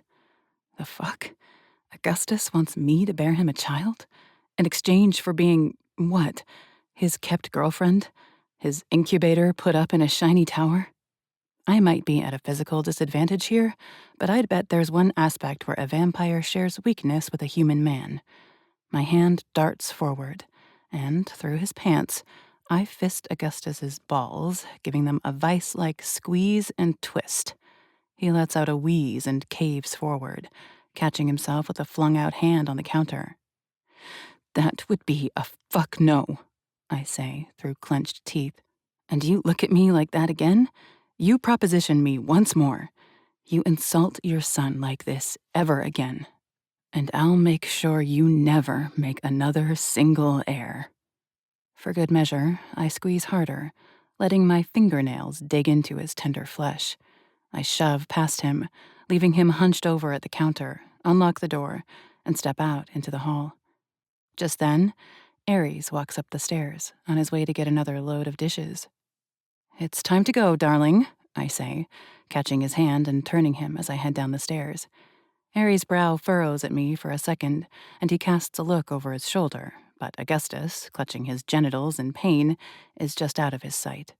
He lets me drag him down the stairs and doesn't say a word as we walk out the front door. There, the black SUV awaits, Billings in the driver's seat. He scrambles out, opening the door for the two of us. What happened? Ares asks the moment we're seated and pull out onto the road. I grip my teeth, shaking my head as I look out at the dark night. Your father tried to proposition me, I say without looking at him. Asked me to be his arm candy, give him another child, said he'd make me very comfortable in exchange. Shit, Ares growls, his hand going to the handle of the door, every muscle in his body coiling. My hand flies out, laying it on Ares' arm. Don't, I say firmly. It was slimy, but I took care of it. Ares' dark eyes slide back over to meet mine. Took care of it. You're capable, Lana, but Augustus is... Vampire men have the same weak spot as human men. I cut him off, a smirk curling my lips. You? Ares struggles for words. Damn. A chuckle rumbles in his chest, and in the dark, his teeth glow white as snow as the second smile I've ever seen takes over his face. I couldn't have dreamed you up more perfect if I tried, Vengeance. Chapter 10. I'm meeting with my father again this afternoon, Ares says as we walk to the doors of a beautiful modern building. I take it all in, making sure to pay attention to its location, what the lobby is like, what button he presses. Floor 39. I'll be getting access to his files again. I'll start digging as soon as I get any kind of privacy with them. We step into the elevator once it opens, followed by 5 others. What do you think happened to Ophelia? I ask, despite the crowd surrounding us. Everyone is holding their own conversation or has their necks bent down to stare at their phones. Ares shakes his head. Those parties are all about food and chasing the numb bliss, he says. speaking in light code for the sake of any listening ears. And there's always a back door. I watched at the party you were at, and there were 3 people who went with the bouncers through that door and didn't come back out. I was planning to go check out what was behind that door, but you put a twist on the night. Damn it. Maybe if I'd shown up later that night, Ares would have gotten his chance to see what happened beyond that door. Do you think she's... I trail off, unable to vocalize the word. Words matter, and I won't speak those ones aloud. Ares' hand slips into mine. I look over to see him staring at me. I hope not. Augustus might get away with a lot of shit, but bodies are inconvenient. He speaks low, low enough I don't think anyone else can hear his words.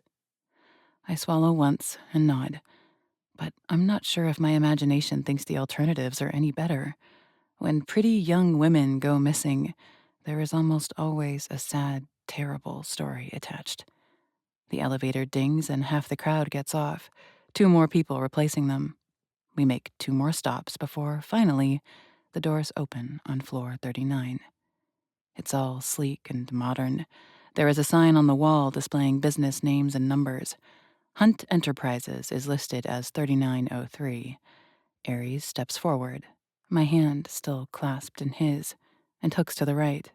He pushes a door open, and there, just inside, is a woman with salt and pepper hair, but she doesn't look old, just prematurely gray.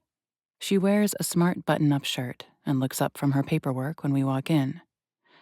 Lana, this is Pat, Ares introduces. She runs the office, keeps us all on our toes. Pat, this is my fiancée, Lana. Fiancée? She asks with a doubtful raised eyebrow. As of 8 days ago, I say, flashing a proud smile. I hold up my left hand, displaying the massive rock on my finger for show. Pat looks from me to Ares, not buying it. Haven't you wondered why you've hardly seen me the last few weeks? Ares says simply, and he turns and walks farther into the office. Down that way is our accountant, Tom D., Ares says, waving a hand down the hall. And our property manager, Lydia. Our attorney, Nadia, works from home part-time. I don't think she's in today. Weird. Ares has this whole team of people who work for him. It's a constantly moving, huge operation, yet I've hardly seen the evidence of any of it outside the office. Some are good at separating their work and home life. Guess Ares is an expert. Straight back, Ares aims us toward a door. Sitting in a chair just outside of it is a man. He stands the moment we walk up. Mr. Hunt, he says, extending a hand. I'm excited to get started today. Just Ares, my fake fiancé says as he shakes the man's hand. Ares pushes the door open, revealing an office that couldn't be more different from his father's. It's all modern and crisp, and there's almost nothing personal in it. Very few books, no stacks of stuff, except there on his desk, one framed photo of me. Damn, I blush hard. I don't even know when he took it, or when he had time to frame it and bring it here. I feel like we've been together almost nonstop. Ares rounds his desk and sinks down into the seat. There are 3 seats directly across from the desk, so I sink into one. The man takes another. Lana, this is James St. Clair, my new property executor, Ares says as he leans back in his seat. James, my fiancée, Lana. Pleasure to meet you, he says, angling toward me and shaking my hand. And there's something a little too concrete about his grip. He's like you? I direct my question at Ares without looking away from James. Yes, Ares answers. So is Tom D. Pat knows about us. Lydia and Nadia don't, though. Well, that sounds complicated. I look James over, taking note of this man who's about to become a big part of Ares' life. I'd guess he's about 30, maybe a tad younger. He has a strong jawline, and there's something a tad mischievous in his eyes. He sports sandy brown hair and green eyes that are almost yellow. I've never seen anyone with eyes like his. This whole reality of vampires is still kind of blowing my mind, I admit, since the door is closed. If the immortality thing is real, Ares is just a baby. How long have you been what you are? Direct, James notes, looking at Ares with a grin. I like it. I resurrected at 27, but I've been that age for 19 years. Still not that impressively old. I'm surprised James is only 1 year older than Aries. He seems older for some reason, though I suppose he should be 46, so maybe it's just that. Where are you from originally? I ask, but I'm not sure why I feel such a need to quiz him. I was born in Los Angeles, but I never stayed put anywhere long, he answers. He leans back in his seat, crossing one ankle over the opposite knee. My mother didn't like my dad much, so I lived with her until the booze took her down. I lived with my father after that, who traveled constantly. Got sick of that when I became an adult. Lived in Europe for a few years until that got old. Been settling in Manhattan for the last 3 years. I like it here. Think I'll stay for a good long while. Your references were all raves, Aries points out. Your portfolio wasn't anything to ignore. I think you're a good fit for Hunt Enterprises. Well, thank you, sir, James says, which sounds weird, considering they look so close in age. I look forward to getting started. Aries nods, and his eyes slide over to me. I'll see you at dinner, kitten. My duty here is done. I nod and stand, and because we have to sell this show to everyone in our lives, I step forward. I lay my hand on Aries' chest and lean in. My lips find his, something soft and tempting in the lightest touch. His fingers lace into my hair, and he draws me closer, the kiss turning slightly more demanding. See you at dinner, I say, my voice coming out slightly raspy. Aries nods, holding my gaze, and he watches as I turn and head to the door. Nice to meet you, James says again, and I find him fully blushed, looking slightly embarrassed and uncomfortable to be in the same room as me and Aries. You too, I say with a smirk, feeling smug for no credible reason. I let my hips sway as I cross to the door. Billings is waiting downstairs for you, Aries says. I look back at him to see the most adorable smile on his lips, though it looks like he's trying to fight it. He brushes a thumb over his bottom lip. Thanks, darling, I say, winking as I walk out. You know everything? Pat surprises me by asking as I walk past her desk to the exit. There's a challenge in her tone, one that tells me she doesn't think I do, and she's feeling sassy about it. I think so. All the important, fanged parts, anyway, I say, giving her a wink as well before I let myself out of the office. When I walk back out, Billings is indeed waiting at the curb for me. I climb in and give him the address of the gym.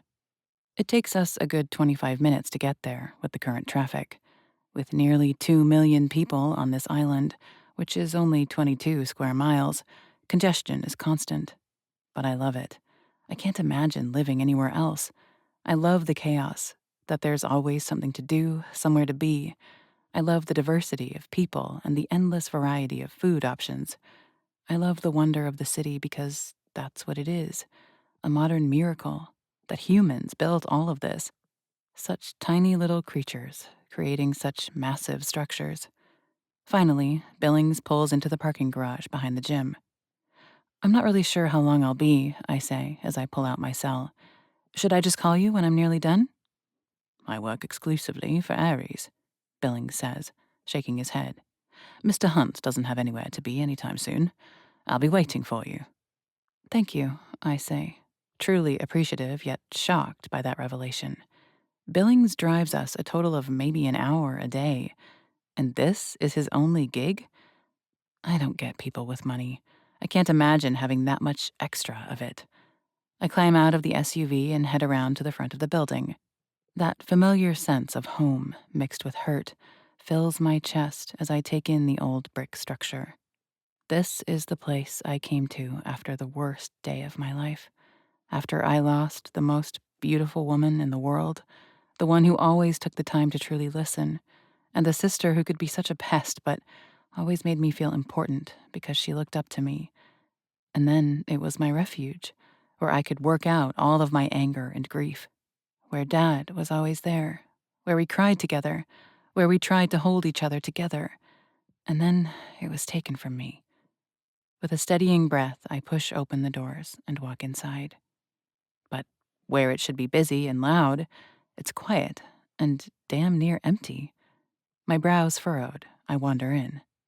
There's one of the old regulars on a bag at the far end of the gym, but both rings are empty. The classroom doesn't reveal anyone inside. I turn down the hall, and filled with nervous dread, I knock on Tate's door. When no one answers, I push the door open and find it completely empty. Nothing on the desk. The shelves are totally cleared out. No computer, no scheduling calendar on the wall. Every trace of Tate is gone. Thought I heard someone walk in. I jump about 3 feet, and my heart relocates to my throat as I turn around and find Garrett standing in the hall. Just me, he chuckles, holding his hands up. What's going on? I question, my brows furrowing. Where is everyone? Where's Tate? You don't know? He says, arching an eyebrow at me. I shake my head, feeling more confused by the second. That tatted guy you walked in here with last week, Garrett begins. Came in here early one morning, made Tate an offer he couldn't refuse. The bastard wasn't happy about it. He really doesn't like whoever the hell that guy is. But when you make that kind of offer... Aries bought the gym? I gape. Garrett nods. Told Tate to be the fuck out of here by the end of the day, the apartment included. Been a little chaotic in here ever since, still trying to figure out how to get things rolling forward again. Who? I stutter, at a loss for words. Who's running the place, then? Garrett sighs, running a hand through his messy gray hair. You said his name is Aries? He asks. I nod. Well, Aries asked me if I thought I could run it like your dad used to. When I told him I didn't want to, he asked if I knew anyone who might want the job until you're ready to step in. Until I'm ready. Fuck. We talked about it one day, what I had wanted for my future. I'd told him I wanted to run the gym, just like my dad, and Aries went and bought it back from the bastard that snaked it out from under me. You give him anyone? I ask, my words coming out a little rough. My head is spinning. Larry, he answers, smiling, because he knows exactly how I'll react. Larry is coming back? I say loudly, excitement sparking into my tone. Garrett nods. Larry ran the gym with my father for 8 years. He left a year before my dad died, moving upstate to take care of his aging mother. He's got to be in his 60s now. But he and my father were two sides of the same coin. I couldn't imagine a better situation. It's temporary, and Larry knows it, Garrett continues with a satisfied smile on his lips. He's moving into his new place today, and he'll be diving in tomorrow. But Aries insisted the apartment stay open for you, for whenever you want it. My throat tightens, and something at the back of my eyes stings. I live with Aries now, in a gorgeous apartment on Central Park, but I told Aries what this place means to me, my home, and he's bought it and is holding it for me. Looks like you picked a winner, Garrett says with a wink. I gotta get back to it, but it's good to see you, Lana.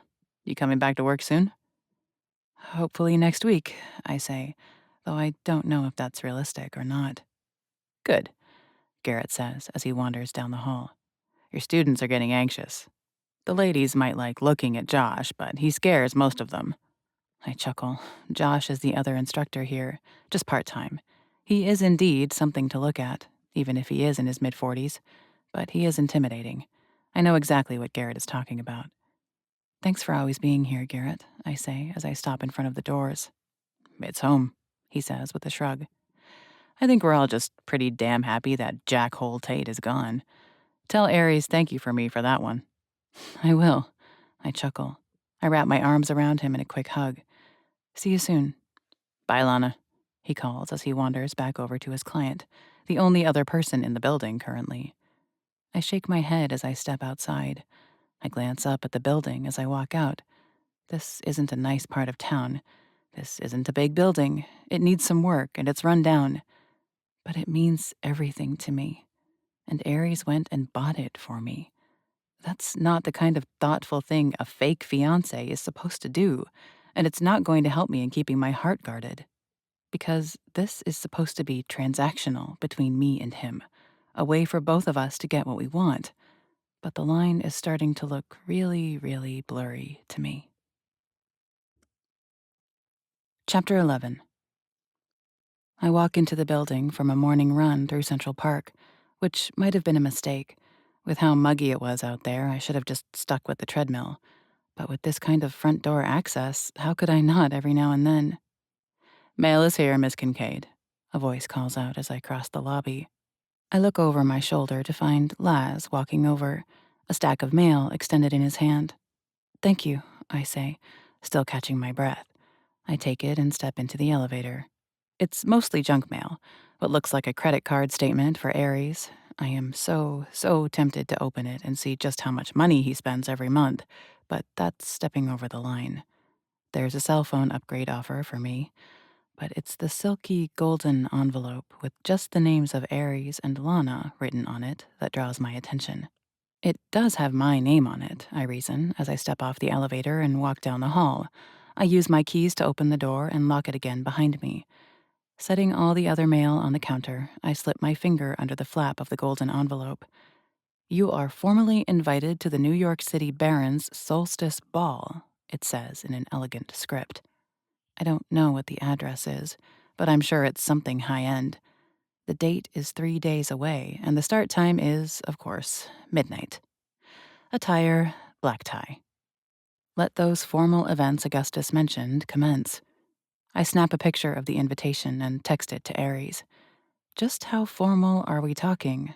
I send, along with the image. Formal. His response comes through almost immediately.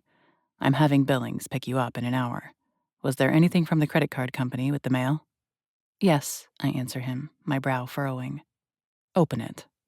So, he wants to brag, I think to myself as I reach for the white envelope. I tear it open and pull out the pages. Only it isn't a statement. It's a brand new black card, and it has my name printed on it. What the fuck is this? I fire off. I know you said money is a touchy subject, but I can't ask you to pay for shit you wouldn't normally be buying. He answers me. Don't make it more of a thing than it is. Take it with you. Billings knows where you're going. Okay, Augustus, I send off, both amused and annoyed. Don't ever call me that again, Lana. This is your only warning. My face heats as I blush. That really was rude of me. Aries might have money, and he might be sending me on a shopping trip, but he's nothing like his shark of a father. Sorry, I type out. That was a dick thing of me to say. Thank you. He simply likes my message. I'm not sure how to interpret that, but I don't let myself overthink it. I peel the card off the page and activate it. And then I dash into the shower to hurry and get ready. Exactly an hour later, I walk out to the curb, just as Billings pulls up. He opens the door for me, and I climb in, and he sets off down the road. Just 15 minutes later, we stop in front of a shop with a name so fancy I don't even know how to pronounce it. But as I walk into the shop alone, I swallow once. Ophelia should be with me. She loved an excuse to get dressed up. Loves. I correct myself. I internally chide myself for thinking in past tense. I'm going to find her. It's taking forever. And currently, with no leads, it's easy to feel hopeless. But I'm going to find her. But damn, I really need more friends. Who wants to shop for a fancy event by themselves? I pull out my phone and scroll through my contacts. When I reach her name, I click it and hold the device to my ear. Lana, Clementine's friendly voice comes through. It's good to hear from you. Hey, I greet her. Any chance you're free, like, right now? Everything all right? She asks, her tone shifting to worried. I'm fine, I reassure her. Aries has just sent me on a shopping hunt, and I feel pretty fucking lame doing it by myself. I am so glad you called, she simply says and asks for my location. She assures me she will be here in 15 minutes, and we end the call. I would have called Aries' sister, Florence, but as the head of a pharmaceutical company, there's no way she won't be busy at work at 11 in the morning on a Tuesday. But Clementine, her wife, is the sweetest and calmest person I've ever met. 25 minutes later, because she does everything with understated flair, Clementine glides through the front doors, a serious set of sunglasses perched on her face, and it's the perfect afternoon. Trying on dresses that cost over 10 grand a piece, rejecting the ones we hate, complimenting one another, twirling before the mirror.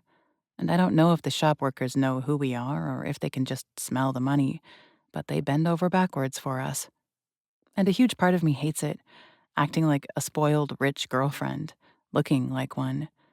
But there's another part, one that appreciates having someone wait on me for a change, that feels like I've let out a breath at being taken care of for the first time in forever and ever.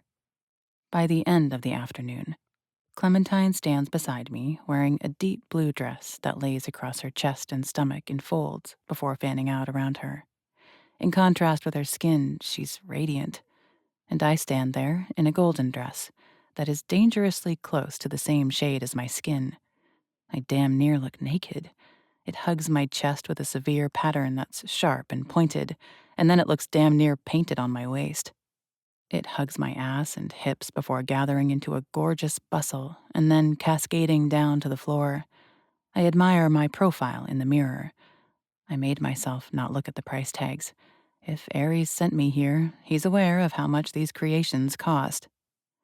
That dress was made for you, Clementine compliments. She looks me up and down, her raised brows a testament to what she's saying. You think Ares will approve? What the fuck?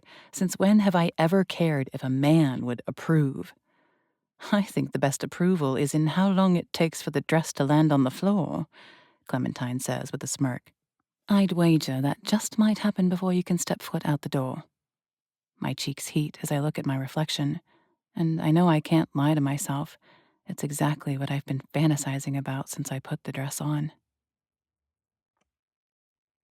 Chapter 12. I dig through Ophelia's social media profiles, every single account she has, even the secret spam ones. When you know someone well enough, it isn't hard to find what they try to keep private. Not that she's keeping anything particularly interesting a secret, but there are no posts since she went missing. I make a call to her landlord. He hasn't seen Ophelia, and he lets me know that she has 2 weeks to get caught up in her past due rent, or she'll be evicted. I use the credit card Ares gave me to pay for her rent. It just about kills me, the guilt eating me alive, but I vow to pay him back for it. Taking this time off work is making a massive hit on my bank account, but it won't be that way forever. I call Ophelia's job at the law firm, and the secretary is the only one I get a hold of. He hasn't seen Ophelia in weeks either, and she didn't give them any notice she was leaving. She's already been replaced at work. Her email address isn't all that difficult to break into. Pissoff111 is her password, one I've seen her enter before. There's nothing out of the ordinary, and she hasn't sent any emails since she disappeared. Lastly, I call the police department where I filed the missing persons report. I'm put on hold for 2 minutes while they connect me with the assigned detective. You callin' about a Miss Ophelia Bennett? A gruff man with an older-sounding voice finally connects. Yes, I answer desperately. I was wondering if there were any new leads on her? Not much, but we finally got the footage from the bank across the street from where you said she was last known to be, he answers, which shocks the hell out of me. After so many dead ends today, to have something, anything, is the world. She did go into that building around 11:30 alone. The footage is kind of grainy, and there was only one window that wasn't blocked, so I couldn't get any footage of her inside. But I watched the footage for 24 hours forward from when she entered. Miss Bennett did not walk out, at least out the front door. Is there a back exit to the building? I ask, feeling desperate. I haven't gotten a hold of the owner of the facility yet to go in and investigate that. I can call you back as soon as I get an answer. Do you know who owns the space? I ask, reaching across the kitchen island for a pen laying there and the golden envelope from the ball invitation. He draws out, and I hear the tapping of a keyboard. Looks like Wind Up Properties Enterprise. You happen to have a phone number?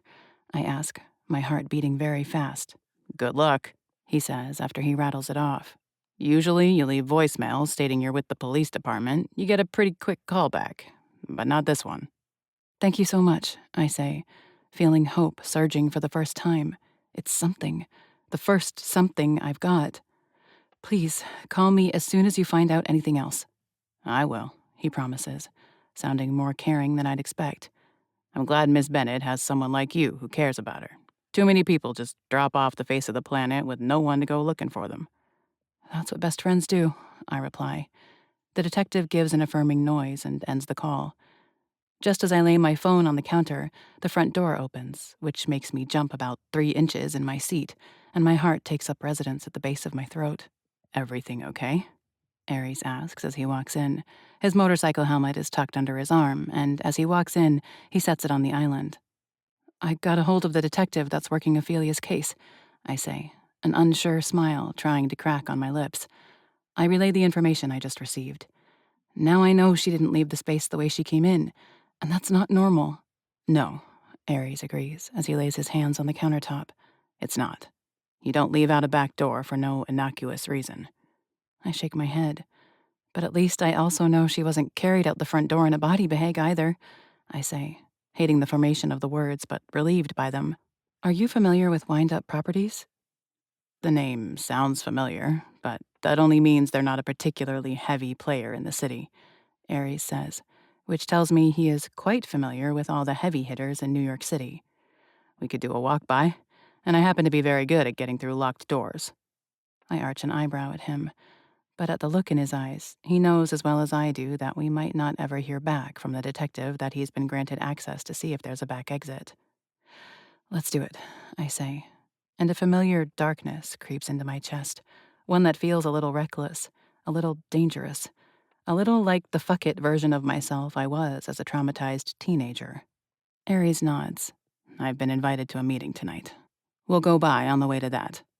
What kind of meeting? I question, my brows furrowed. One Augustus invited me to, Aries says, his tone darkening in depth. One with other prominent vampires in the city. Oh, shit, I say, my brows rising. Is that what it meant by the New York City Barons? That's what I'm starting to wonder. Aries agrees. But in my digging, I haven't found anything online about what that means or who these people are. No surprise there. It's not the best idea for vampires to have an online footprint. Which seems to remind him. Aries crosses to the fridge, and there, at the back, is a box. From that box, he removes what I realize is a bag of donated blood. The sight of it makes my stomach turn, and I look away just before Aries bites into it. There's the sound of gulping as he drains it. My eyes squeezed closed. I can never forget the reality of what Aries is, of what it means. Blood. It means he drinks blood. Human blood. It's all too easy to forget that vampire isn't an arbitrary term, that Aries doesn't just look like a bad boy. He literally has fangs and inhuman strength, wicked speed. Aries is exceptionally dangerous. I can't ever forget that. My voice shakes as I try to vocalize the question burning in my chest right now. I've seen other vampires feed directly from people, but you just grabbed that like it was a Capri Sun. Do you? I rarely feed from a live person, Aries says. As I look into his eyes, I think he doesn't like me asking about this, though he doesn't seem upset about it. I've seen some pretty shitty behavior from other vampires. I just don't want to be one of the assholes. So I've been getting bagged supplies since I got back into the city. I nod, my eyes falling away. At least he's a vampire with a conscience. I hear the sound of something dropping into the trash and look up. Aries closes the cabinet that hides the trash and turns back around, his expression gathered, calm, focused. I want you at that meeting. It takes my brain a second to remember what we'd been talking about before I asked the uncomfortable question. You're smart, Vengeance. Between the two of us, I know we can glean something we can use. His compliments warm my chest, even if the thought of being in a room with powerful vampires makes me squirm. You think they'll let me in the room? This doesn't exactly sound like a meeting they let little human women in on. He lifts his chin. You're Lana fucking Kincaid, remember? There isn't a chair at any table in this city you don't belong at. Shit. The things this man does for my confidence, for my feelings of self-worth. I've always been the poor girl who lived in a dumpy apartment, and then the tiny little space above the sweaty-smelling gym. The girl with the angry attitude and the grief trauma. The one who struggled to make ends meet. The one who had nothing and nobody. But Aries Hunt, billionaire, businessman, the tattooed bad boy with the body of a god, tells me I am heir of the city. Okay, I agree, trying to absorb his confidence through osmosis. How soon should we leave? As soon as you're ready, he answers. We just need a quick outfit change. With a smirk, he steps around the island and heads toward our bedroom. 20 minutes later, I'm dressed in these incredible flowy black pants. and a white top that is very nearly just a corset. I pull my hair up into a sexy but powerful updo. I don a pair of red heels. But the moment Aries steps out of the closet, my heart stops. No, utterly disappears from my chest. I've never seen Aries wear anything but casual clothes. T-shirts, jackets, jeans, the like. Aries in an all-black suit will be my undoing. Aries in a suit perfectly tailored to fit his godlike body will be the death of me. Like what you see, Vengeance? His voice is a purr. Oh shit. I didn't mean the words to come out, but the very pleased look on Aries' face tells me they escaped. Right back at you, kitten, he says as he walks by me, pausing just slightly, his lips only a breath from the shell of my ear. My entire body breaks out in goosebumps. 20 minutes later, Billings stops the SUV half a block down the street. From here, Aries and I get out and walk. It's not exactly quiet, but New York City never is. But it is 11:30 on a Wednesday. There's at least not hordes of people out. This is it, I say, as my eyes lock in on the doors. There's nothing exceptional about this place. It's an old building, but I wouldn't call it particularly charming. There's an old wood door that isn't necessarily classic.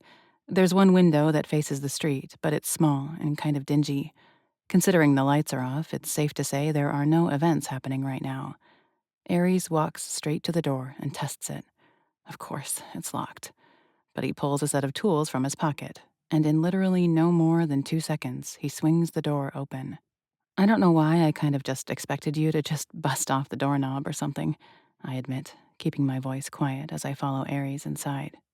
Signs of breaking and entering don't do anyone any good, he says as he looks around. I can't really see anything. The space is too dark. But Aries strides in, confident, knowing the exact direction he's headed.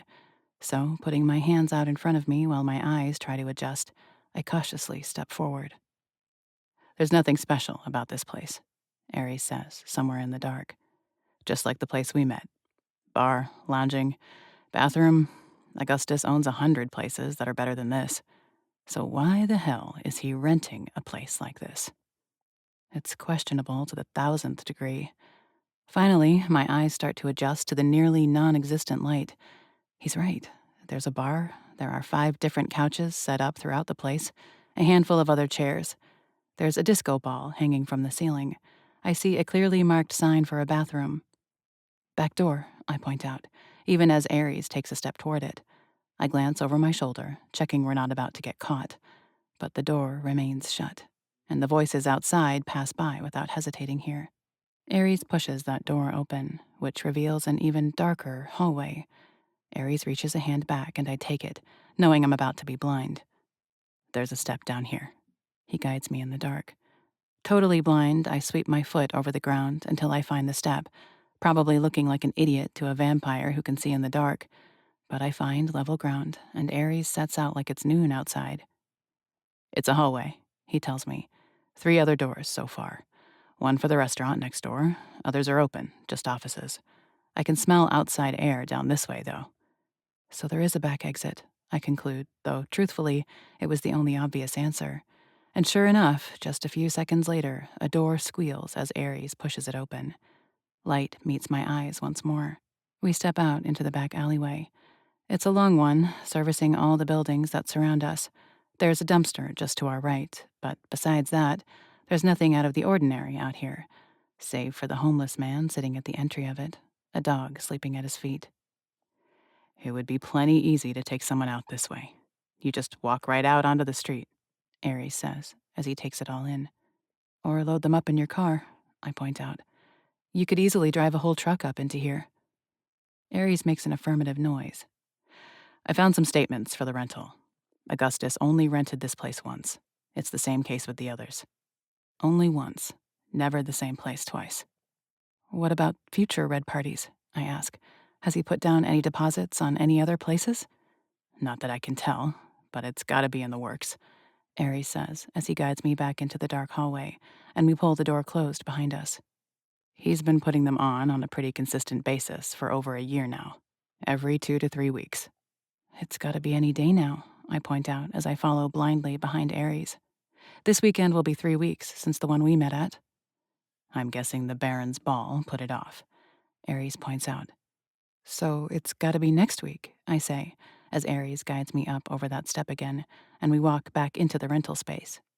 Seems likely, but never count Augustus as predictable, he says, closing the back door behind us. Never, I agree.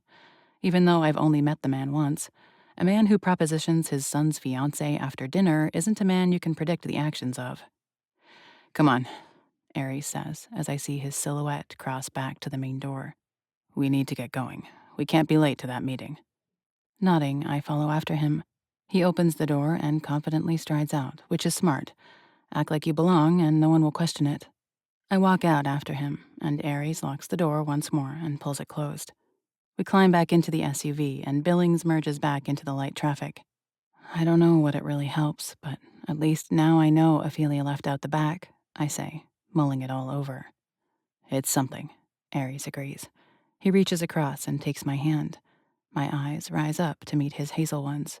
We'll figure out what happened to her. He doesn't promise we'll find her.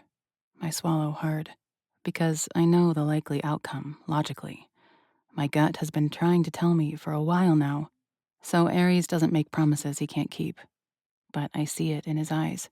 He means it. He will help me find out what happened to her. We roll through the night, and at just 10 minutes to midnight, we pull into a parking garage. Not wasting any time, Aries guides me to the elevators. We step inside, and he presses the button for the 79th floor. It's a silent, anxious ride up. And I find myself wondering how the hell I ended up here. Just a few weeks ago, I was teaching self-defense classes and eating microwave mac and cheese by myself in my bedroom. And now, I'm about to walk into a room filled with rich, dangerous vampires who run this city after dark. And the man standing beside me, the one who's covered in tattoos, the one who looks like he runs an illegal casino and will break fingers if you don't pay him what he's owed, the one who is smooth and calm and supportive, he slips his hand into mine, interlacing our fingers once we slide past the 70th floor. He brushes his thumb over my knuckles, a soothing action. This is your life, Lana, I tell myself. Fake it if you have to, but don't let them think you're weak. I raise my chin as the elevator dings and the doors slide open. Side by side, Aries and I step out. There's an open lobby, but there's nowhere else to go but straight to the giant double glass doors ahead. There's no signage, no names on the door. It's the kind of space that says if you don't know exactly where you're going, you're not meant to be here. Aries pulls the door open and I walk through. My grip tightens on his by the second, but he doesn't even flinch. It's a huge room, filled with modern, shiny tables and black and silver chairs. Everything is polished, cleaned, and dusted to perfection. I'd almost guess this was some kind of high-end club. There's a gleaming bar at the back of the space, and all around the entire area are floor-to-ceiling windows, granting us a gorgeous night view of New York. Near the windows in the center of the space, an area has been cleared, and a dozen chairs are circled up. There are 5 men sitting there, talking amongst themselves, including Augustus. Aries' father looks up, and immediately his eyes go to me. They narrow, and I'm sure he's recalling our last encounter with my nails digging into his scrotum. And from the lack of other women here, I'd guess my presence isn't welcome, due to the fact that I own a vagina.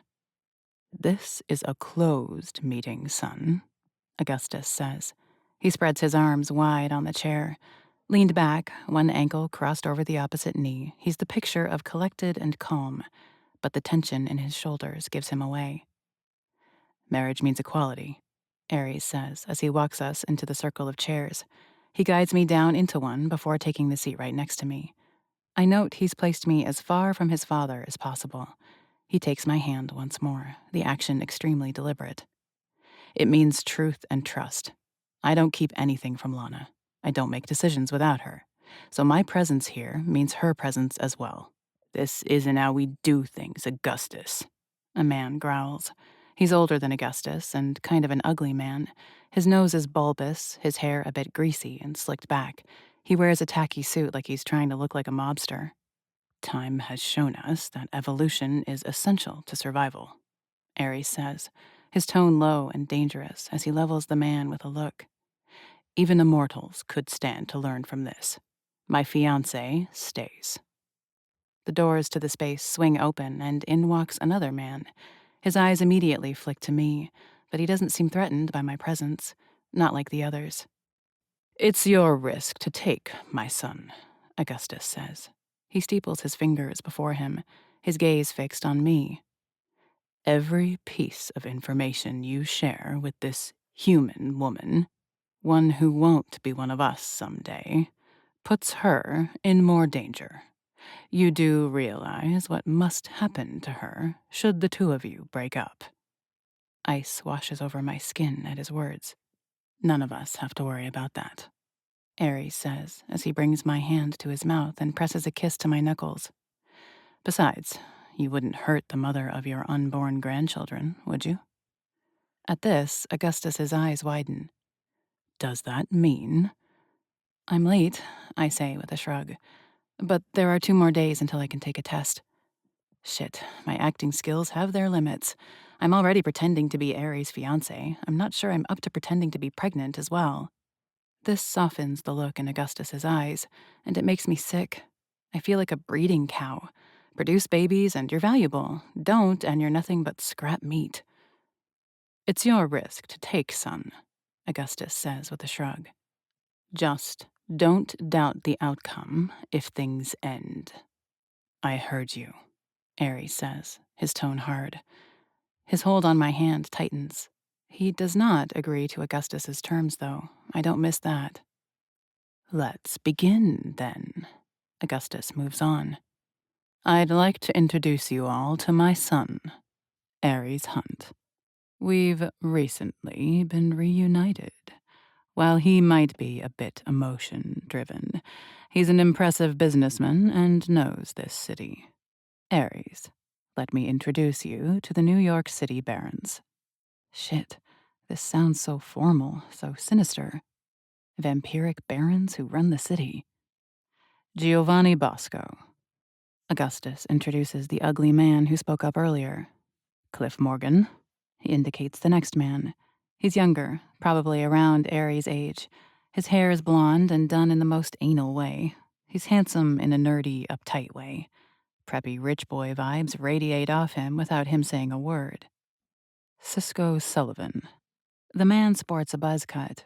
His thin mustache and the all-black clothing he wears make him look like he should run an Ares crowd. If we were going by looks alone, I wouldn't want to mess with Cisco. And Harry Kim, the man who came in after us. He looks around 30, black hair and clear skin. He wears a clean, crisp suit. He looks too innocent and normal to be in this room with this crowd. "Nice to meet you all," Ares says with a dip of his head. "This is my fiancée, Lana." "I can tell you all you don't have anything to worry about with me here," I say, trying to establish my own presence, to assume my character. This isn't the first time my life has been threatened by a rich bully. I look over at Augustus, crooking a little smile at the memory of the noise he made when I nearly brought him to his knees. This brings a little snigger of entertainment from Cisco and Giovanni. "You'll have your hands full with this one as your daughter-in-law, Augustus," Cisco says. "Let's all hope she doesn't go the way of Natalia," said father-in-law says darkly, and I can't help but wonder what happened to Natalia because Cisco immediately shuts up. "Are we here to talk shit or to bring in another baron?" Harry speaks up, breaking up the constant banter and snark. He folds his hands over his hip, his expression collected and cool. "If you trust your son to come into the circle, Augustus, then you ought to trust his fiancée. The line of trust is a trickle effect. If this is personal, handle it when you don't have to waste everyone else's time." I think I just might like Harry Kim. "The barons organized 21 years ago," Augustus says, finally getting to something useful instead of giving Ares and me shit. "New York used to be run by the Steele family, but after their demise, it left a hole, a void to be filled." "I've never heard of the Steele family," Ares says, though he doesn't sound desperate for the information. He's playing it extremely cool and collected. "There were 4 brothers," Cisco speaks up. "They ran this city for 2 damn centuries." Now we're talking. I hear these vampires are supposed to be immortal, but no one has seemed to be older than 50 or so years. 2 centuries. That sounds more like what I expected. "They had a lot of children." Cliff speaks for the first time. Overall, there was something like 40 cousins, and they kept New York in check. Most of them were arrogant assholes. Cisco takes the conversation back over. But they kept the city out of trouble. But then one of the uncles went crazy. Slaughtered the whole family in one night. Went crazy, Aries says, his tone questioning. My brows furrow because it couldn't have been so simple. Giovanni nods. No one knows what really happened, but yes, the man just started working his way through the city, killing his family members one at a time. I think he must have taken himself out in the process because he was found in the slaughter a day later. Crazy, Cisco punctuates, raising his eyebrows and tilting his head a little. The sudden elimination of the Steele family left a void, Augustus says, trying to rein back in the story. Large numbers of vampires left unchecked leave all of us in danger. But some of us, we had a vision for more. And here it is, what the reason for all of this is, what Augustus wants. New York has always been full of opportunity, Augustus continues. As the city that never sleeps, it's the perfect place for a strong vampiric hold. Yet our numbers are not high. Nothing like Seattle, nothing like Chicago. And it's not just about numbers. Influence is power, Giovanni says. He leans back in his seat, rubbing his hands together. The nation believes the government has the most influence on the general population. Yet there is influence from all kinds of different organizations, different families, different systems. The barons have been acquiring significant land holdings in New York for the past 20 years. Augustus takes the conversation once more. When you own such a significant portion, you have sway. I'll own 20% of Harlem in the next 10 years, Cisco says with a barely surpassed smirk. Not to mention how many of the docks I've already acquired. Shit, that's wild. Looking at him, one would never guess Cisco had that kind of money, or drive. But as I've learned from Aries, never judge a book by its cover. My family already owned 10% of Morningside Heights. Cliff speaks up. And of course, he's old money. Even his stupid haircut screams it. I've already acquired another 5% in the past 2 years. My next focus is in the Clinton area. So much damn wealth. What is this? Harry asks, dark annoyance starting to creep into his tone. A bragging session? If you want to swing your dicks, you've got the wrong crowd. If you want approval for your son to be made a baron, Augustus, you've got it. I've already looked up Aries' portfolio. He's accomplished more in 10 years than any of the rest of us, and he was totally inactive for 3 of those years. I don't buy into the breeding program like the rest of you, but he's obviously going in the direction you want him. Harry indicates me and those future grandbabies. I have other shit to attend to. Are we voting tonight? He's got my vote, Cisco says, and there's something a little feral about his smile, a little manic. He's a wild card, one to keep an eye on. But there's something honest about him, and I think I like him. I see no reason to make this complicated. Augustus smiles, a wicked thing. Everything in his plan is lining out. He looks expectantly at Giovanni and Cliff. I need more time to look into him, Giovanni says, and his tone makes me think he just wants to make us squirm. He just wants to be difficult. We shall see how he performs at the ball, and how his human woman handles the pressure. A baron must be tested. Augustus makes a low growl sound in the back of his throat, and red embers ignite in his eyes. I see his grip on the chair tighten. But it's obvious he is not the sole dictator of the barons because he doesn't say anything. His gaze shifts over to Cliff. I agree, Cliff speaks up, though he looks nervous and he doesn't look at Aries. It's too soon. If he handles the ball, if he shows he can keep his cool, if Lana can do what is needed of her, then I think we can move forward. Fuck that. But I can't say anything. We both have a part to play right now. This is simply a means to an end.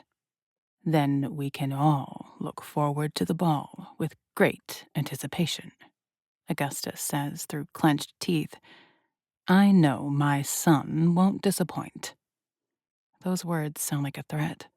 We will see you all again on Saturday, then, Harry says, and without waiting for any further discussion, he stands, nods to the group in general, and makes his way to the doors. There, where I didn't notice before, waits an obvious bodyguard, a massive man with deadly-looking hands. The concept of a vampire needing a bodyguard is wild to me, and it makes me wonder, is Augustus the most powerful in this group, or is it the one with the calm demeanor and zero patience for bullshit? "Pleasure meeting you, Lana," Cisco says as he stands, shaking my hand. He presses a quick kiss to the back of it, and Ares bristles. "Ares, I think we should go out sometime. You and I, we're not like these other guys." The way he says it, it's a compliment. "I'll call you," Ares says, but from his tone, I can't tell if he means it or not. Cisco gives us a nod and makes his exit. "I hope you don't take it personally," Giovanni says as he stands, as does Cliff. "The inner circle is tight. With matters as important as these, one cannot be too careful." "Of course," Ares says as he gets to his feet, and it shouldn't be satisfying that he's at least 4 inches taller than Giovanni and a good 6 inches taller than Cliff. We protect what we care about. Ares shakes Giovanni's hand, and despite both of them being vampires, Giovanni winces, attempting to control it. "Cliff," Ares says, looking over at the squirrely man with a wicked smile that could rival Augustus's. "Pleasure." Cliff doesn't say a word, simply swallows hard. He gives a nod and immediately turns and leaves. Giovanni follows right after him. "Did I play your part well enough, Father?" Ares asks once the others have exited. My nerves kick into high gear again. "You barely spoke 10 words, Augustus says, fixing his son with a withering, cold stare. "Had you asserted yourself, spoken for your damn self, instead of letting Harry Kim do it for you in the most simplistic way possible, you'd be a baron already." "Patience, Father," Ares says, not rising to his father's baiting. "Good things come to those who keep their fucking cool." Ares takes my hand, and like he hasn't just poked the bear with 1,000 toothpicks, he guides me back to those doors, and we make our dramatic exit. Chapter 13. "I'm going back to work on Monday," I say as we exit the SUV and walk to the doors of Augustus's house. "I'm getting stir crazy, and since Larry is taking over the gym, he's got way too much to juggle. By the way, were you ever going to tell me you bought the gym and kicked Tate to the curb?" A smile curls on Aries' lip as he opens the door for me. "I figured you'd find out on your own." "Your money is mostly annoying," I say as we walk inside. I drop my voice, even though Augustus can probably hear me. "But thank you. It means a lot to me." "You're welcome, Vengeance," he says. And it never fails. Every time he uses the nickname, goosebumps wash over my skin. And I really, really like the look in his eyes when he uses it. The house is quiet when we first walk in. No signs of life. "This should only take a minute," Ares says as we walk up the stairs. He's here to pick up some paperwork. I don't understand their world, so whatever that paperwork is, it's meaningless to me. But it's all part of getting Ares access to the records that might lead us to where Ophelia is. The sound of a woman giggling pauses me on the stairs. Ares looks back at me, his eyes widening as he stops, listening for if we need to retreat and head back out. "Ares," Augustus calls out from the floor we haven't quite reached. "Lana, come on up." The look on Ares' face tells me he'd really, really rather not, but holding my hand tighter, he continues up the stairs. A woman walks by, coming from the direction of Augustus's office to the living room. She's wearing a silky bathrobe, but it's obvious there's nothing else under it. All the important bits are covered, but barely. "Don't let us interrupt," Ares says in annoyance as Augustus wanders out of his office. At least he is fully clothed. There isn't even a hair out of place. I don't even want to know. "I won't," Augustus says with a smirk. The woman takes a seat on the couch, and the chef walks out of the kitchen with a tray of food. She helps herself without a word. Thankfully, Augustus comes out with some documents in a folder, which he hands over to Ares. "Take care of this, and you can step up to the next level, son." What does that mean? What does that mean? I want to scream because it makes something in me jump to attention. It makes me hope. "It's already done," Ares says, never once breaking his father's gaze. "All I needed was this and the signatures." "It's all signed," Augustus says with a wicked grin. Well done. I nearly jump out of my skin when movement from my left startles the shit out of me. Another woman wanders out of Augustus's office. She has on some lacy panties, but nothing else. Allez-vous enfin nous rejoindre, Aris? She says as she walks by us, eyeing my fake fiancé up and down with absolutely no shame. I don't know any foreign languages, but that definitely sounded French to me. Bianca, Ares says, his nostrils flaring in annoyance and disgust. It's been a few years. Too many, she says, the words heavily accented. Her eyes are fucking Ares already, but she wanders by, straight to the woman on the couch. She kisses the woman's neck, her hands not hesitating as they lay claim. You're welcome to Don't you fucking dare proposition me again. I cut Augustus off with a glare that could kill. He simply grins, until Ares steps forward. There's the quick switch of metal on metal, and I get a glimpse of a switchblade before Ares presses the tip into his father's chest, right over his heart. He fists Augustus's expensive shirt, keeping his father from being able to step back. You make another disgusting comment to my fiancé again, and I will make sure it's the last words you ever utter, Ares says. His tone is low and lethal. His eyes are so cold, surely it's no longer the god of war he's named after, but the god of death. You proposition her to join you in this house ever again, and I'll make sure you never create another child. Yet live to suffer the rest of your life without a dick. Do you understand me, Augustus? When it comes to my future wife, you're on monk-level behavior. Got it? Careful, my son, Augustus says, pride and vengeance warring on his face. You're starting to sound exactly like the man I've trained you to be. The sight of something red behind the two of them draws my attention. Behind the warring father and son, Bianca's lips have latched onto the first woman's neck, and from that point of connection, a trail of blood drips down her flesh. The woman sits there, frozen. Bianca makes a noise of greed, pulling harder. Her hand comes to the woman's neck, and she smears that trail of blood over her skin. My heart thuds hard in my chest. A faint ringing starts somewhere in the room, or in my head. The breath catches in my throat, and when I look back at Ares and Augustus, the knife is no longer at Augustus's chest. Ares has the blade pressed to the side of his father's throat, and a trickle of blood drips from it. I'm nothing like you. I may be your protege, but I will never be like you.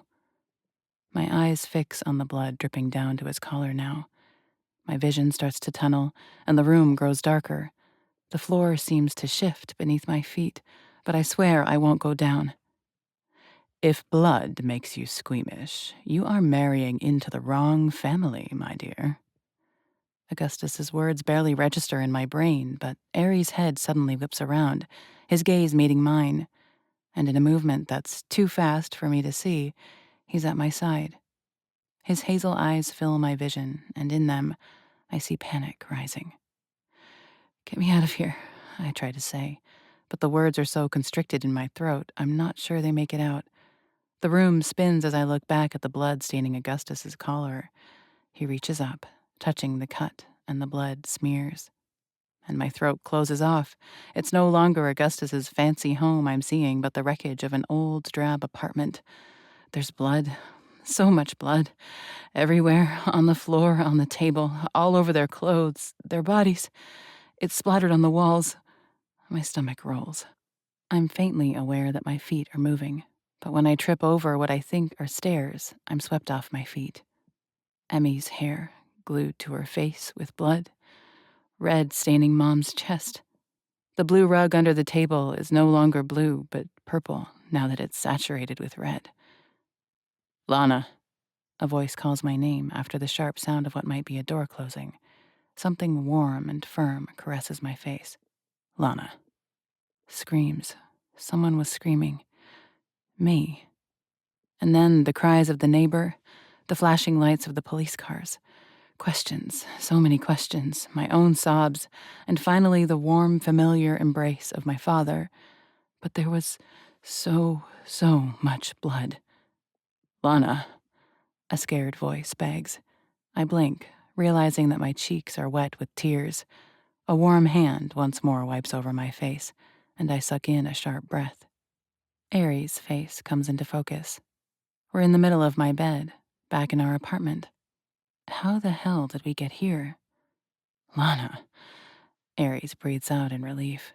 His hands tremble just slightly as he wipes his thumb over my cheek, his fingers splayed back into my hair. Fuck. Are you okay? Do you need a doctor? The tears well in my eyes again, but this time they don't break free. I'm so damn embarrassed. I'm so sorry, Aries. We can't do this. You're a fucking vampire, and I see a little blood and lose my shit. Hey, he says, grabbing my wrists as my hands rise to thread through my hair, my entire body shaking. You have nothing to be sorry for, and it's going to take more than a little trauma blackout to scare me away, Vengeance. I freeze at that, because, just like that, he's seen it for exactly what it was. How the hell can he read it so well? How is he not walking away in embarrassment? Do you want to talk about it? He says softly. Those eyes study my face, and I'm astounded by the lack of judgment in his expression. There's only concern. Who the hell is Aries Hunt? 'Cause there's no way he's a real man. He's the most complicated, perplexing male I've ever laid eyes on, or had the privilege of touching. I squeeze my eyes closed and try as hard as I can not to picture what landed me here, but it's there, branded to the back of my eyelids. When I was 15, I'd been at school late, I say, even without giving my lips permission to share the past. I'd been sick a few days before, and I had to make up 2 different tests. I didn't come home until a few hours after Emmy had already gone home. Mom, she worked in the office at the school, so she usually walked with us to and from. She and Emmy went ahead of me since I was going to be a while. Aries takes my hands, which were lying in my lap. He smooths his thumb over the back of my hands, his tattoos standing in stark contrast to my own clear skin. When I came home, my words shake as they fail, and it's like I'm right there again. The front door was ajar. I knew something wasn't right. It was so damn cold that day. The wind had been blowing sideways, and the rain was starting to fall. My shoes were half soaked. The lobby floor had been slippery and dirty, but despite the heater running, the hallway had seemed cold when I stepped onto our floor. My ears started ringing before I stepped foot into our apartment, as if I already knew. I walked inside, and I squeezed my eyes closed. Mom was on the floor, in the dining room. Emmy was lying in the kitchen. They'd been stabbed. Aries curses under his breath, the look in his eyes softening. It was 7 times for Mom, I say, as my voice cracks. 3 times for Emmy. I guess the guy who did it took a little mercy on a 12-year-old. The police said she would have been gone within seconds, so at least she didn't suffer very long. The rage that fills me when I think about what they did to her, how they did make my mother suffer, makes me want to end the whole damn world. The evil that some can possess is enough to make you want to give up on humanity. Aries brings a hand to the back of my neck, pulling me forward until his forehead touches mine. I'm so sorry, Lana. I shake my head as a few of those tears finally force themselves free. They land on Aries' hand. Apparently, there was a drug dealer who lived in the apartment above ours. He had a wife, a kid, so when some deal went bad, this guy went after them all. But he was off by 1 floor. And then he took off. I don't even know if he realized he killed the wrong family. He fucking got away with it. The police never even had a suspect. Aries swears again, a slew of the darkest curses. The blood, Aries, I say as my voice breaks. There was so much of it. All over them, all over the apartment. Mom put up a fight. She didn't go down easy. So it was her blood, all over everything. I can see it so clearly. Smeared in the kitchen, over the table, splattered on the ceiling fan. The whole apartment was crimson. I guess I started screaming, and I don't know how no one heard it when the intruder was taking Mom out, but I guess the screams of a teenage girl are more to worry about. A neighbor came looking. He must have been the one who called the police. I I wasn't particularly coherent. I I don't even remember how I got to the police station, but there I was. And the next thing I knew, Dad was walking into that sterile, cold room.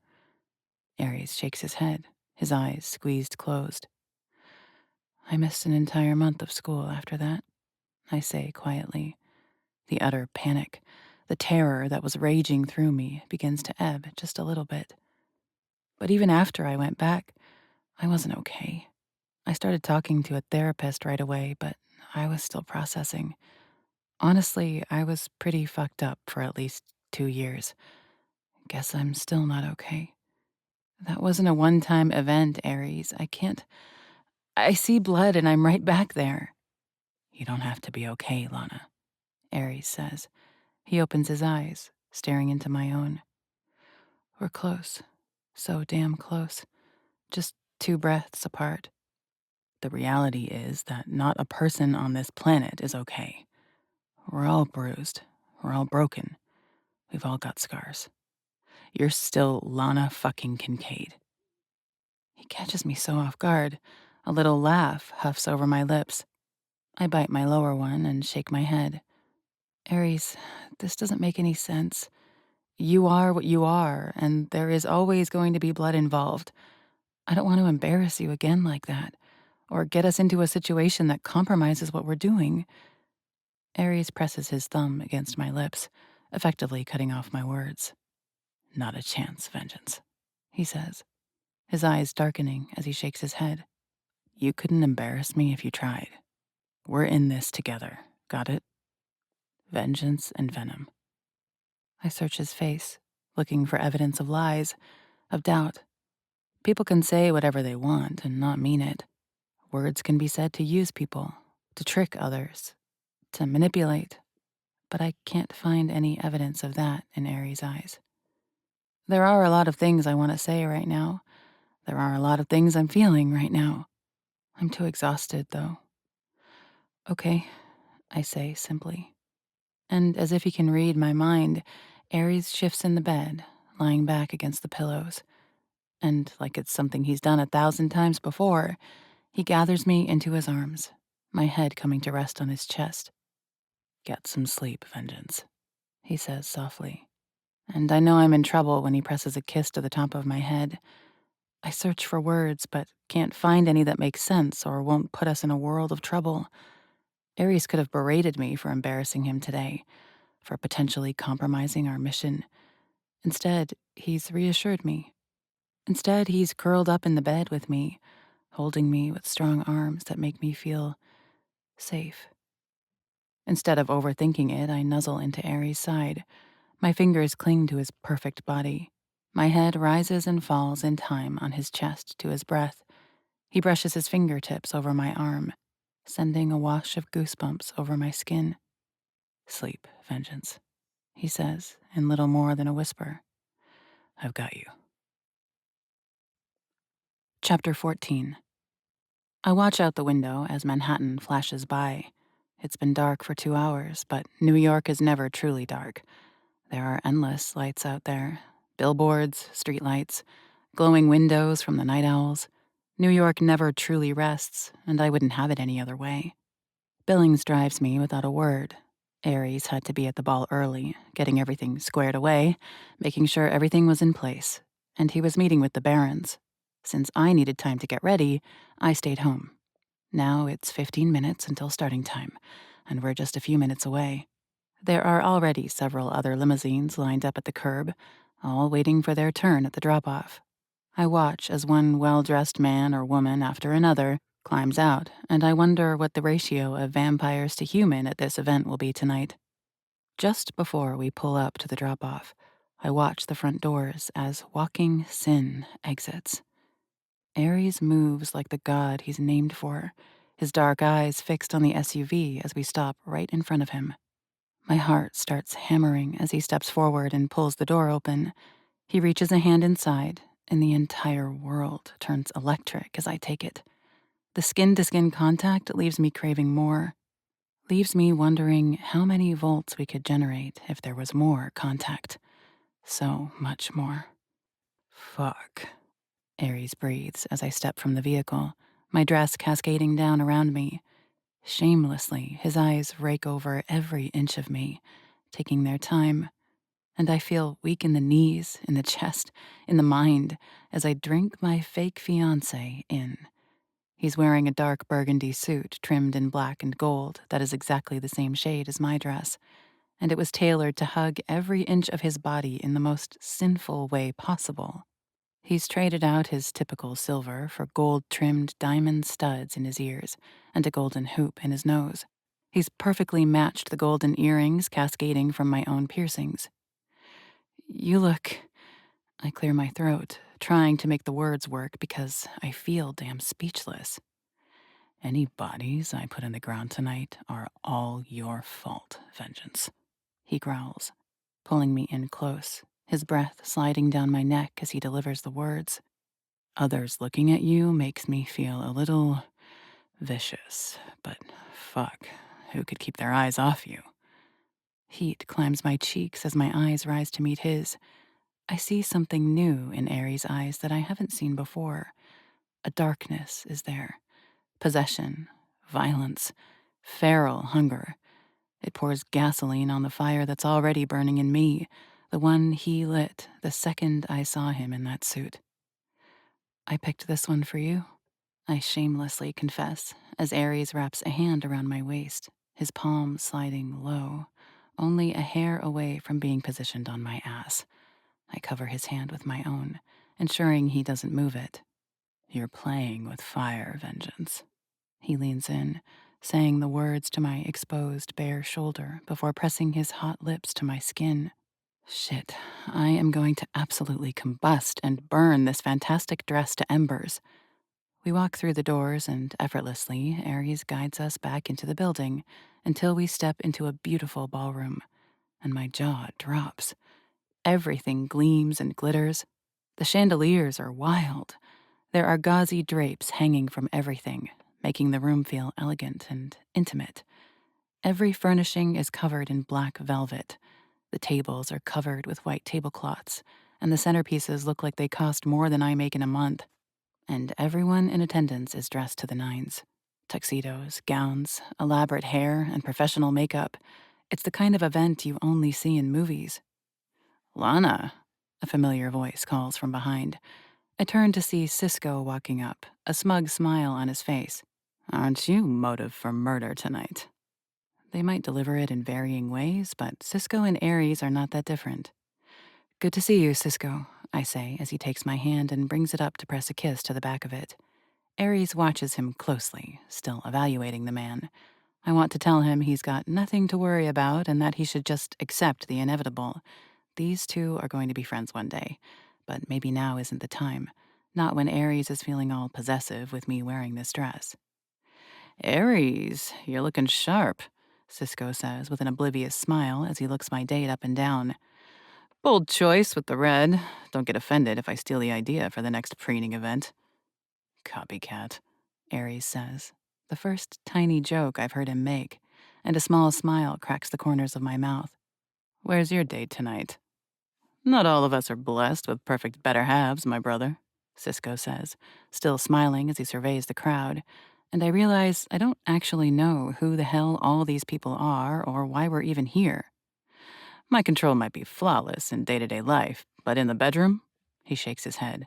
It might be a while before I dare test that again. How do you manage it, Ares? 'Cause trust me, we're all aware of how you smell, Lana. Which is? I blurt out. He catches me so off guard with the words. Like dessert, Ares and Cisco say at the same time. Oh yeah, Ares already told me. Trust me, it's no easy task.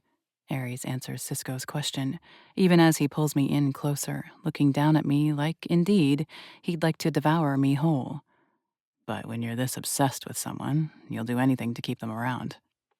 His words send a cascade of electricity down my spine. I swallow once as I stare into those intense hazel eyes. Damn, that's beautiful. The words should sound sarcastic, but they absolutely aren't when Cisco says them. I'll see you guys later. I've got a bone to pick with Montana. I don't know who the hell Montana is, but Cisco strides off across the ballroom. Aries' words are still echoing in the back of my brain, looping around my organs, settling somewhere low in my belly, but addressing them is way too damn dangerous.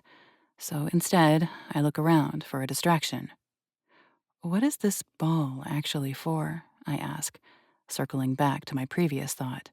Besides proving to Giovanni and Cliff that you're ready to be a baron. Look, Aries says, nodding to a table across the space. At it, there are 4 children seated, accompanied by a very pregnant woman who looks like she spent the entire day prepping to be here, but annoyed at the same time. Aries nods toward another table. There, I find a set of unquestionably triplet girls who look around 15 years old, and with them are a set of twin boys who seem just a few years younger. The barons are showing off their families, Aries says. Those are Giovanni's kids, and that's Cliff's wife and kids. Aries turns, and I follow his line of sight. At another table, I see a woman looking incredibly uncomfortable. With her, she has 2 children, a boy who looks around 6, and a girl who I would guess is 8. Those are some of Augustus's other children. Aries' half-siblings, though from the look on his face, he doesn't see them that way. And who could blame him when Augustus breeds them and leaves them until they're a useful age for him? Damn, they're serious about this breeding program, I say, a sneer barely suppressed from my face. I can just imagine the disappointment on Augustus's face when we have to tell them you're not pregnant, Aries says, keeping his tone low so as not to be overheard. He could do with a little more disappointment in his life. Arrogant prick, I mutter, watching my volume as well. Aries smiles at that proud, admiring smile he so often uses. Come on, let's get you some food. Aries places his hand at the small of my back and leads me forward toward the tables where dinner is being served. I take it all in, trying to get a grasp on this wild event. Maybe I'm getting some kind of vampire radar, but I swear I can tell who is vampire and who is human. Of course, there are the human children and some of their human mothers. There are other humans milling about as well. Not just servers, but others dressed in gorgeous clothes. And there are more vampires in attendance than just the barons. If my guesses are right, there are 30 or so vampires in attendance, which is a pretty large percentage of New York's vampire population if there really are only 100 or so. I don't know why, but I expected this to be a massive event with hundreds of people. Instead, there are probably only 60, a few more if I include those who are working the event. They picked the perfect space, though. It feels busy in here. Any larger of a space and it would just feel kind of pathetic. Lana Hunt? My head turns at my name called. A woman walks up to join Aries and me at our table, her own dinner plate in hand. That's me, I confirm, as she sits in the seat right beside me, undeterred by the lack of invitation. Francesca Bosco, she says as she extends a hand. I take it, evaluating the woman. She's probably in her 60s, and while she is beautiful, she kind of looks a little plastic, like she's been fighting the reality of aging and isn't doing it the most gracefully. I like to introduce myself to all the human wives. It can be a lonely place to be. You're also married to a Bourne, I say stupidly. It's obvious, but I'm not sure how to make conversation. There are too many damn weird scenarios in this world. She nods, her eyes scanning the room. Giovanni and I got married before I even knew he was a vampire. She stabs at her salad, but I kind of doubt she's going to eat any of it. Not sure how I missed the signs. I mean, he never left the place during the day. And the way that man could pick me up? I wasn't the trim little thing you see before you now when we met. Gio was into thicker women at the time. As she stares down at her food, I cast a glance at Aries, brows raised. I do not know what to make of Francesca. I was pregnant with our first son before Gio told me what he was, she says, looking up at me as she nibbles on one little carrot. And by that point, what was I gonna do? Take off? I loved the bastard, and we were starting a family. Oh boy, I'm a little scared to see where this story goes. Aries pointed out Giovanni's triplets and twins, and there is no way Francesca is young enough to be their mother. I gave that man 3 sons before this body didn't want to cooperate anymore. She barrels right on. Which is a real shame because I always wanted a whole brood of kids. But you know, modern medicine is a miraculous thing. Did you know they can take your eggs, his sperm, and put them in another woman called a surrogate? Oh, I didn't expect this twist. I nearly choke on my water. Yes, I did. She nods, pressing right on. We did that as soon as I couldn't get pregnant. Thankfully, I still had a good handful of eggs. And you might not think it possible, what with how hard it is for a vampire to conceive. It's a miracle we got the 3 we did. But my Geo gave his donation, and voila, that medical clinic cooked up the triplets, and that poor woman. That's not what she was expecting, but she popped out my girls. Well, not popped out. They had to cut her open, but Geo paid her handsomely for her troubles. And then the twins, aren't they darling? I'm pretty sure she only took 2 breaths throughout all that info dumping. She overwhelmed me like a tide with her oversharing of personal information. They are, I say without thinking. Anyway, I just wanted you to know that it is possible, even though you'll keep aging and they won't. Geo still goes down on me every Sunday night without fail. Bless that man. Forever 46 with this old lady. Bless his heart. She calls out to someone else and waves. Without a word of goodbye, she stands, hauling her plate with her as she goes to greet her next listener. Wow, I say, my brows rising. A chuckle rises up my throat, and I turn to find Ares with a smile, shaking his head. I learned way more about Giovanni's sperm than I ever hoped for. You're a rock star, taking all of that. Ares laughs, his eyes following Francesca through the crowd. You never know. All that information might be useful someday. I watch as Giovanni crosses to his wife, pressing a kiss to her temple. It's kind of sad, though, isn't it? I observe. He's going to live forever, and she's going to die of old age someday. Their love will be forever for him, but till death do them part for her. She looks like she could be his mother. Like she is, no question, 20 years older. But it wasn't always the case. Only a vampire can love you forever, Ares says quietly. I look over at him to find him observing as Giovanni takes Francesca by the hand and leads her to the dance floor. I wonder what's going through his mind, but he doesn't offer any other thoughts.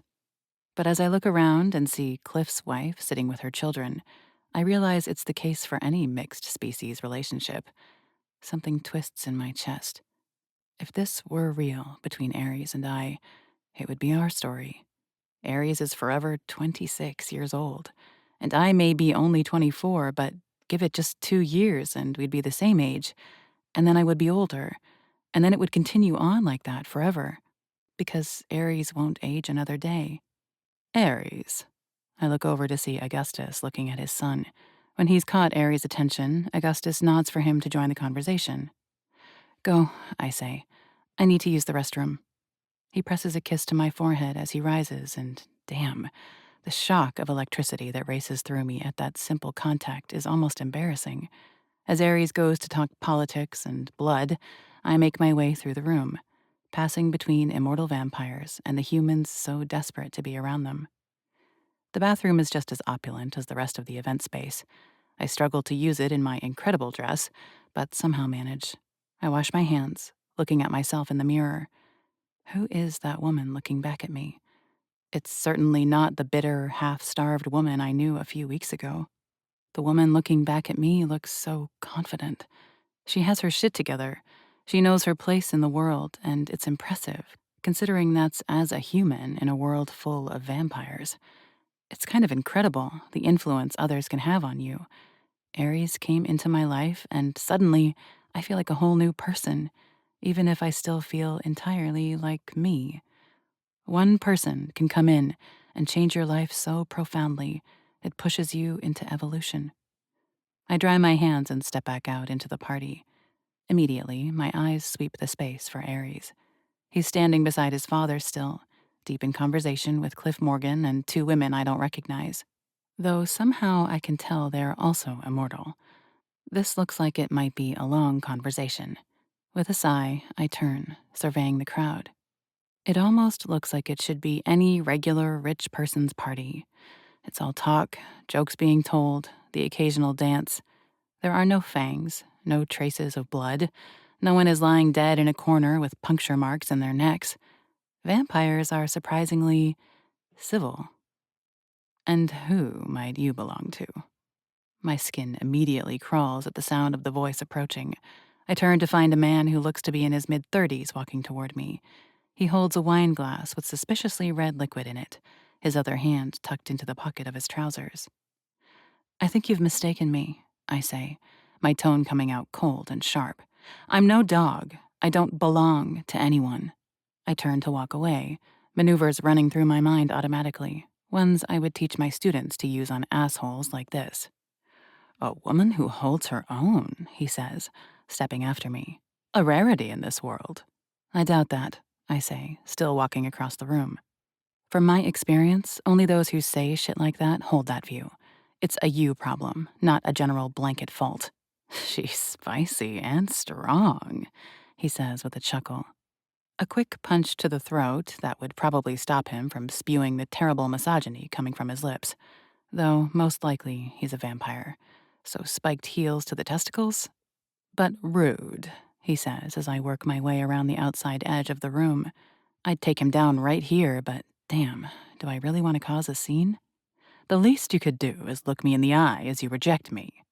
Respect is earned, I say, as I step around a woman in the fluffiest ball gown I've ever seen.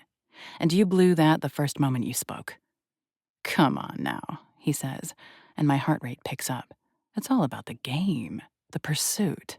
You realize vampires are predators, right? What do you think your evasiveness is doing to my instincts right now? Fuck. My eyes flick around the room as I realize this might not be someone I can handle on my own. I've always been one to have the attitude that a woman needs to be able to save herself. I've made it my entire career. But this is no ordinary dick that is chasing after me.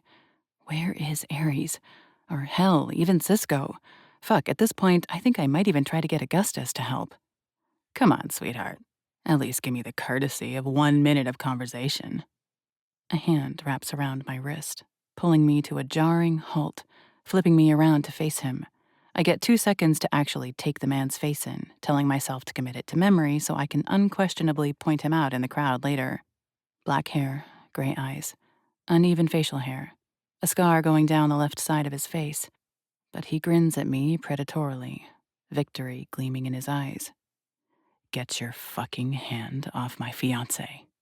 The words are spoken in an unforgiving snarl, and movement over my right shoulder pulls my eyes for a fraction of a second before there's a sickening, wet crunch. Ares' fist buries itself into the man's chest. My eyes widen as I take it in. Ares' hand is gone, fully submerged. The cracking sounds of bone fill my ears. The man sucks in a wet gasp. Ares yanks his hand back, and I've never, ever heard such a sound. Wet ripping, tearing, separation, shredding of tissue. Ares stands there, his eyes burning a violent, glowing red, with a wrecked heart in his hand, his breathing huffs ragged and savage. The man stands there for just 1 second, horrified shock etched over his face. And then he collapses to the ground, a limp mass of limbs on the floor, blood spilling out of him. And I have no words as I watch the color drain out of his body, and he turns completely gray. Finally, a voice cuts through what I realize was complete silence. I look up to see every eye in the room turned to Ares, but it was Cisco who spoke. Dimitri was such a dick. Had it coming. The room is silent. Every eye in the room fixed on the barely contained rage that is Ares, a man's heart gripped in his hand. Let it be a warning, he says, and his voice is ice. It sends a shiver down the length of my body. Put your hands on Lana, and it'll be the last thing you do. I feel numb, cold, frozen. Is this shock? But as I look at Ares, reality starts connecting just a little. Red. Ares' hand is coated in red.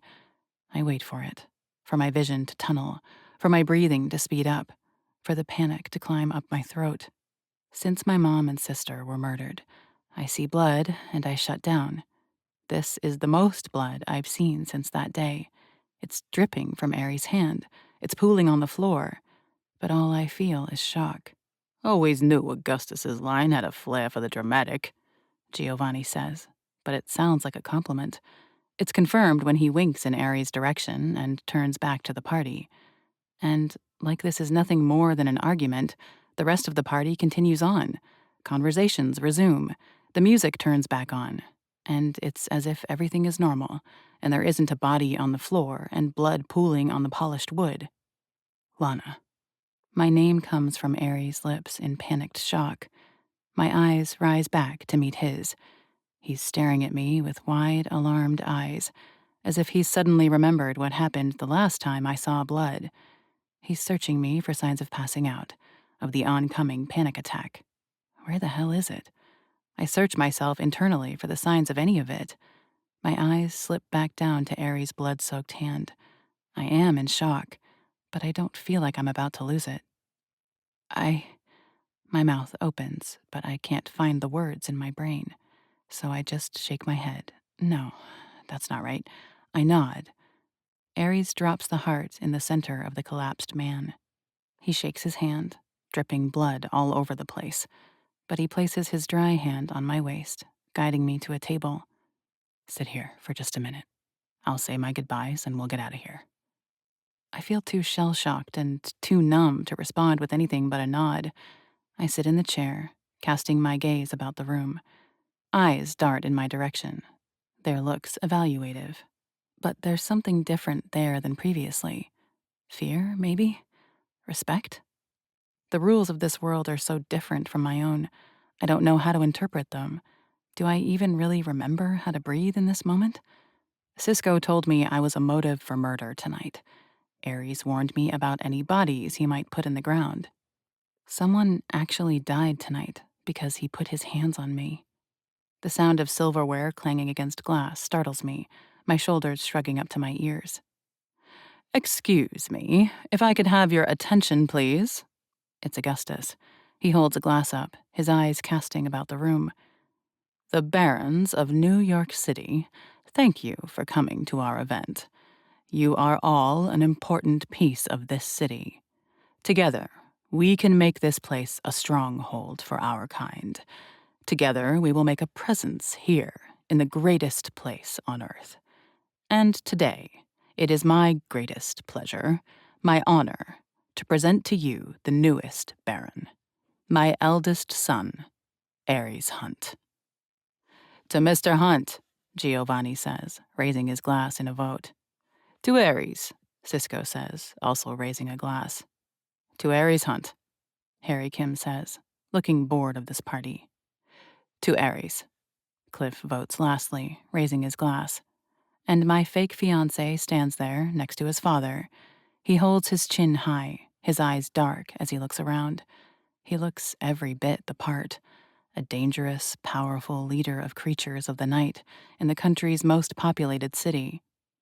To Aries Hunt, the crowd calls out, raising a glass to toast to him. And all at once, they sip from their glasses, and the deed is done. My hands tremble in my lap. It's so easy to forget with Aries what he really is, why we made our alliance, the darkness that comes with this world. But this is reality, and I can never forget it. The conversations resume around the room, and I breathe just a little easier when things seemingly go back to normal.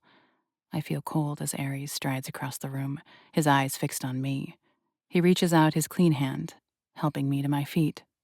Let's go home, he says, and I can't quite read his tone, but I'm still in too much shock to do so anyway. I shuffle forward, my hand in his. Eyes watch us go, but no one remarks. No one stops us. And I realize that Aries is now an important, respected man. Everyone lets him through without question. Neither one of us says a word as we exit the building. And I don't know how he knew, but Billings pulls the SUV up to the curb at just the right moment. Aries pulls the door open for me and climbs in after I've settled into my seat. The drive back to our building is silent. My eyes look out the window, but they're unfocused, not taking anything in. My hands are folded in my lap, picking absent-mindedly at my expensive dress. Red. The sounds. Aries' gleaming eyes, all because that man touched me. The man who essentially called me his prey. I saw so much blood, and this time I didn't lose it. What does that mean? Why was this? Chapter 15. It feels as if it's only been 30 seconds before the car pulls to a stop, and my door is suddenly being opened by Billings. I blink twice before I take his hand and step out of the vehicle. Silently, Aries walks beside me as we walk into the beautiful front doors. But just as we step inside, he tucks his right hand into his jacket, hiding his bloodied weapon. Neither one of us looks up as we walk through the lobby, but thankfully it's empty at the moment. I push the button to call the elevator, and I breathe a sigh of relief when it opens immediately. We step inside, and quietly, we ascend through the building. I let out another breath of relief once we're inside our apartment, the door locked behind us. "I'm going to shower," Aries says, striding across the space.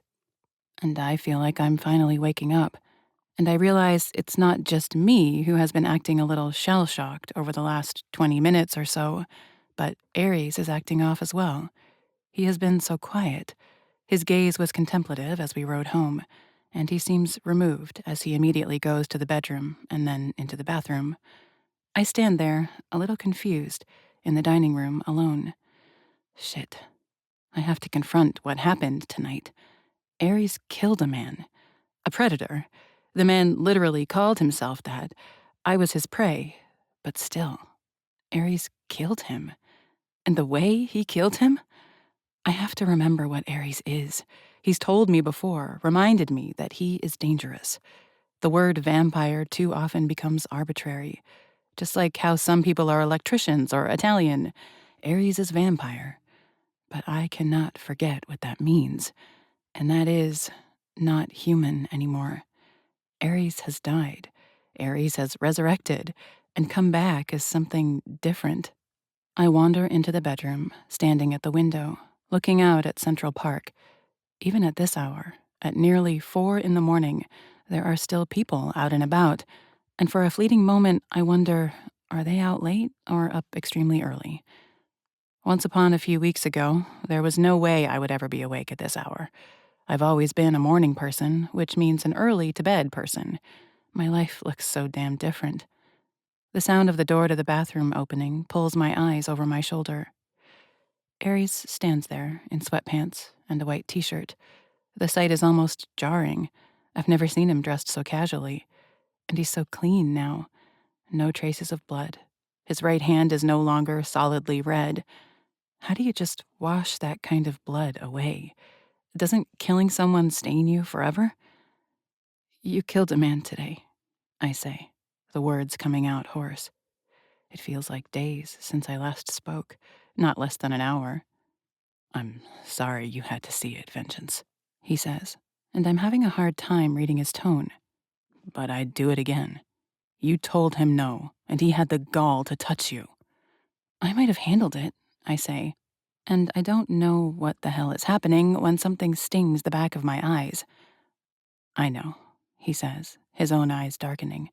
He takes a step into the room. "You're Lana fucking Kincaid." Moisture pools in my eyes as I finally figure it out. I might have handled it on my own, but I didn't have to. For once, someone else had me. For once, someone took care of me. And that is the reason why seeing blood didn't affect me for the first time since my mother and sister were killed. Aries was protecting me, and I knew it with every bone in my body. "Lana," Aries says, my name coming across his lips like a prayer of agony. His hazel eyes are fixed on my own, and I can tell something big is coming. "I can't do this anymore." Everything in my chest drops out into nothingness. Instantly, I feel cold. "Aries," I say, the name coming out hurt. He shakes his head and takes another step into the room. "I can't do this anymore, Vengeance. I can't pretend anymore. I want you for real, Lana Kincaid. Every touch, every kiss, every glance, every night, every shower, every dinner. Real. Lana and Aries." The breath catches in my chest with every word he speaks. I feel something building inside me, rising with the force of an oncoming tsunami. I turn to fully face Ares. His chest is rising and falling hard, but the look in his eyes screams absolute confidence and conviction. "I'm done pretending, Lana," Ares says, his voice low, intimate. "I'm all fucking in."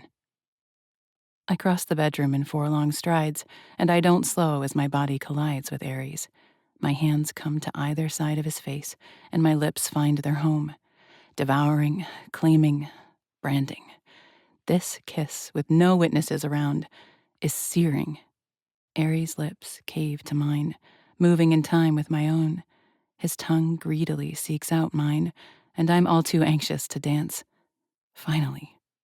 It's the word that my entire body sighs as I sag into Ares' embrace, as his hands circle my waist, pulling me tighter, holding me close. Finally. And I realized that I never stood a chance. I might have walked into this agreement with caution, with a chip on my shoulder, but Ares is my match, the equal to my bitterness, the perfect counter to my own hurt. "I want you, Ares," I say against his lips.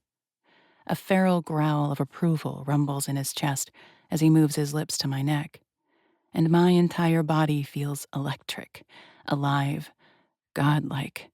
I realize how dangerous this is. This man has fangs. This man could drain the life force from me in less than a minute, and his lips are latched to my neck. But I trust him.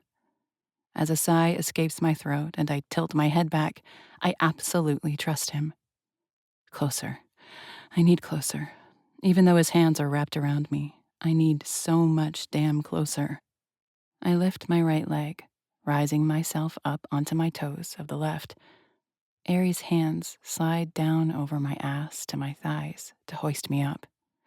But my dress falls all too in the way. With an annoyed growl, Aries gives a swift yank, splitting the dress from the bottom up to my thighs. A wicked smile pulls on my lips as he tries once more, his hands hooking behind my legs, and this time it's successful.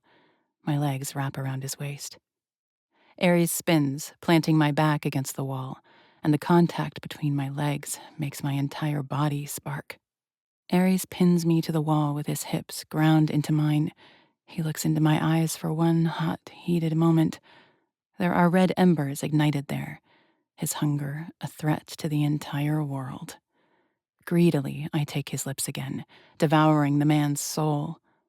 "Tell me what you want, Vengeance," Ares says against my lips, his hands gripping my hips with the most delicious possessiveness.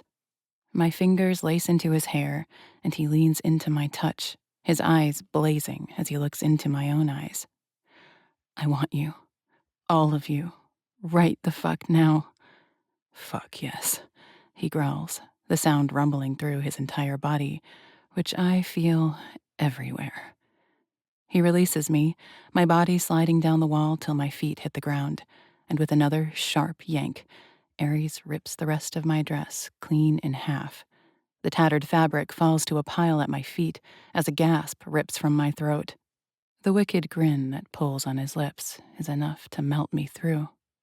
"Like what you see, Venom?" I ask as I step forward, pushing him back a step.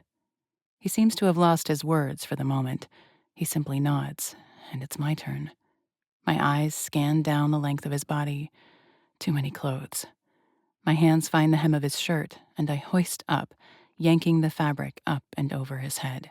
Finally, it clears his head, a bit of a challenge considering our height difference. His shirt falls to the floor in a soft cascade. I take a moment to take him in. My eyes scan from the waistband of his pants, up the defined muscles of his stomach, over the rise of his chest. Shit. This man's body is perfection. I've been around a lot of incredible physiques throughout my life. Growing up in a combat sports gym, I've seen a few well-defined guys, but none of them hold a candle to Ares Hunt, and every inch of his skin is tattooed. Gargoyles, skulls, crows, moons, patterns, runes. Ares' body is the most beautiful tapestry of art I've ever seen. Like what you see, vengeance? He asks, a smile tugging on his lips. Fuck me, I simply breathe out. He surges forward, taking my lips once more. He walks me backward to the bed. With one hand cupped behind my neck, he lowers me to the bed with his other, and my entire body lights on fire as Ares presses his lips to my stomach. His lips are 1,000 degrees as he works them higher until, finally, they work their way up to the base of my sternum. And when he comes to the obstacle of my bra, he reaches up, and with one yank of his wrist, he tears that bit of fabric right off me too. A curse and a prayer slip over his lips as he unabashedly stares at my breasts, and my eyes close in ecstasy as he kisses his way up the underside curve of the right one, until finally his lips latch onto my hardened nipple. Ares, I breathe, writhing beneath his touch. He answers only with a growl, sucking on me hard before he turns his attention to the other side. With a wide, flat tongue, he licks his way from the underside up until his lips once more latch onto me on that side. Fuck, this man. His mouth. His hand slides down my stomach and then to my thigh. He grips my ankle, turning my leg out until I'm spread for him. And slowly, with fingers that feel molten, he slips them beneath my lacy panties. And he doesn't hesitate as his fingers slide to my folds, finding them slick with my arousal. The fact that you're wet for me, vengeance, he growls as he bites at my stomach, and suddenly he slips a finger inside of me. A gasp rips from my throat, and I feel like I've been lit with 100 fireworks. He stretches me farther as he pushes another finger inside. A moan escapes my lips, and I tilt my head back, gripping the blanket as I cling to the earth for dear life. You know how long I've been fantasizing about this, he says softly as his thumb presses directly on my clit. He drags it back and forth across it in the most delicious way. Since you asked how to kill a vampire, being in this apartment, not being able to touch you, not making you scream my name every night, he growls, licking at my skin as if I'm the last meal he'll ever partake in. Please allow me to make up for lost time. Ares, I say, his name coming out a little desperate as something gathers beneath his thumb. It comes from the far reaches of my body, pushing me toward the edge of a cliff. Perfect vengeance, he says, the excitement picking up in his tone. He pistons his fingers in and out of me, picking up the pace, curling his fingers, hitting that spot deep within me as he rubs my clit with precision. His free hand cups my side, and the bare skin to bare skin is the very best sensation in this world. He presses a reverent kiss to my stomach before shifting back, and the very next moment he licks up the very center of me before latching his lips onto my clit and sucking hard. I fall off that cliff.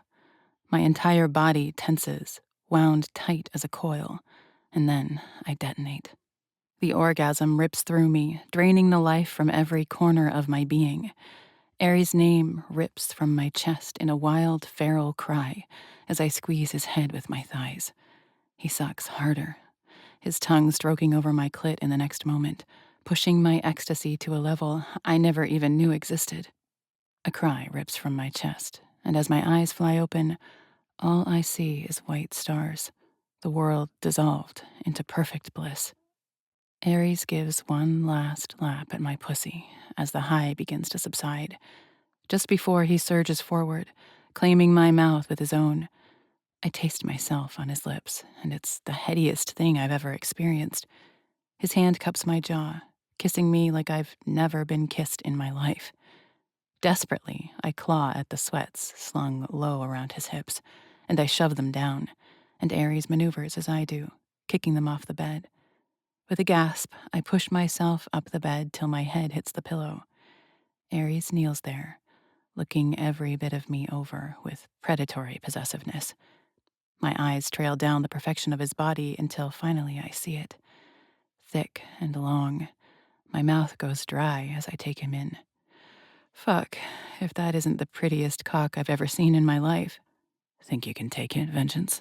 He asks, And while it's wicked and teasing, it's also sincere, with just a hint of worry. I simply nod wickedly, reaching for him. I want it, now. Suddenly, the grin on his face falters.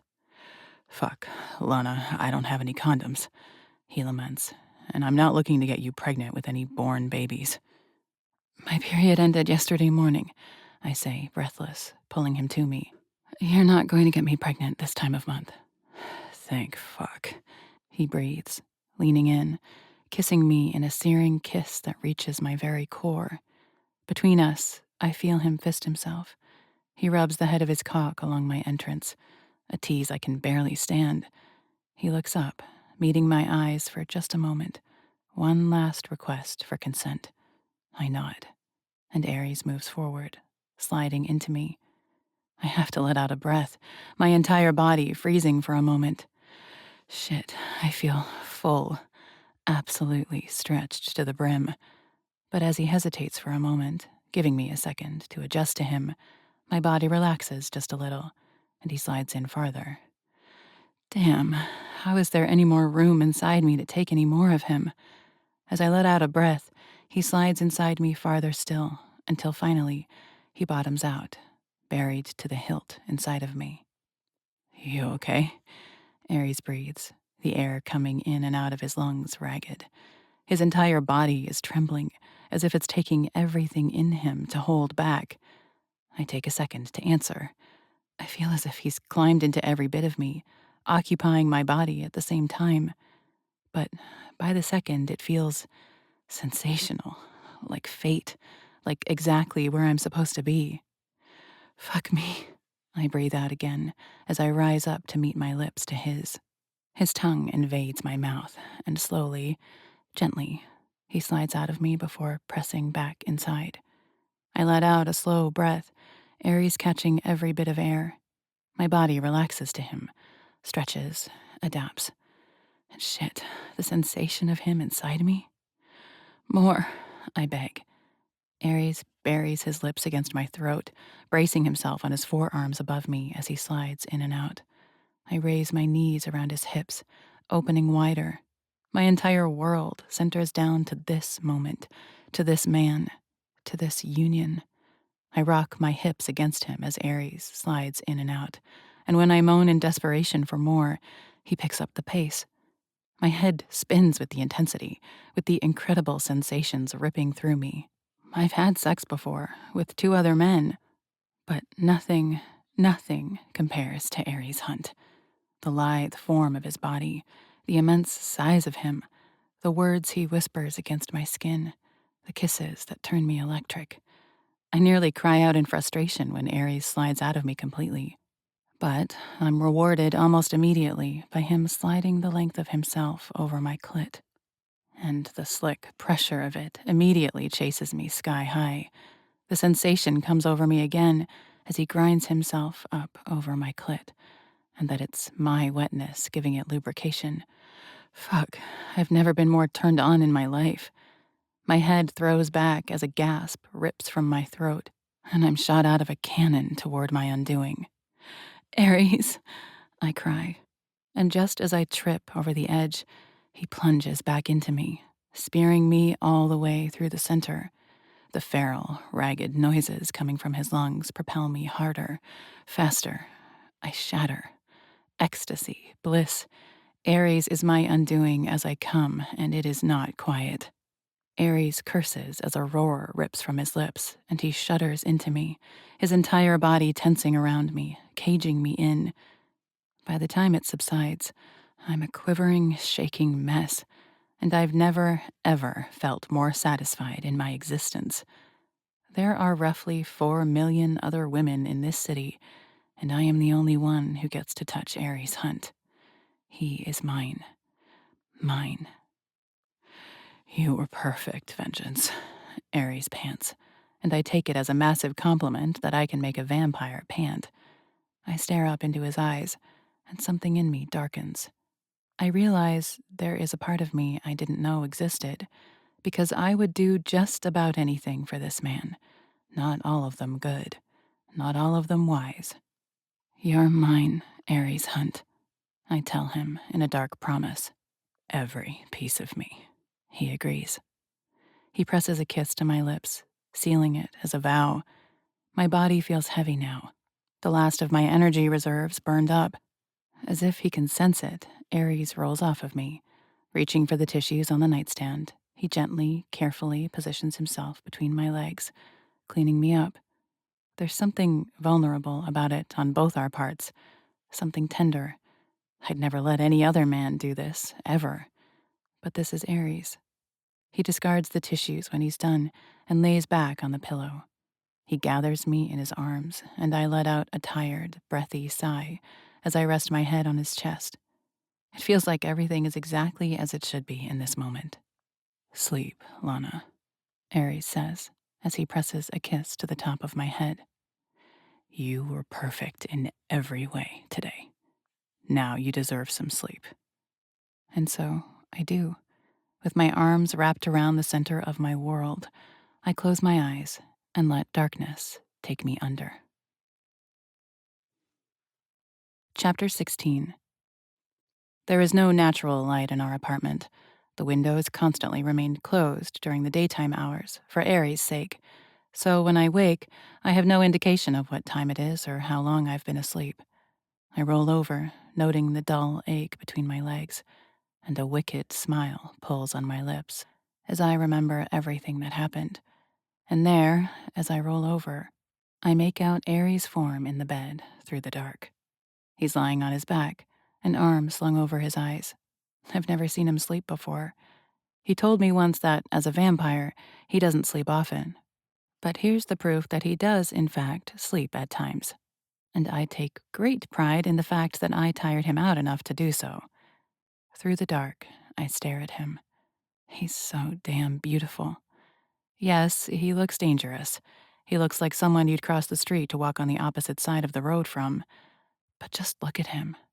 Gorgeous lips. The most incredible jawline of any man I've ever seen. And that's nothing said of his body. I can't help it. I reach out and touch him. My fingers trace their way over his chest, down his stomach. I don't startle when his hand suddenly wraps around my wrist. Dangerous vengeance, he says. His voice comes out scratchy and low, so freshly woken from sleep, and it reaches a very feminine place in me. You've never made me feel in danger, Venom, I say, grinning as I splay my whole hand against his bare skin. He blinks the sleep from his eyes, staring up at me. Slower, this time, he brings his hand to the side of my neck. He pulls me down to his lips, kissing me with reverence and fervor. Good morning, he says in a growl. Good morning, I say as I melt into him. Ares brushes the hair from my face, and I relish the feeling of his warmth. Even the smell of him is comforting. How are you feeling this morning? He asks, his tone gentle and genuine. Sore, I answer with a chuckle, but amazing. Last night was perfect. No regrets? He asks, and as I look up and meet his eyes, I see worry there. It's my turn to touch him, to reassure him. I reach a hand up and place it on the side of his face, my thumb brushing back and forth over his cheek. None, Ares. I meant everything I said last night. I didn't scare you away? He asks. Because I mean it, Lana. I'm in this. All the way. I stare into his hazel eyes, and I see the conviction there. Nothing in me doubts what he's saying. You're not just my fake fiancé anymore, Ares. You're mine, exclusive, for real. Mine, he says, his eyes darkening. He rolls forward, pushing me onto my back, and he kisses me, deep, claiming. Labels are such a strange thing. We've used fiancé for weeks now. I guess I could call Aries my boyfriend now, but that does so little to capture what this is. Mine feels like such a better term. Aries is mine. From the nightstand, Aries' phone buzzes. He ignores it, his lips coming to my neck, his hand sliding down my throat, over my chest, until he cups my breast. But then his phone goes off again, and then again. Aries mutters a curse against my skin, and, with a reluctant groan, rolls away from me to retrieve the device. I pull the blanket around me, enjoying the view of his tattooed back. Damn, every square inch of him is perfect. It's James, Aries says, reading through the multiple texts. Sounds like there were shots fired at one of my buildings last night. Something domestic. Is everyone okay? I ask, my brows furrowing. In a city this populated, shit like this happens daily, but this is coming a little close to home. Sounds like it, but the police want me to come check it out to give some kind of inspection clearance, He says as he climbs out of bed, and I instantly flush at seeing his completely naked silhouette in the mostly dark room. Want to come with? I bite my lower lip and nod as he looks over his shoulder at me. Throwing the blanket off, I climb free of the bed. I step toward the bathroom, but in half a second, Aries is around the bed, wrapping his arms around my waist. I squeal as he picks me right up off the floor and buries his face against my neck. Fuck, it's taking everything I have in me not to take you right here again, He says as he sucks on my skin. But you need to recover from last night, and we have to get going. I spin in his arms, my breasts pressed into his chest. Between us, his hard cock shows his readiness. Tonight, I say, raising one eyebrow. You're mine tonight. Deal, he says. He smacks my ass as I turn and head back into the bathroom.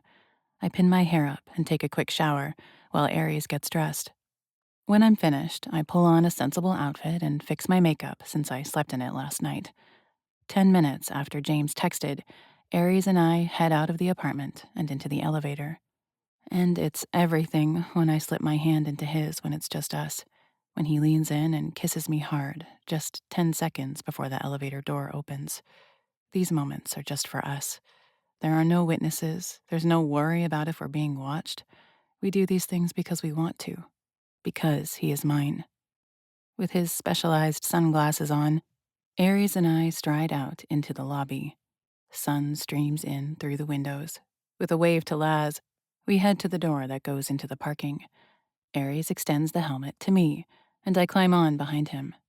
Damn, this is the best as I wrap my arms around his waist. I can cling as tight to him as I want as we pull out onto the street. I don't hold back as I rub my hand over his chest. Aries puts his left hand on my thigh, and everything in me feels alive. A backpack, isn't that what a girlfriend on the back of a man's bike is called? I'm a very happy backpack. Aries weaves his way through the traffic. It's busy, considering it's Saturday. We head straight south, navigating our way expertly until Aries rolls into Hell's Kitchen. And he truly is an expert on finding parking in the city where it's impossible to find parking. He pays for it, and then, hand in hand, we head down the street. I spot James standing at a curbside, tapping away furiously on his phone. A police officer stands nearby, writing up something on a pad of paper. James, Aries greets his property executor. James's head snaps up, though I can't see his eyes at all through his own special sunglasses. Aries, James replies, standing straight and putting his phone into his pocket. Sorry to have called you for this, but the cops said I couldn't sign for it. It's the law, the officer says in a monotone, bored voice. He doesn't look up from whatever he's writing. James looks annoyed. Anyway, looks like the husband was drunk. Couple started fighting. The husband grabbed his gun and started firing off shots. At his wife? I ask for clarification, my brows furrowing. She said no, the officer says, finally putting away his notepad and joining us. He was just being an asshole who took no thought to the fact that he lives in an apartment surrounded by other apartments. By the time we got here, the guy had passed out. But since the shots went through multiple walls in other units, we need the owner to come sign that you'll have the plumbing and electrical inspected so there are no safety hazards. Was anyone hurt? Aries asks. The cop presses his lips together in a tight line and shakes his head. Nah, just peekaboo holes between neighbors now. You're welcome to go check out the damage if you like. I need to do that? Aries asks James, looking at him with his, "You got this" expression. Yes, you do, James says, and there's an expression on his face that I can't quite read. Go ahead, Mr. Hunt, the cop says. But if you'll sign here that you'll get your inspections, I'll be on my way. Call if you have questions. Aries doesn't hesitate as he signs the papers, And for the first time, I wonder if Aries just owns a few units in this place or the whole building. With Aries, I never know. The cop leaves Aries with his card and climbs into his cruiser, pulling away from the curb. What's going on? Aries asks, turning back to James. You don't actually need to go in, but I needed to talk to you. One of the neighboring tenants is a born, James says, keeping his tone low so he's not overheard. The man is off his fucking rocker, but he's pissed about the daylight coming in. When he realized what I am, he started going off about calling in the House of Marshals, saying he wanted to get Aaliyah Steele in here. I think he's harmless, but I thought you should know. Who the fuck is the House of Marshals? Or Aaliyah Steele? Aries questions, his brows furrowing. James glances from Aries to me and then back to Aries, looking a little confused. The House of Alloway? You keep saying house like I should know what that means, Aries says, his tone making his loss of patience obvious. James arches a brow, his mouth a little slack. He looks at me again like he's expecting one of us to laugh, like this is some stupid joke we're trying to make. I, I'm sorry. Aries, how the fuck do you not know about the houses? You, you know about Cyrus, though, right? Something sinks in my stomach. James seems truly shocked and honestly worried that Aries doesn't know what he's talking about. And I have to wonder, what parts of this vampire world is Aries unaware of? Not here, Aries says, looking around the hustle and bustle of the city. Can you meet us back at the office? Yeah, James confirms, but there's still a look of deep concern and surprise on his face.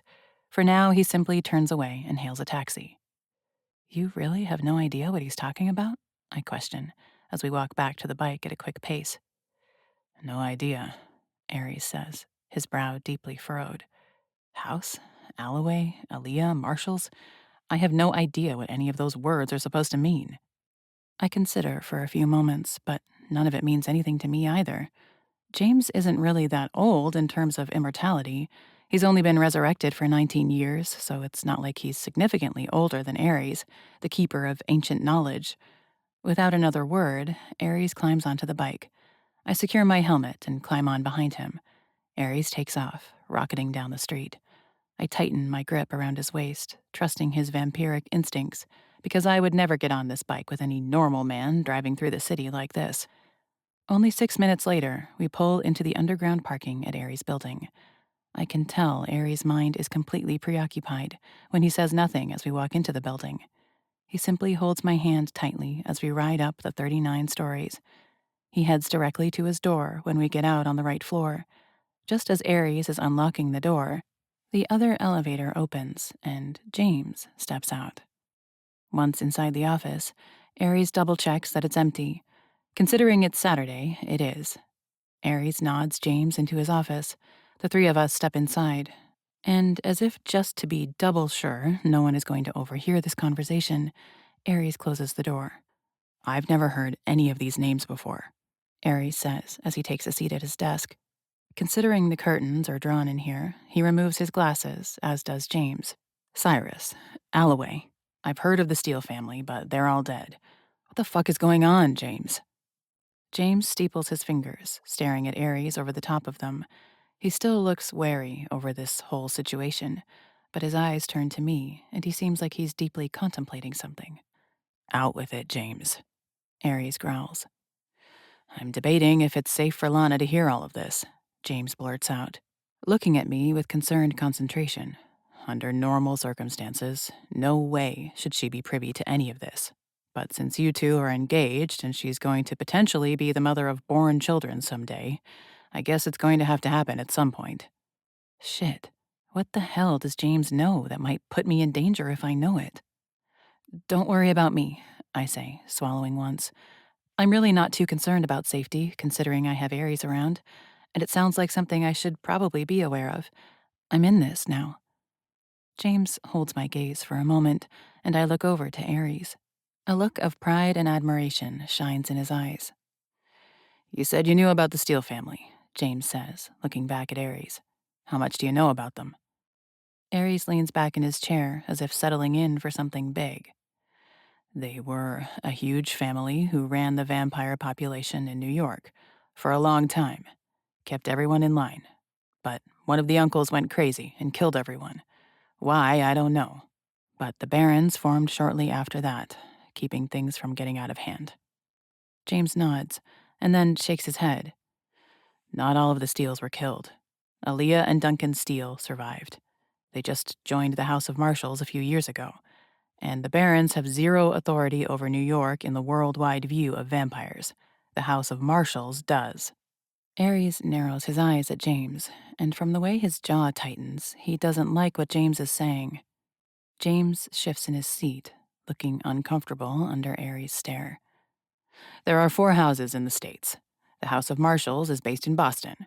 The House of Conrath is in Mississippi. The House of Valdez is in Las Vegas. And the House of Sidra in Washington State. Every one of them quarters up the states and rules over that region. Appointed by King Cyrus. Something flips in my stomach, and my blood goes cold. I'm sorry, did you just say King Cyrus? I question, my brows rising.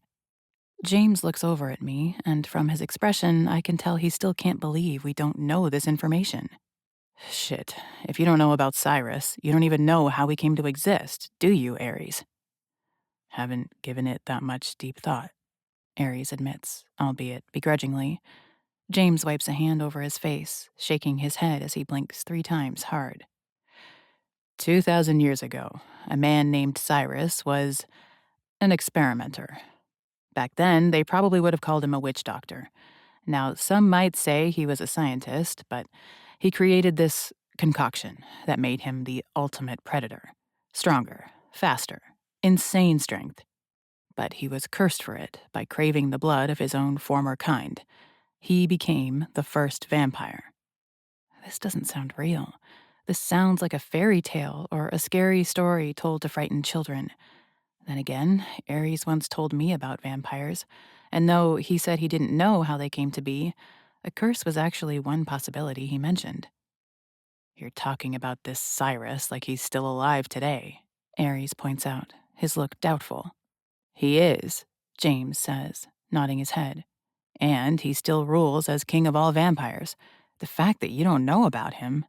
Get over it and keep explaining, Ares says, his patience growing thin again. James snaps his mouth shut and nods. It's the most aggressive I've seen Ares be with someone he wasn't about to kill, or his father. Ares does not like feeling like he's in the dark. So, Cyrus had a wife, Sivan, and he really, really loved her. When he realized time no longer had a hold on him, he wanted Sivan to become like him, but she refused.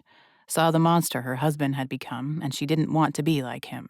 But one night, Cyrus forced it on her, turned her into what he was. What he didn't know was that she was pregnant. Monster, I say under my breath. Undoubtedly, James agrees. Sivan was a vampire now, but the baby still grew in her. When he was born, he was totally human, and Sivan was relieved. She didn't want him being like them. But after he grew into adulthood, he died. But 4 days later, he resurrected, Ares concludes. James nods. He became the first born vampire, and he recognized the potential of what they were, how they could change the world, but not with 3 vampires. So, this son set out to run his own experiments. He took human lovers, and eventually some of them conceived. He made his own breeding program, I say with a sneer on my face. Can you blame him? James counters, looking up at me from beneath his dark lashes. Those strange eyes of his lock on mine, green but nearly yellow. If you were the first of your kind, would you not get lonely? Would you not want a family? Easy for a man to say when he doesn't have to do the hard part, I counter him, a sour taste in the back of my throat. He doesn't react. He just looks back at Ares and continues. He was successful. The Blood Father created 19 children. And those children died when they came of age, and every one of them resurrected as a vampire. And those of his male children managed to do the same thing. It makes me sick, the thought of this breeding happening, the women who were just carriers. The Blood Father. Ares questions the name. James nods. I'll get to that. Cyrus wanted to keep the vampires a secret. He felt they were in danger with few numbers, but he also saw power in the secrecy. He wanted to grow their family and keep it contained in their village in Austria, bide their time in that castle. Castle? I question again. James nods but doesn't look at me. But the Bloodfather saw opportunity. The number of vampires was growing, and they were so much stronger than humans. He laid out plans to make their presence known, to take a position of power within the world. It chills me to think what this could mean. If the vampires took positions of power, if they decided to use their abilities to influence the world, it's terrifying to consider. Cyrus and Savan turned on their son, James says, his tone cold. They rallied some of their grandchildren, and there was a war. Family against family, father against son. And this war raged on for years. In the end, Cyrus beheaded the Bloodfather. Chills wash over me, but I feel something like relief. Cyrus took power once again. Those who allied themselves with him, he granted power and privilege to. He made them the first royals. Those who sided with his son, he shunned and banished. The born. And while he rejected his son's vision, Cyrus realized that the vampires wouldn't stay contained. So he granted the royals stewardship over the world, gave them the task of managing the vampires, and their biggest job is to keep the vampires secret. House of Marshals, I say, as the puzzle pieces start coming together. House of Conrath. They're these royals. James nods. There are really 3 kinds of vampires in this world: the bitten, the born, and the royals. Yet the only difference between the born and the royals is blood. If their bloodlines track back to those certain grandchildren who sided with Cyrus. And the born, they're nobody to the royals. Subjects. Cyrus erased his son's name from history. He is known only as the Bloodfather now, and there is no changing the past. No making up for the sins of the fathers. The royals' bloodlines are tracked, especially the females. Ick, this shit keeps coming up. Why? Ares questions. James takes in a deep breath, settling back into his seat. This is a lot to explain. My brain is spinning with it all, and I'm not even sure I believe every bit of it. Because when Cyrus forced his wife into vampirism, he cursed himself yet again, and her. He was cursed to lose that which he loved most, over and over.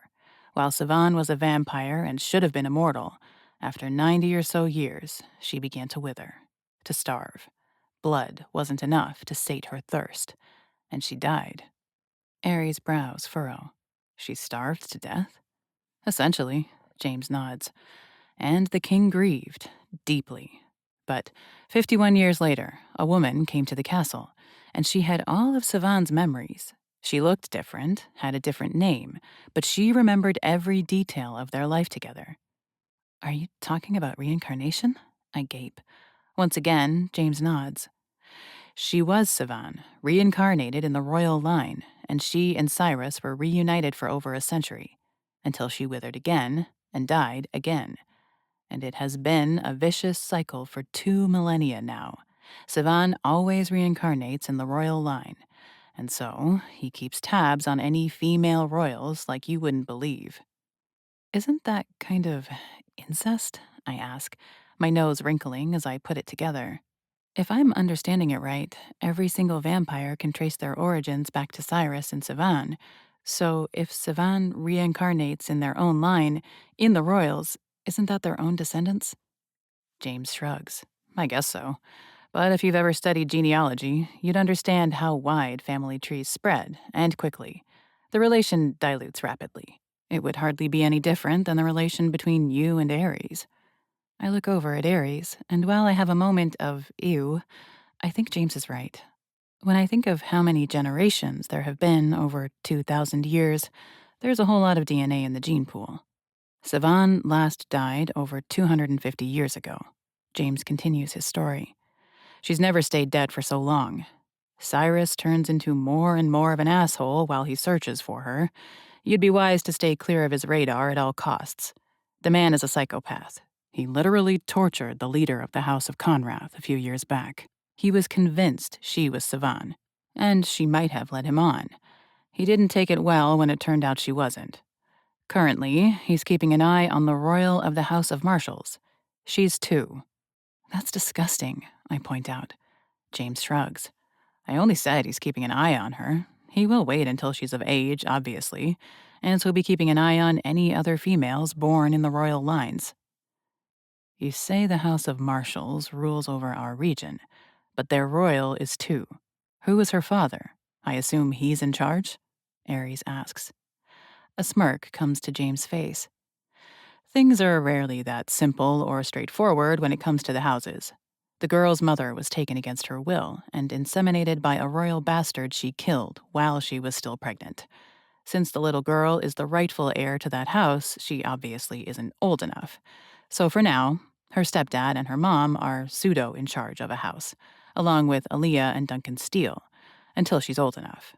Thus, it's called the House of Marshals, because they're keeping stewardship until she's old enough. My brain is spinning. It was overwhelming when Ares told me about the reality of vampires. Little did we know that was only a tiny portion of this all. The history runs thousands of years deep and reaches into the present day. So, that's what I meant when I said that Born at the Apartments was going off about calling the House of Marshals and Aaliyah. Shit, this all is way more complicated than we thought. I don't think any of the barons know about this, Ares says. He laces his fingers together and brushes his thumb over his bottom lip.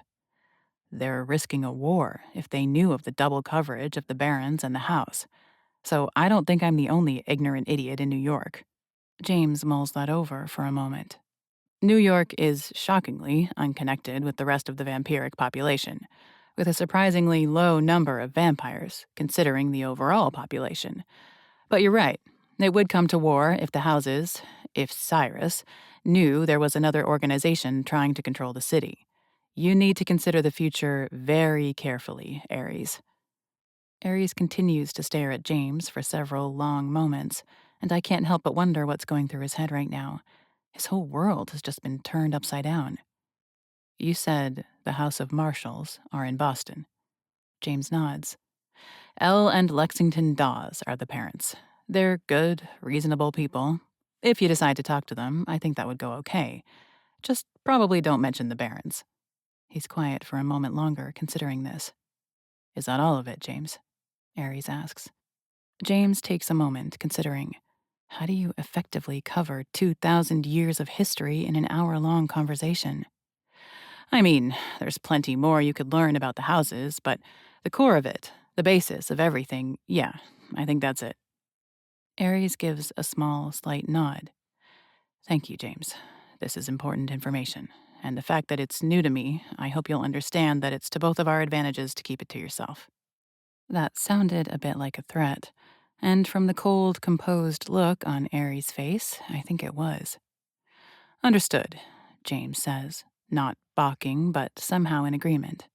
You can go, Ares says, dismissing his assistant. James stands. Lana, he says, nodding to me in goodbye. I give a little wave, and James slips out the door. Just a few seconds later, I hear him exit the office door, and it swings closed behind him. There is a tense moment of silence, the weight of everything hanging in the air. My eyes slide back to Ares, who is staring at the surface of his desk, not seeing anything. Do you believe him? I ask first, because I'm not totally sure that I do.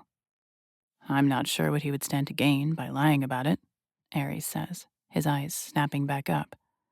But I think I should probably confirm what he's claiming. If he's right, the barons won't like it. I get it. The barons are powerful and very rich, I say, recalling every experience I've had with them. But there are only 6 of you, against a worldwide system of vampires. No offense, Ares, but the barons wouldn't stand a fucking chance if all of what James said is real. You're right, Ares says, giving a little nod. They could have squashed us in a day. Again, if what James says is true. I eye Ares, trying to read his emotions. How are you feeling about all of this? Ares scrubs his hands over his face before lacing his fingers together behind his head and leaning back. It doesn't sound real. The fact that there's a fucking king of vampires. Then there's his reincarnating wife, and these houses? It all sounds like a story, not reality. But the explanation of how vampires came to exist? I've kind of always thought it was some kind of curse.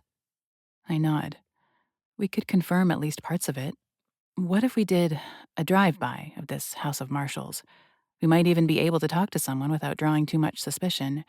I mean, technically, they rule over this area, so it wouldn't be too far-fetched for you to talk to them. Aries nods. I think that's a good idea. It's like a 4-hour drive to Boston, but that's nothing. He cuts off when an alert sound I've never heard from his phone goes off. His eyes instantly darken as he pulls it out of his pocket. There's been another red party scheduled, Aries says, his tone rising. Friday night. This one is in Soho. Finally, I say breathlessly. Meeting some royals is going to have to wait. For now, we finally have a lead. It's about damn time. I'm coming, Ophelia. Chapter 17. Over the next 4 days, I see very little of Aries. He's constantly wrapped up in business with the barons and his father. So I go back to work. I restart my classes. And while it feels amazing to be using my body again, to be moving and striking, there's something different. My heart isn't in it, not like it used to be. My mind keeps wandering to other places, to visions of a king, to musings on a resurrecting queen. Ares made some calls to other vampires he knows outside of New York. They confirmed every damn detail James shared with us. There really is a king. There really is a queen. There really are royals who rule over the entire world. Holy shit. No wonder I can't focus on work. No wonder my heart isn't in it. My world has expanded exponentially, and against all logic, I feel enamored by it. I feel consumed by it. I wonder what Cisco is up to and if Giovanni is causing trouble. I try to plan for Friday night. Another red party. Finally. It's been 3 long weeks since the last one, which means Ophelia has been missing for 5 fucking weeks now. And I've not really gotten any closer to finding her or the answers to what happened to her. I'd make a truly terrible detective. And with all of this constantly going through my mind, I have to consider, do I still want this? My job? The gym that has meant so much to me for my whole life? Last week, I would have said a resounding yes, because what Aries and I were doing was still technically fake. Once we found Ophelia, we would go our separate ways, and I would need a life to go back to.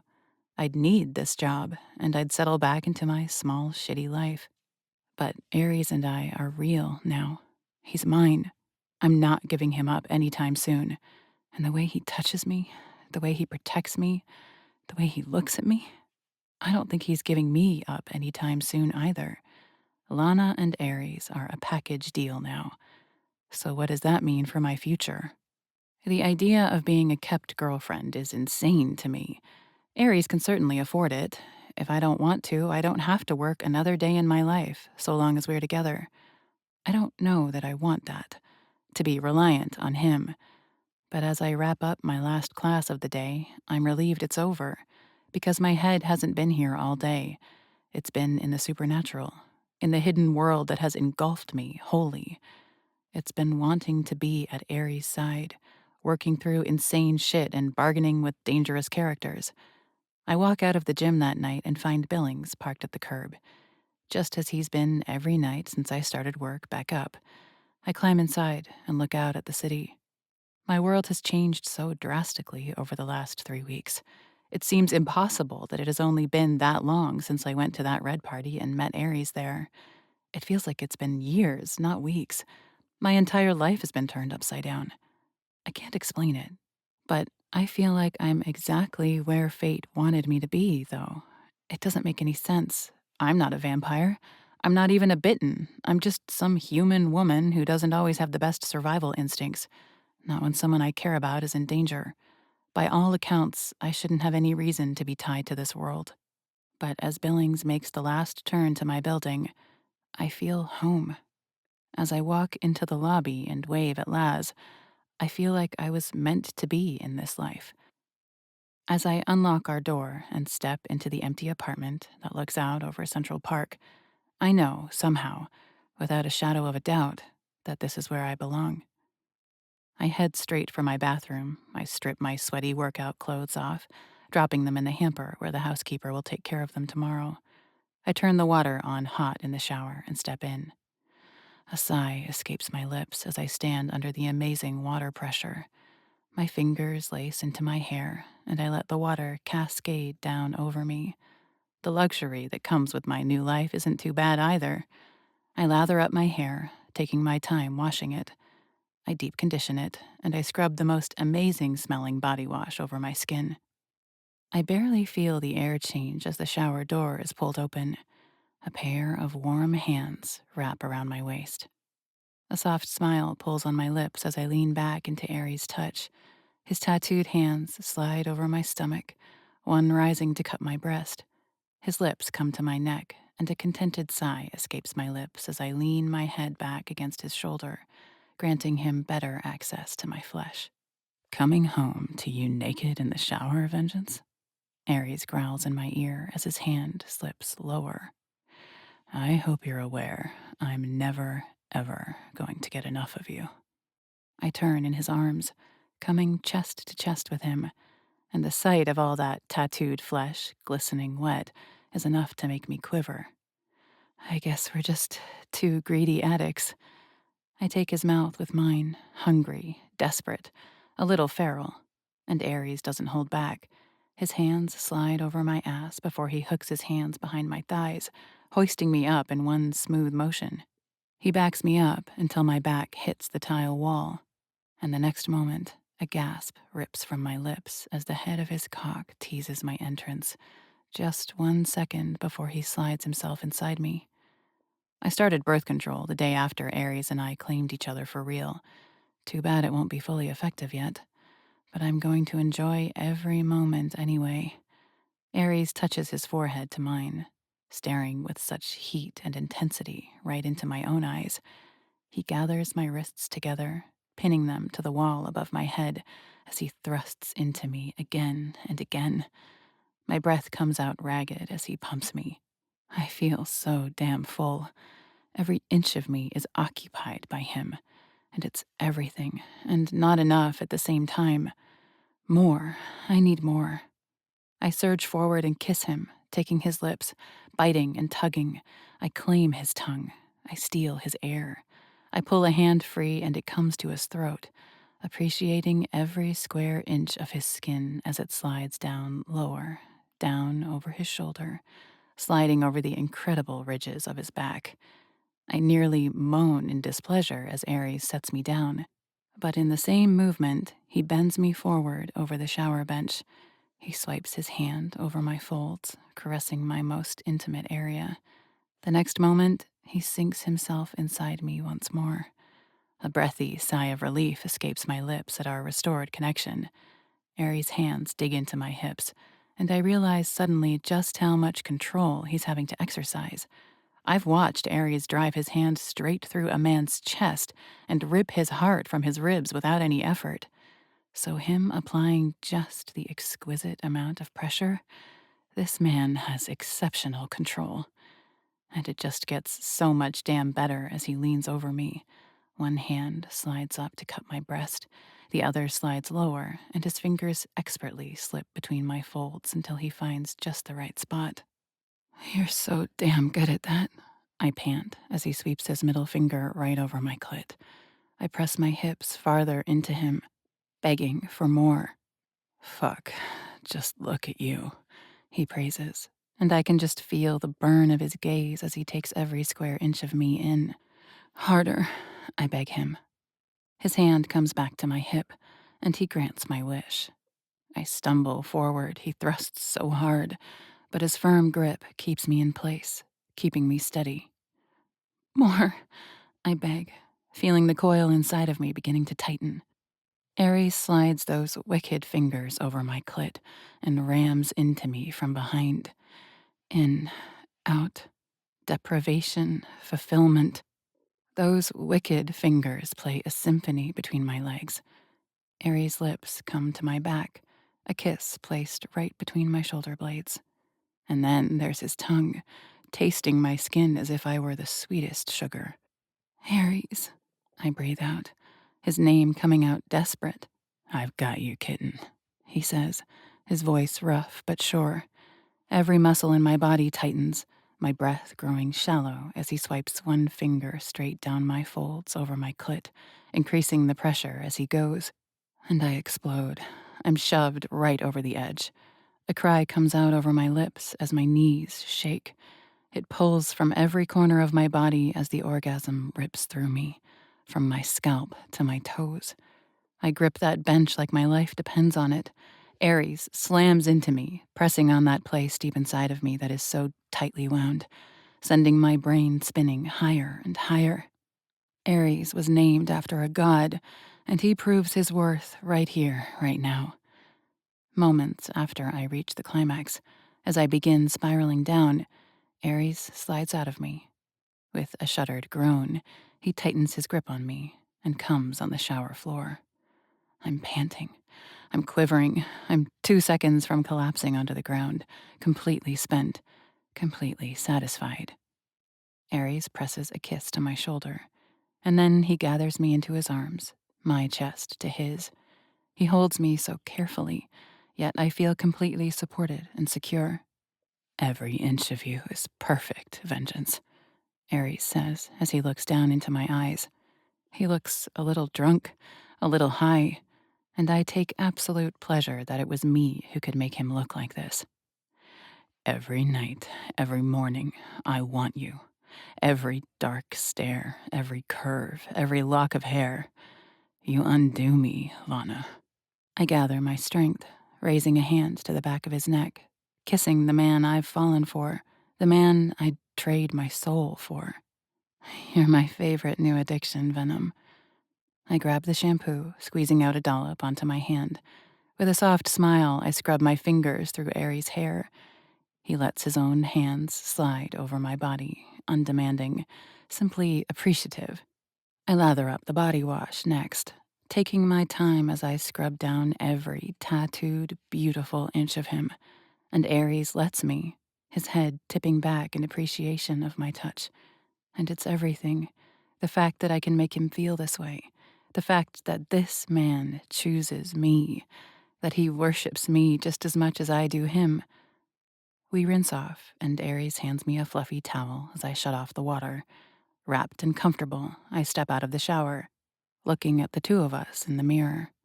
Aries' hair drips into his face, the towel wrapped low on his hips. Me, with my towel tucked under my arms, Aries towering above me in height. We look like we belong together, I muse aloud, and I mean it. Staring at the two of us, side by side, we look like the perfect match. Aries walks to my side, his hungry eyes fixed on me.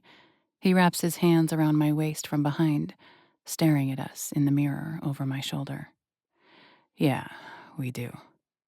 He presses a kiss to my cheek, his breath warm and comforting. But I hear his breathing change, a little more concentrated, a little more dangerous. I found a shell company my father is the owner of, he says. And his tone tells me this is the last thing he wants to talk about right now. But the fact that he is talking about it right now, considering the beautiful moments we've just created, tells me it's wildly important. And, I encourage, my brows lifting, he has my full attention. Aries turns, leaning back against the counter. It only owns one building, near the airport in Newark. Does Augustus own any other property in New Jersey? I question. Aries shrugs. He owns plenty outside of New York, but nothing unexpected. But this building looks like a warehouse from what I can see online. I thought we could go check it out. My instincts are telling me it's something. I admit to myself that this doesn't seem like it will lead to much. Augustus owns a ton of real estate.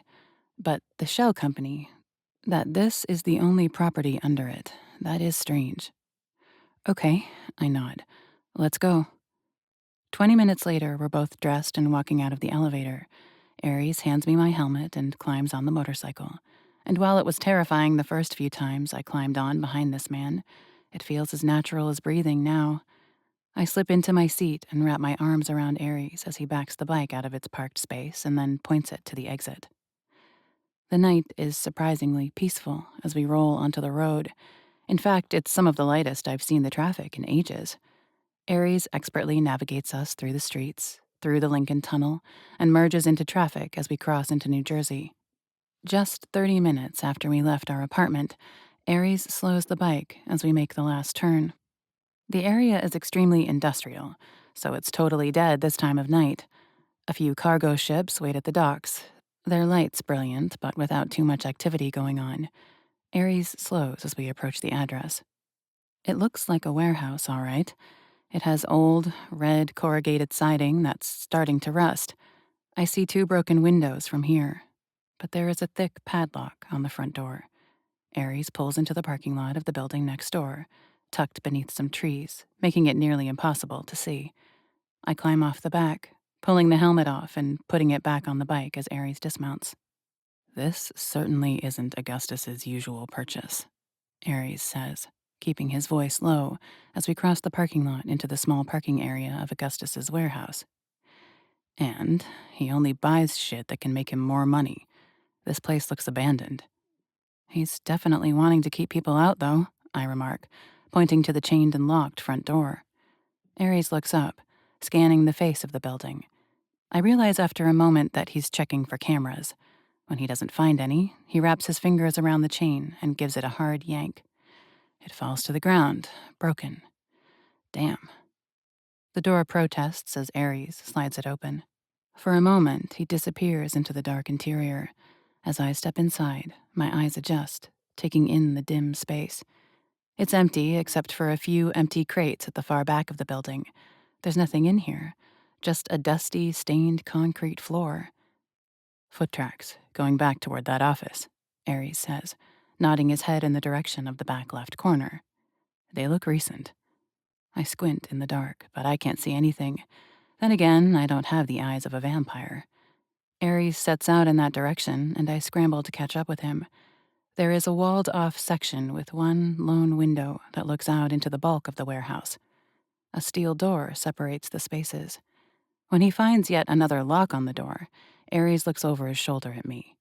Someone really doesn't want anyone getting inside, I say, arching a brow. Aries gives a small nod of agreement before he breaks the chains and pulls the door open. This one does not squeal like the other door. It swings open silently. It's dusty in here, too, but the smell is different. Like more moisture, colder. There is an open space, though it isn't large. 2 desks are pushed up against the wall, but there are no chairs, and they look like they've been there since the 80s. There are 3 doors breaking off from there. Aries checks the first door to find a supply closet with an assortment of random, forgotten-about items. Door number 2 reveals a bathroom that is surprisingly clean, considering the rest of the space. Door number 3 reveals a set of stairs plunging down into the ground. Aries looks back at me, and I wonder if he can hear how hard my heart is beating in this moment. Something surges inside me. Excitement, hope, fear. It all wraps its cold hands around my throat. Without a word, Aries steps down onto the first stair, then the other. Nerves are eating me alive, but I don't stop as I follow after Aries into the dark. I expect my footsteps to echo throughout a cavernous space. Instead, the sound bounces back to me. Then I hear the sound of someone sucking in a sharp breath, and it wasn't Aries. "Please," a woman says, her voice terrified. I startle so hard my foot slips on the last step. "Just let me out. I swear I won't say anything. Just please, I need to go home." "Fuck," Aries says. 1 second later, I feel half blinded as a few overhead lights turn on, buzzing loudly as the tube lights warm up. Cages.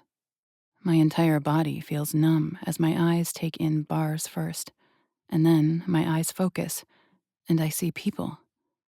A man backs away from the bars quickly, his entire body shaking with fear. A brunette woman walks up to her bars, gripping them and staring out at Aries and me. "Oh my gosh, please," a second woman says, this one with brilliant red hair. "Please get me out of here, before those other guys come back, please." "What the fuck?"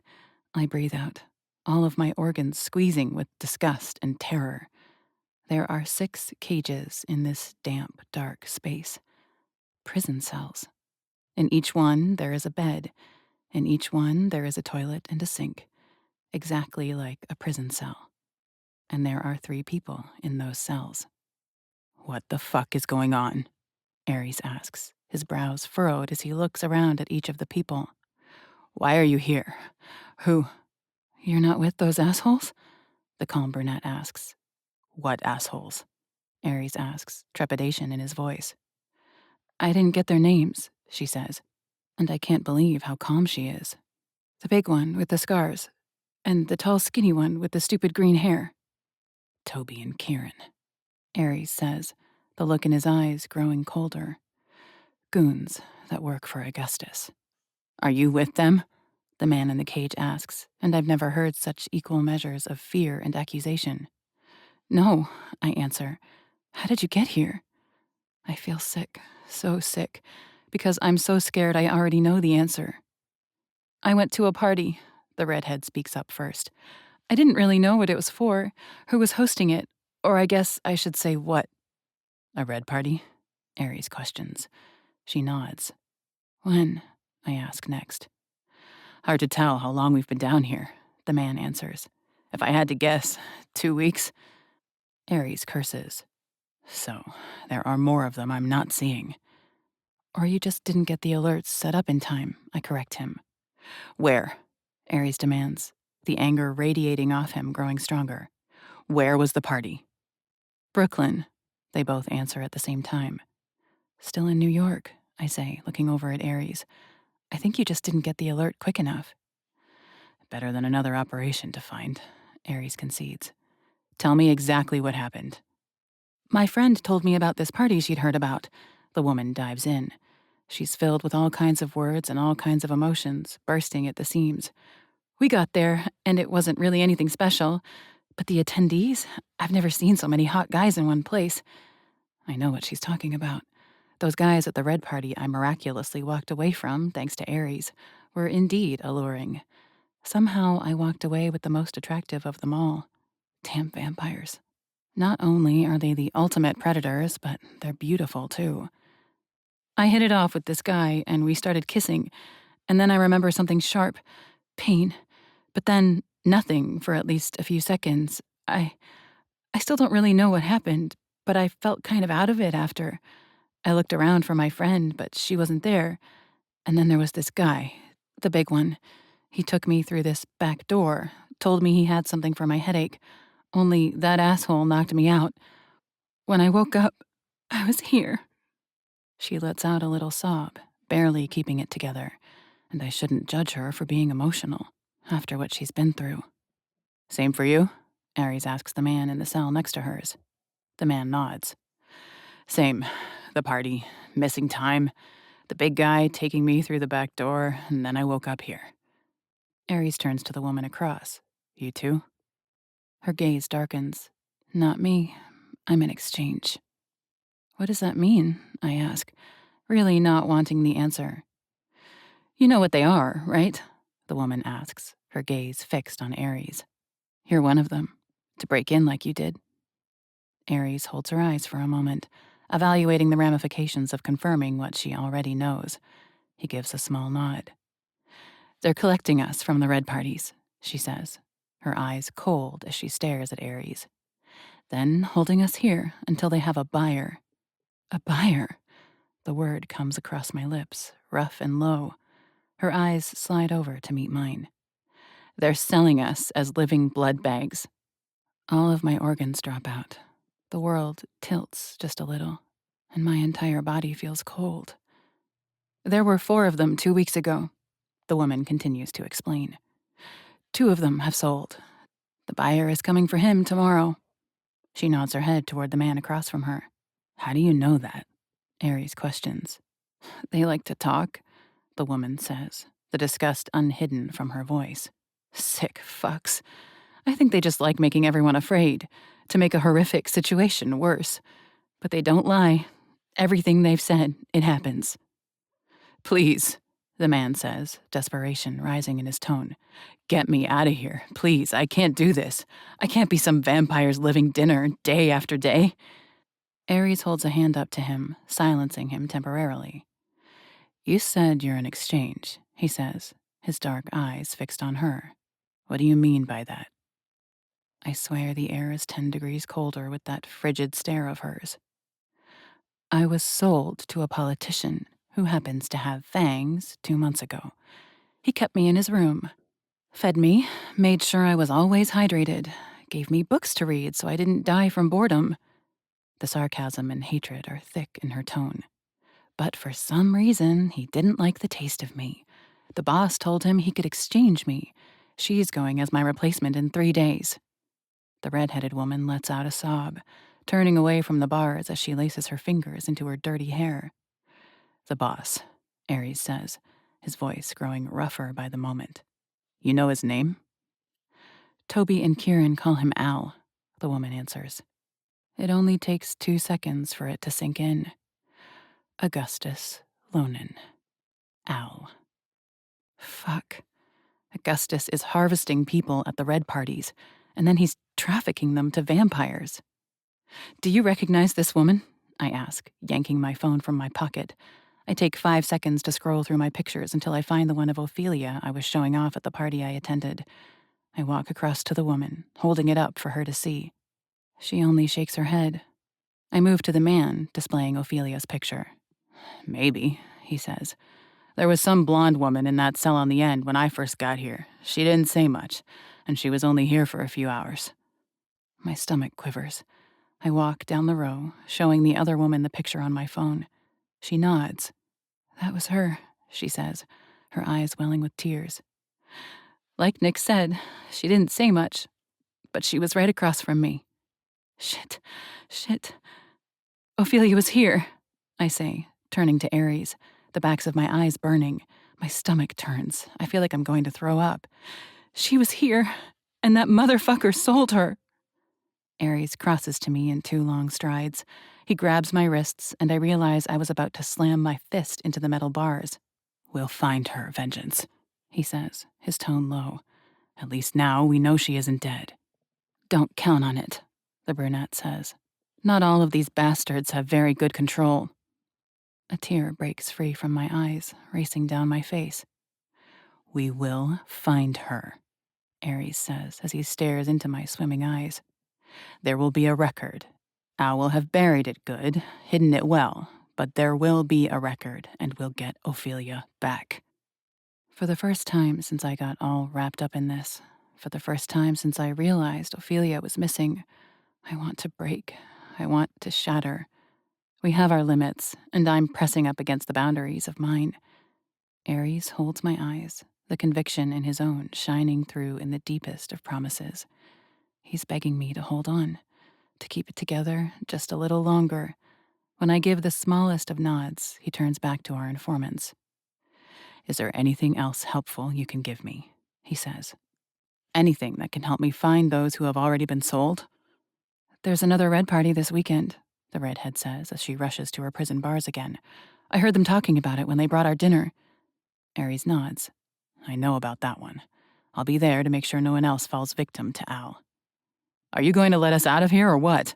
The man asks, desperation rising in his tone with every passing second. I am, Aries says, nodding. But I need you to understand that you are dealing with a very powerful, very hungry man. A man who has incredible resources. Money, influence. I am not threatening any of you, and I am not blackmailing you. But you need to understand what might happen to you if you get out of here and talk. That you will likely be found, and you will likely be silenced. Chills wash over my skin. I always knew Augustus was dangerous. I knew he was sick and twisted for his drive to make so many children. But this? Trafficking and imprisonment? Aries is right. The things Augustus might do to cover his tracks. It's in your best interest to leave here and get out of the city if you can. Aries continues explaining. Do not make a scene. Do not say what you know now. Just get out and try to move on. You mean it? The man asks. You want us to just leave and not say a word. Have you not opened your eyes since you came here? The brunette says, her tone cold. These are not reasonable people we've been dealing with. These are people willing to sell you for your blood. Listen to this guy. I won't say anything, the redhead says. staring out at us with wide eyes. I swear, I just want out of here, please. Aries nods. He crosses to her cell, where he fumbles with the lock. When he finds it made of solid steel, nothing to really break it open, he grips the very bars themselves. They groan and scream in protest when Aries pries them open until there's an opening just wide enough for the woman to slip out. She gives a terrified but relieved sound as she slips out. She doesn't wait as she races to the stairs, climbing them 2 at a time. Aries moves to the man's cell, prying the bars open, bending the inch-thick rods. "Thank you," he says as he squeezes his way out, pausing for a moment to look Aries in the eye. "Thank you." Aries just nods, and the man takes off for the stairs. Finally, Aries walks to the brunette's cell. He pries the bars apart until there's an opening just large enough for her to slip through. "Thank you for all of the information," Aries says as she steps free. "You might have helped save a lot of lives from being really miserable." "You think you can stop this guy?" she asks as she stands in the walkway. "I know I can," Aries confirms, his hands rolling into tight fists. "Good to know not all vampires are pure fucking evil," she says, and she turns and walks for the stairs. I feel chilled, cold to the bone as I look around this terrifying place. Ophelia was here. She was literally in a cell, and she was sold for her blood. "Get me out of here," I say, my words coming out as a hoarse whisper. Aries' hand slips into mine, and he pulls me forward, crossing to the stairs. He leads me up them, and we cross the warehouse after the brunette, watching as she walks out the door. As we make our own exit, I see 2 figures running down the street toward the lights of civilization, and the last woman walking calmly behind them. My body feels stiff as Aries directs us back to his bike. My legs feel like they're full of sand. My joints need oiling. My shoulders tense toward my ears. Bars. Darkness. Money. Blood slaves. Fuck. Lana. My name suddenly reaches my ears. I blink and realize we're standing next to Aries' motorcycle, and Aries is staring into my eyes. "Augustus is an evil man," I say, my brain suddenly snapping into hyperdrive. "He's taking people, ignorant, innocent people, and he's selling them to vampires. And he has to be making a lot of money off it, because otherwise, why would he be doing something so risky? He makes so much money with everything else. Aries, But words fail me suddenly. I can't process it all. "What Augustus is doing is unforgivable," Aries says, locking eyes with me. "Taking humans like this. The kidnapping, the trafficking. There is no good explanation. I will end him for this." Those 6 words instantly still everything in me. I stand a little straighter. Aries suddenly comes into focus. I feel the cool of the night air. Augustus is a bad man. In this country, bad men go to prison. But you can't send a vampire into prison. When he gets hungry enough, it would turn into the worst kind of horror movie. There will be no prison time for Augustus for his crimes. Only death. "I will end Augustus, Lana," Aries vows, his hands on my arms. He stares deep into my core, into my very soul. "But first, I have to find the record. We need to know how many people and where they went, and then we have to serve justice." It hits me what he means. Aries has vowed to take out all those vampires who purchased a human to feed off of. Aries has had a mission for a few months now, something that drove him, gave him purpose. Find out what Augustus was doing, why he was renting mediocre venues when he owned dozens of upscale ones. As of tonight, Aries has accomplished his mission, and now he has a new one. Find the record, take out Augustus, take out the buyers. I can already feel my world shifting. The trajectory of our lives has just altered dramatically. "Okay," I say, my throat feeling rough and tight. "But take me home tonight. I I don't feel... I need a few minutes to process." "Of course," Aries says. He cups a hand to my cheek, concern laced through his gaze. He leans forward, pressing his lips to mine briefly. He then grabs my helmet and gently secures it for me. Finally, he climbs on the bike and rips it to life. I slip on behind him and hold on for dear life because suddenly it seems like my own is spiraling into chaos. Chapter 18. I sleep fitfully that night. Maybe it's because Aries tucked me into bed, locked all the doors, double-checked the security cameras, loaded the gun he'd given me when we first met, placing it on the nightstand, and then left to go searching for the records. Maybe it's the fact that I know my best friend has been sold to a vampire, but I sleep some of the worst sleep of my life. When the sun rises in the morning, Aries has not returned. I check my phone to find a message from him letting me know he is still searching and that he thinks he will be out all day. I feel numb as I climb out of bed. I kind of feel like my head is in a fog. Maybe this is my brain's way of protecting itself. The human mind can only take so much. So I shut it off. I head into our home gym. I run on the treadmill until my legs nearly buckle beneath me. I hit the weights and max myself out to where I can barely wipe my hair from my face, which is a mistake. I have classes to teach tonight, but I don't care. I need to do something, and this is something I can do right now. The chef shows up just after I finish punishing my body. She makes me the most amazing lunch I've ever had, and then prepares a dozen or so meals to be put in the fridge for later. As she wraps up, I head into the shower for a quick rinse off before I need to leave for work. I brush my hair back into a slicked back pony and change into my preferred workout clothes. I text Billings that I need to head to work in a few minutes. He immediately replies that he will be outside in just a minute. I'm heading into work, I text Aries.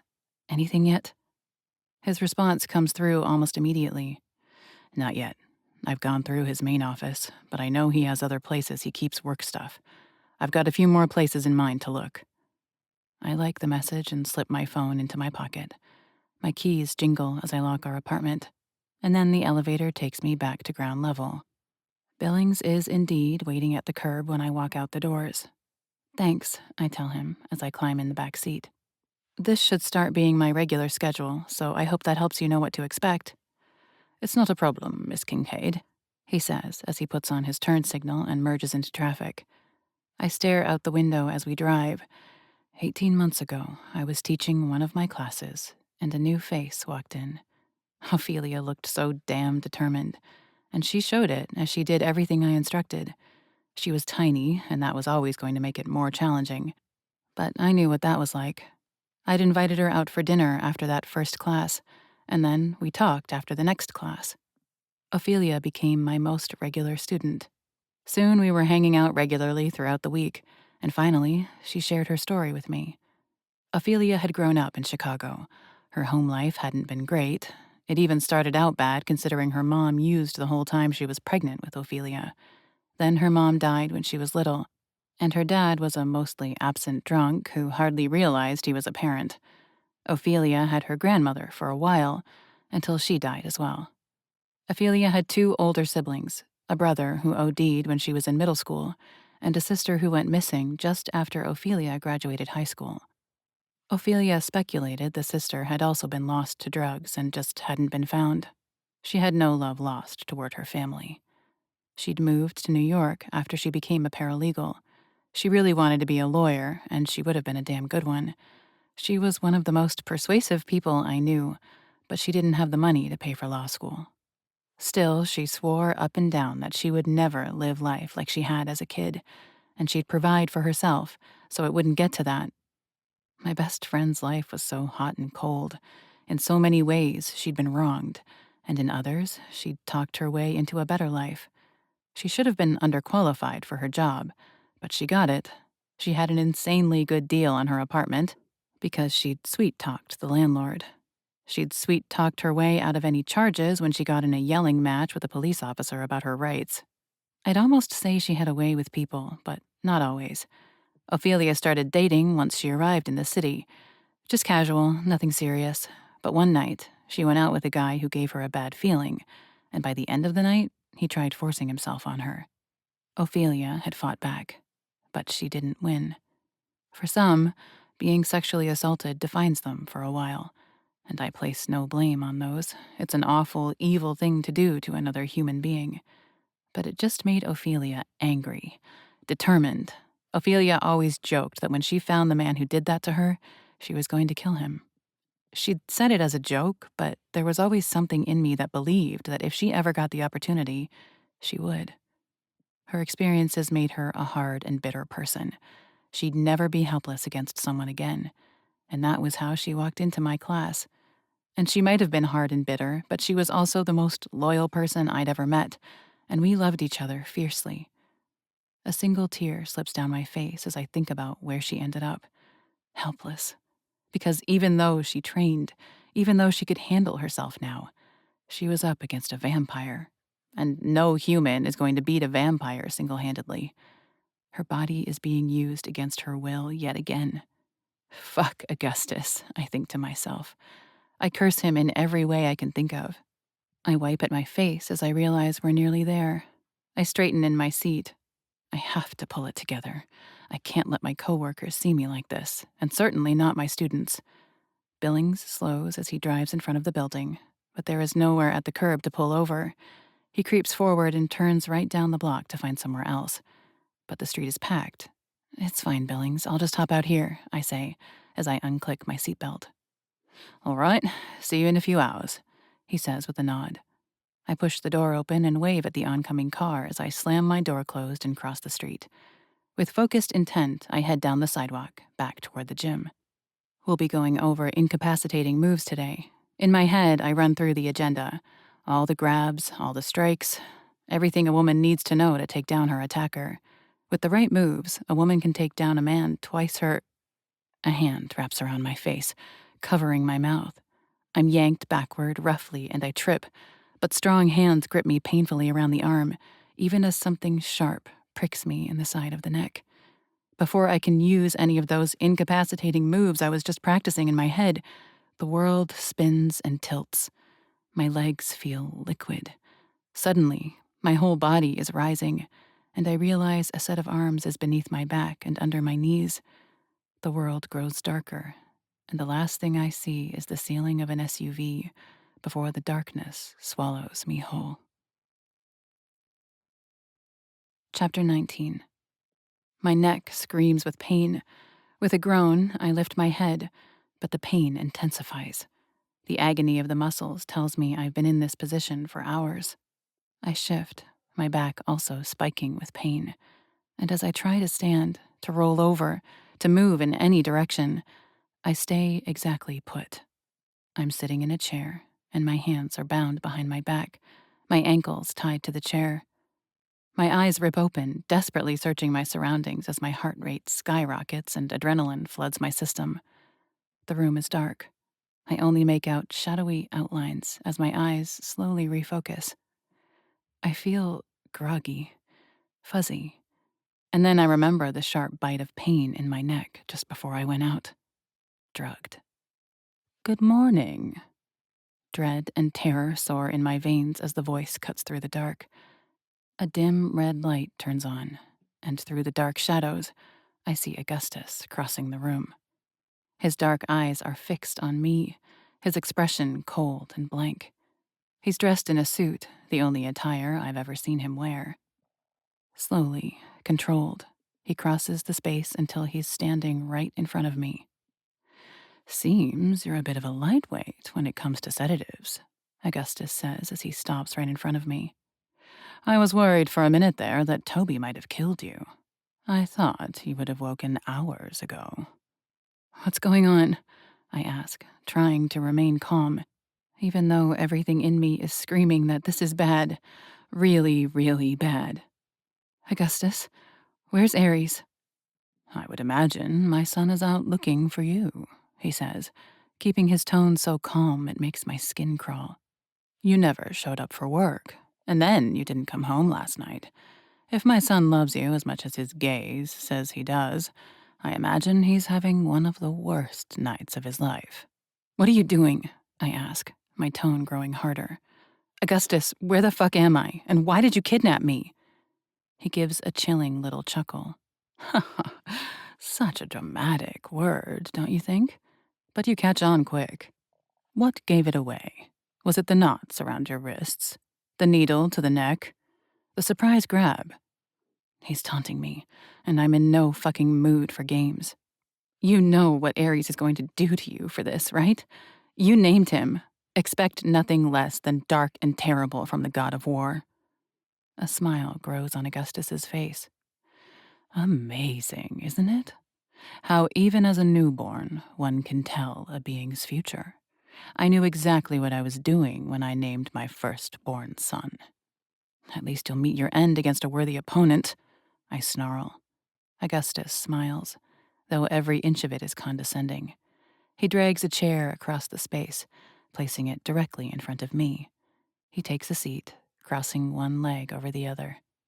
You know, I thought you were going to be the perfect woman for my son.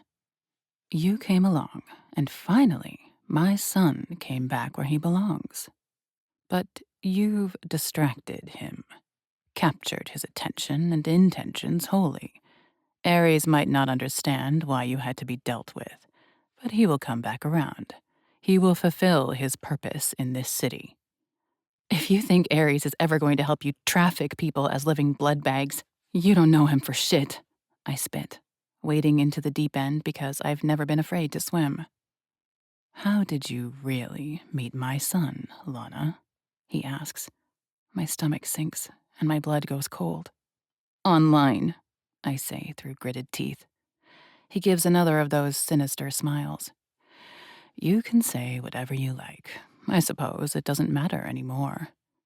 I lean back in my seat as Augustus stands and takes slow strides toward me. He bends until his face is right in front of mine. I take in every detail of him. How can someone who looks so much like the man I've fallen for be so heinous? How can I hate everything about him when I'm coming to love everything about his offspring? You should have stayed the hell out of my business, he says, his words low, quiet, terrifying. Do you know how much money you cost me letting those three go? Not just money, but relationships, reputation. You'll pay dearly for that. My head whips to the side as an anvil collides with the side of it. Pain explodes in my face, and I swear I hear something in my skull crack. Augustus's other hand strikes next, whipping my face to the other side. A startled, pained scream shudders over my lips, and in the next moment, Augustus grips me by the front of my shirt, hauling me out of the chair, only it's still tied to my ankles, so it drags across the floor as he hauls me up and then pins me against a wall. If you taste the way you smell, you will more than make up for what was lost, he says, his words coming out nearly delirious with glee. Let's find out, shall we? One startled gasp of fear and pain escapes my lips as sharp points pierce my skin. And then, I can't explain it. My body goes numb, still, calm. My mind stops.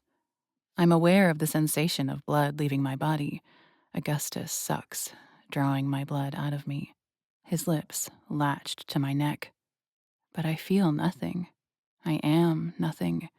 Nothing exists. The world has ended, and all is quiet and still. It's kind of peaceful in this nothing. I think I get it now, why that sad girl knowingly went to the red parties to be fed on.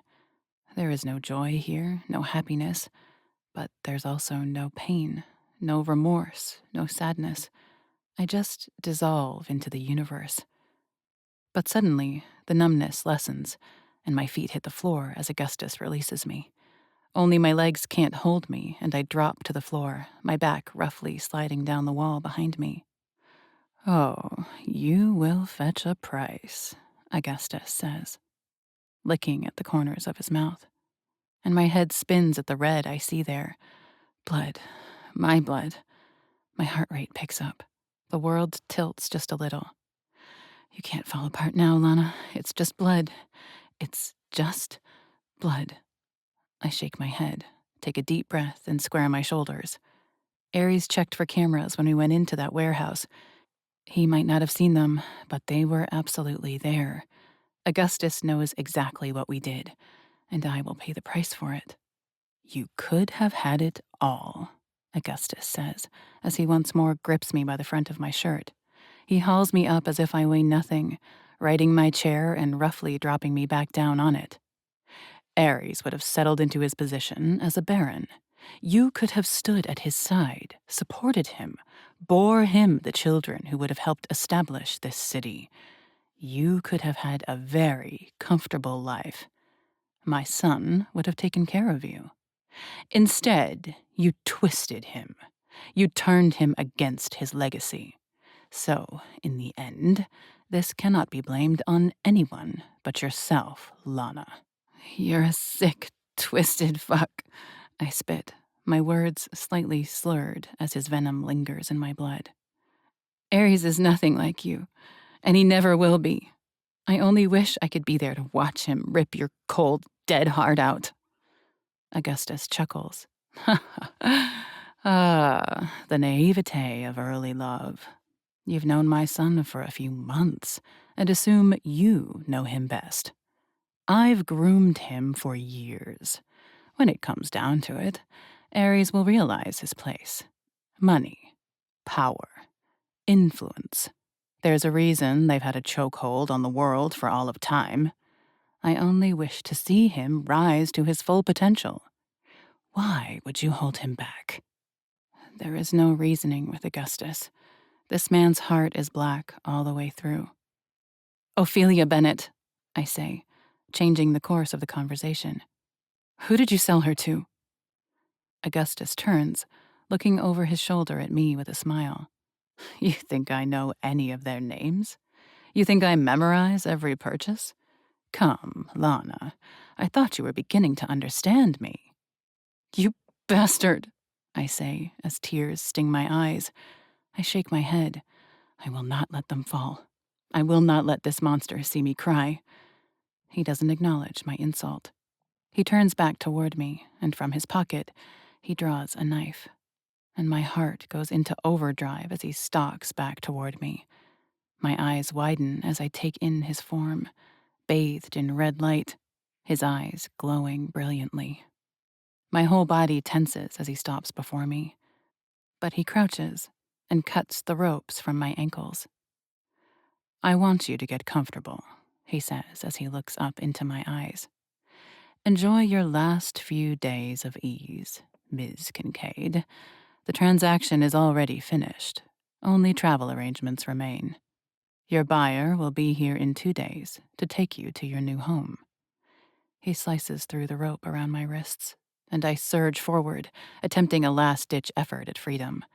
But even as I grab for his knife, Augustus is suddenly across the room, my hair ruffling in the wind he creates with his incomprehensible speed.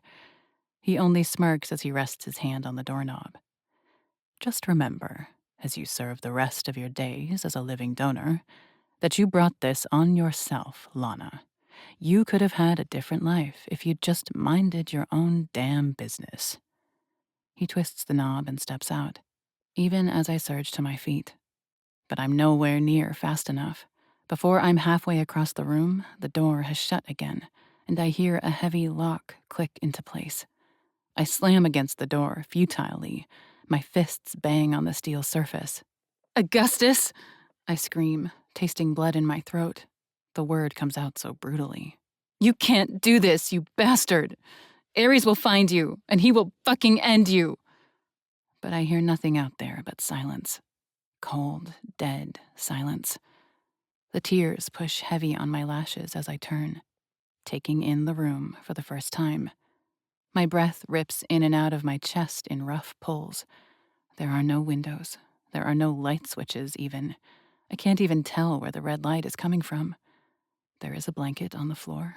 There is a bucket in the corner. There is no food and no source of water.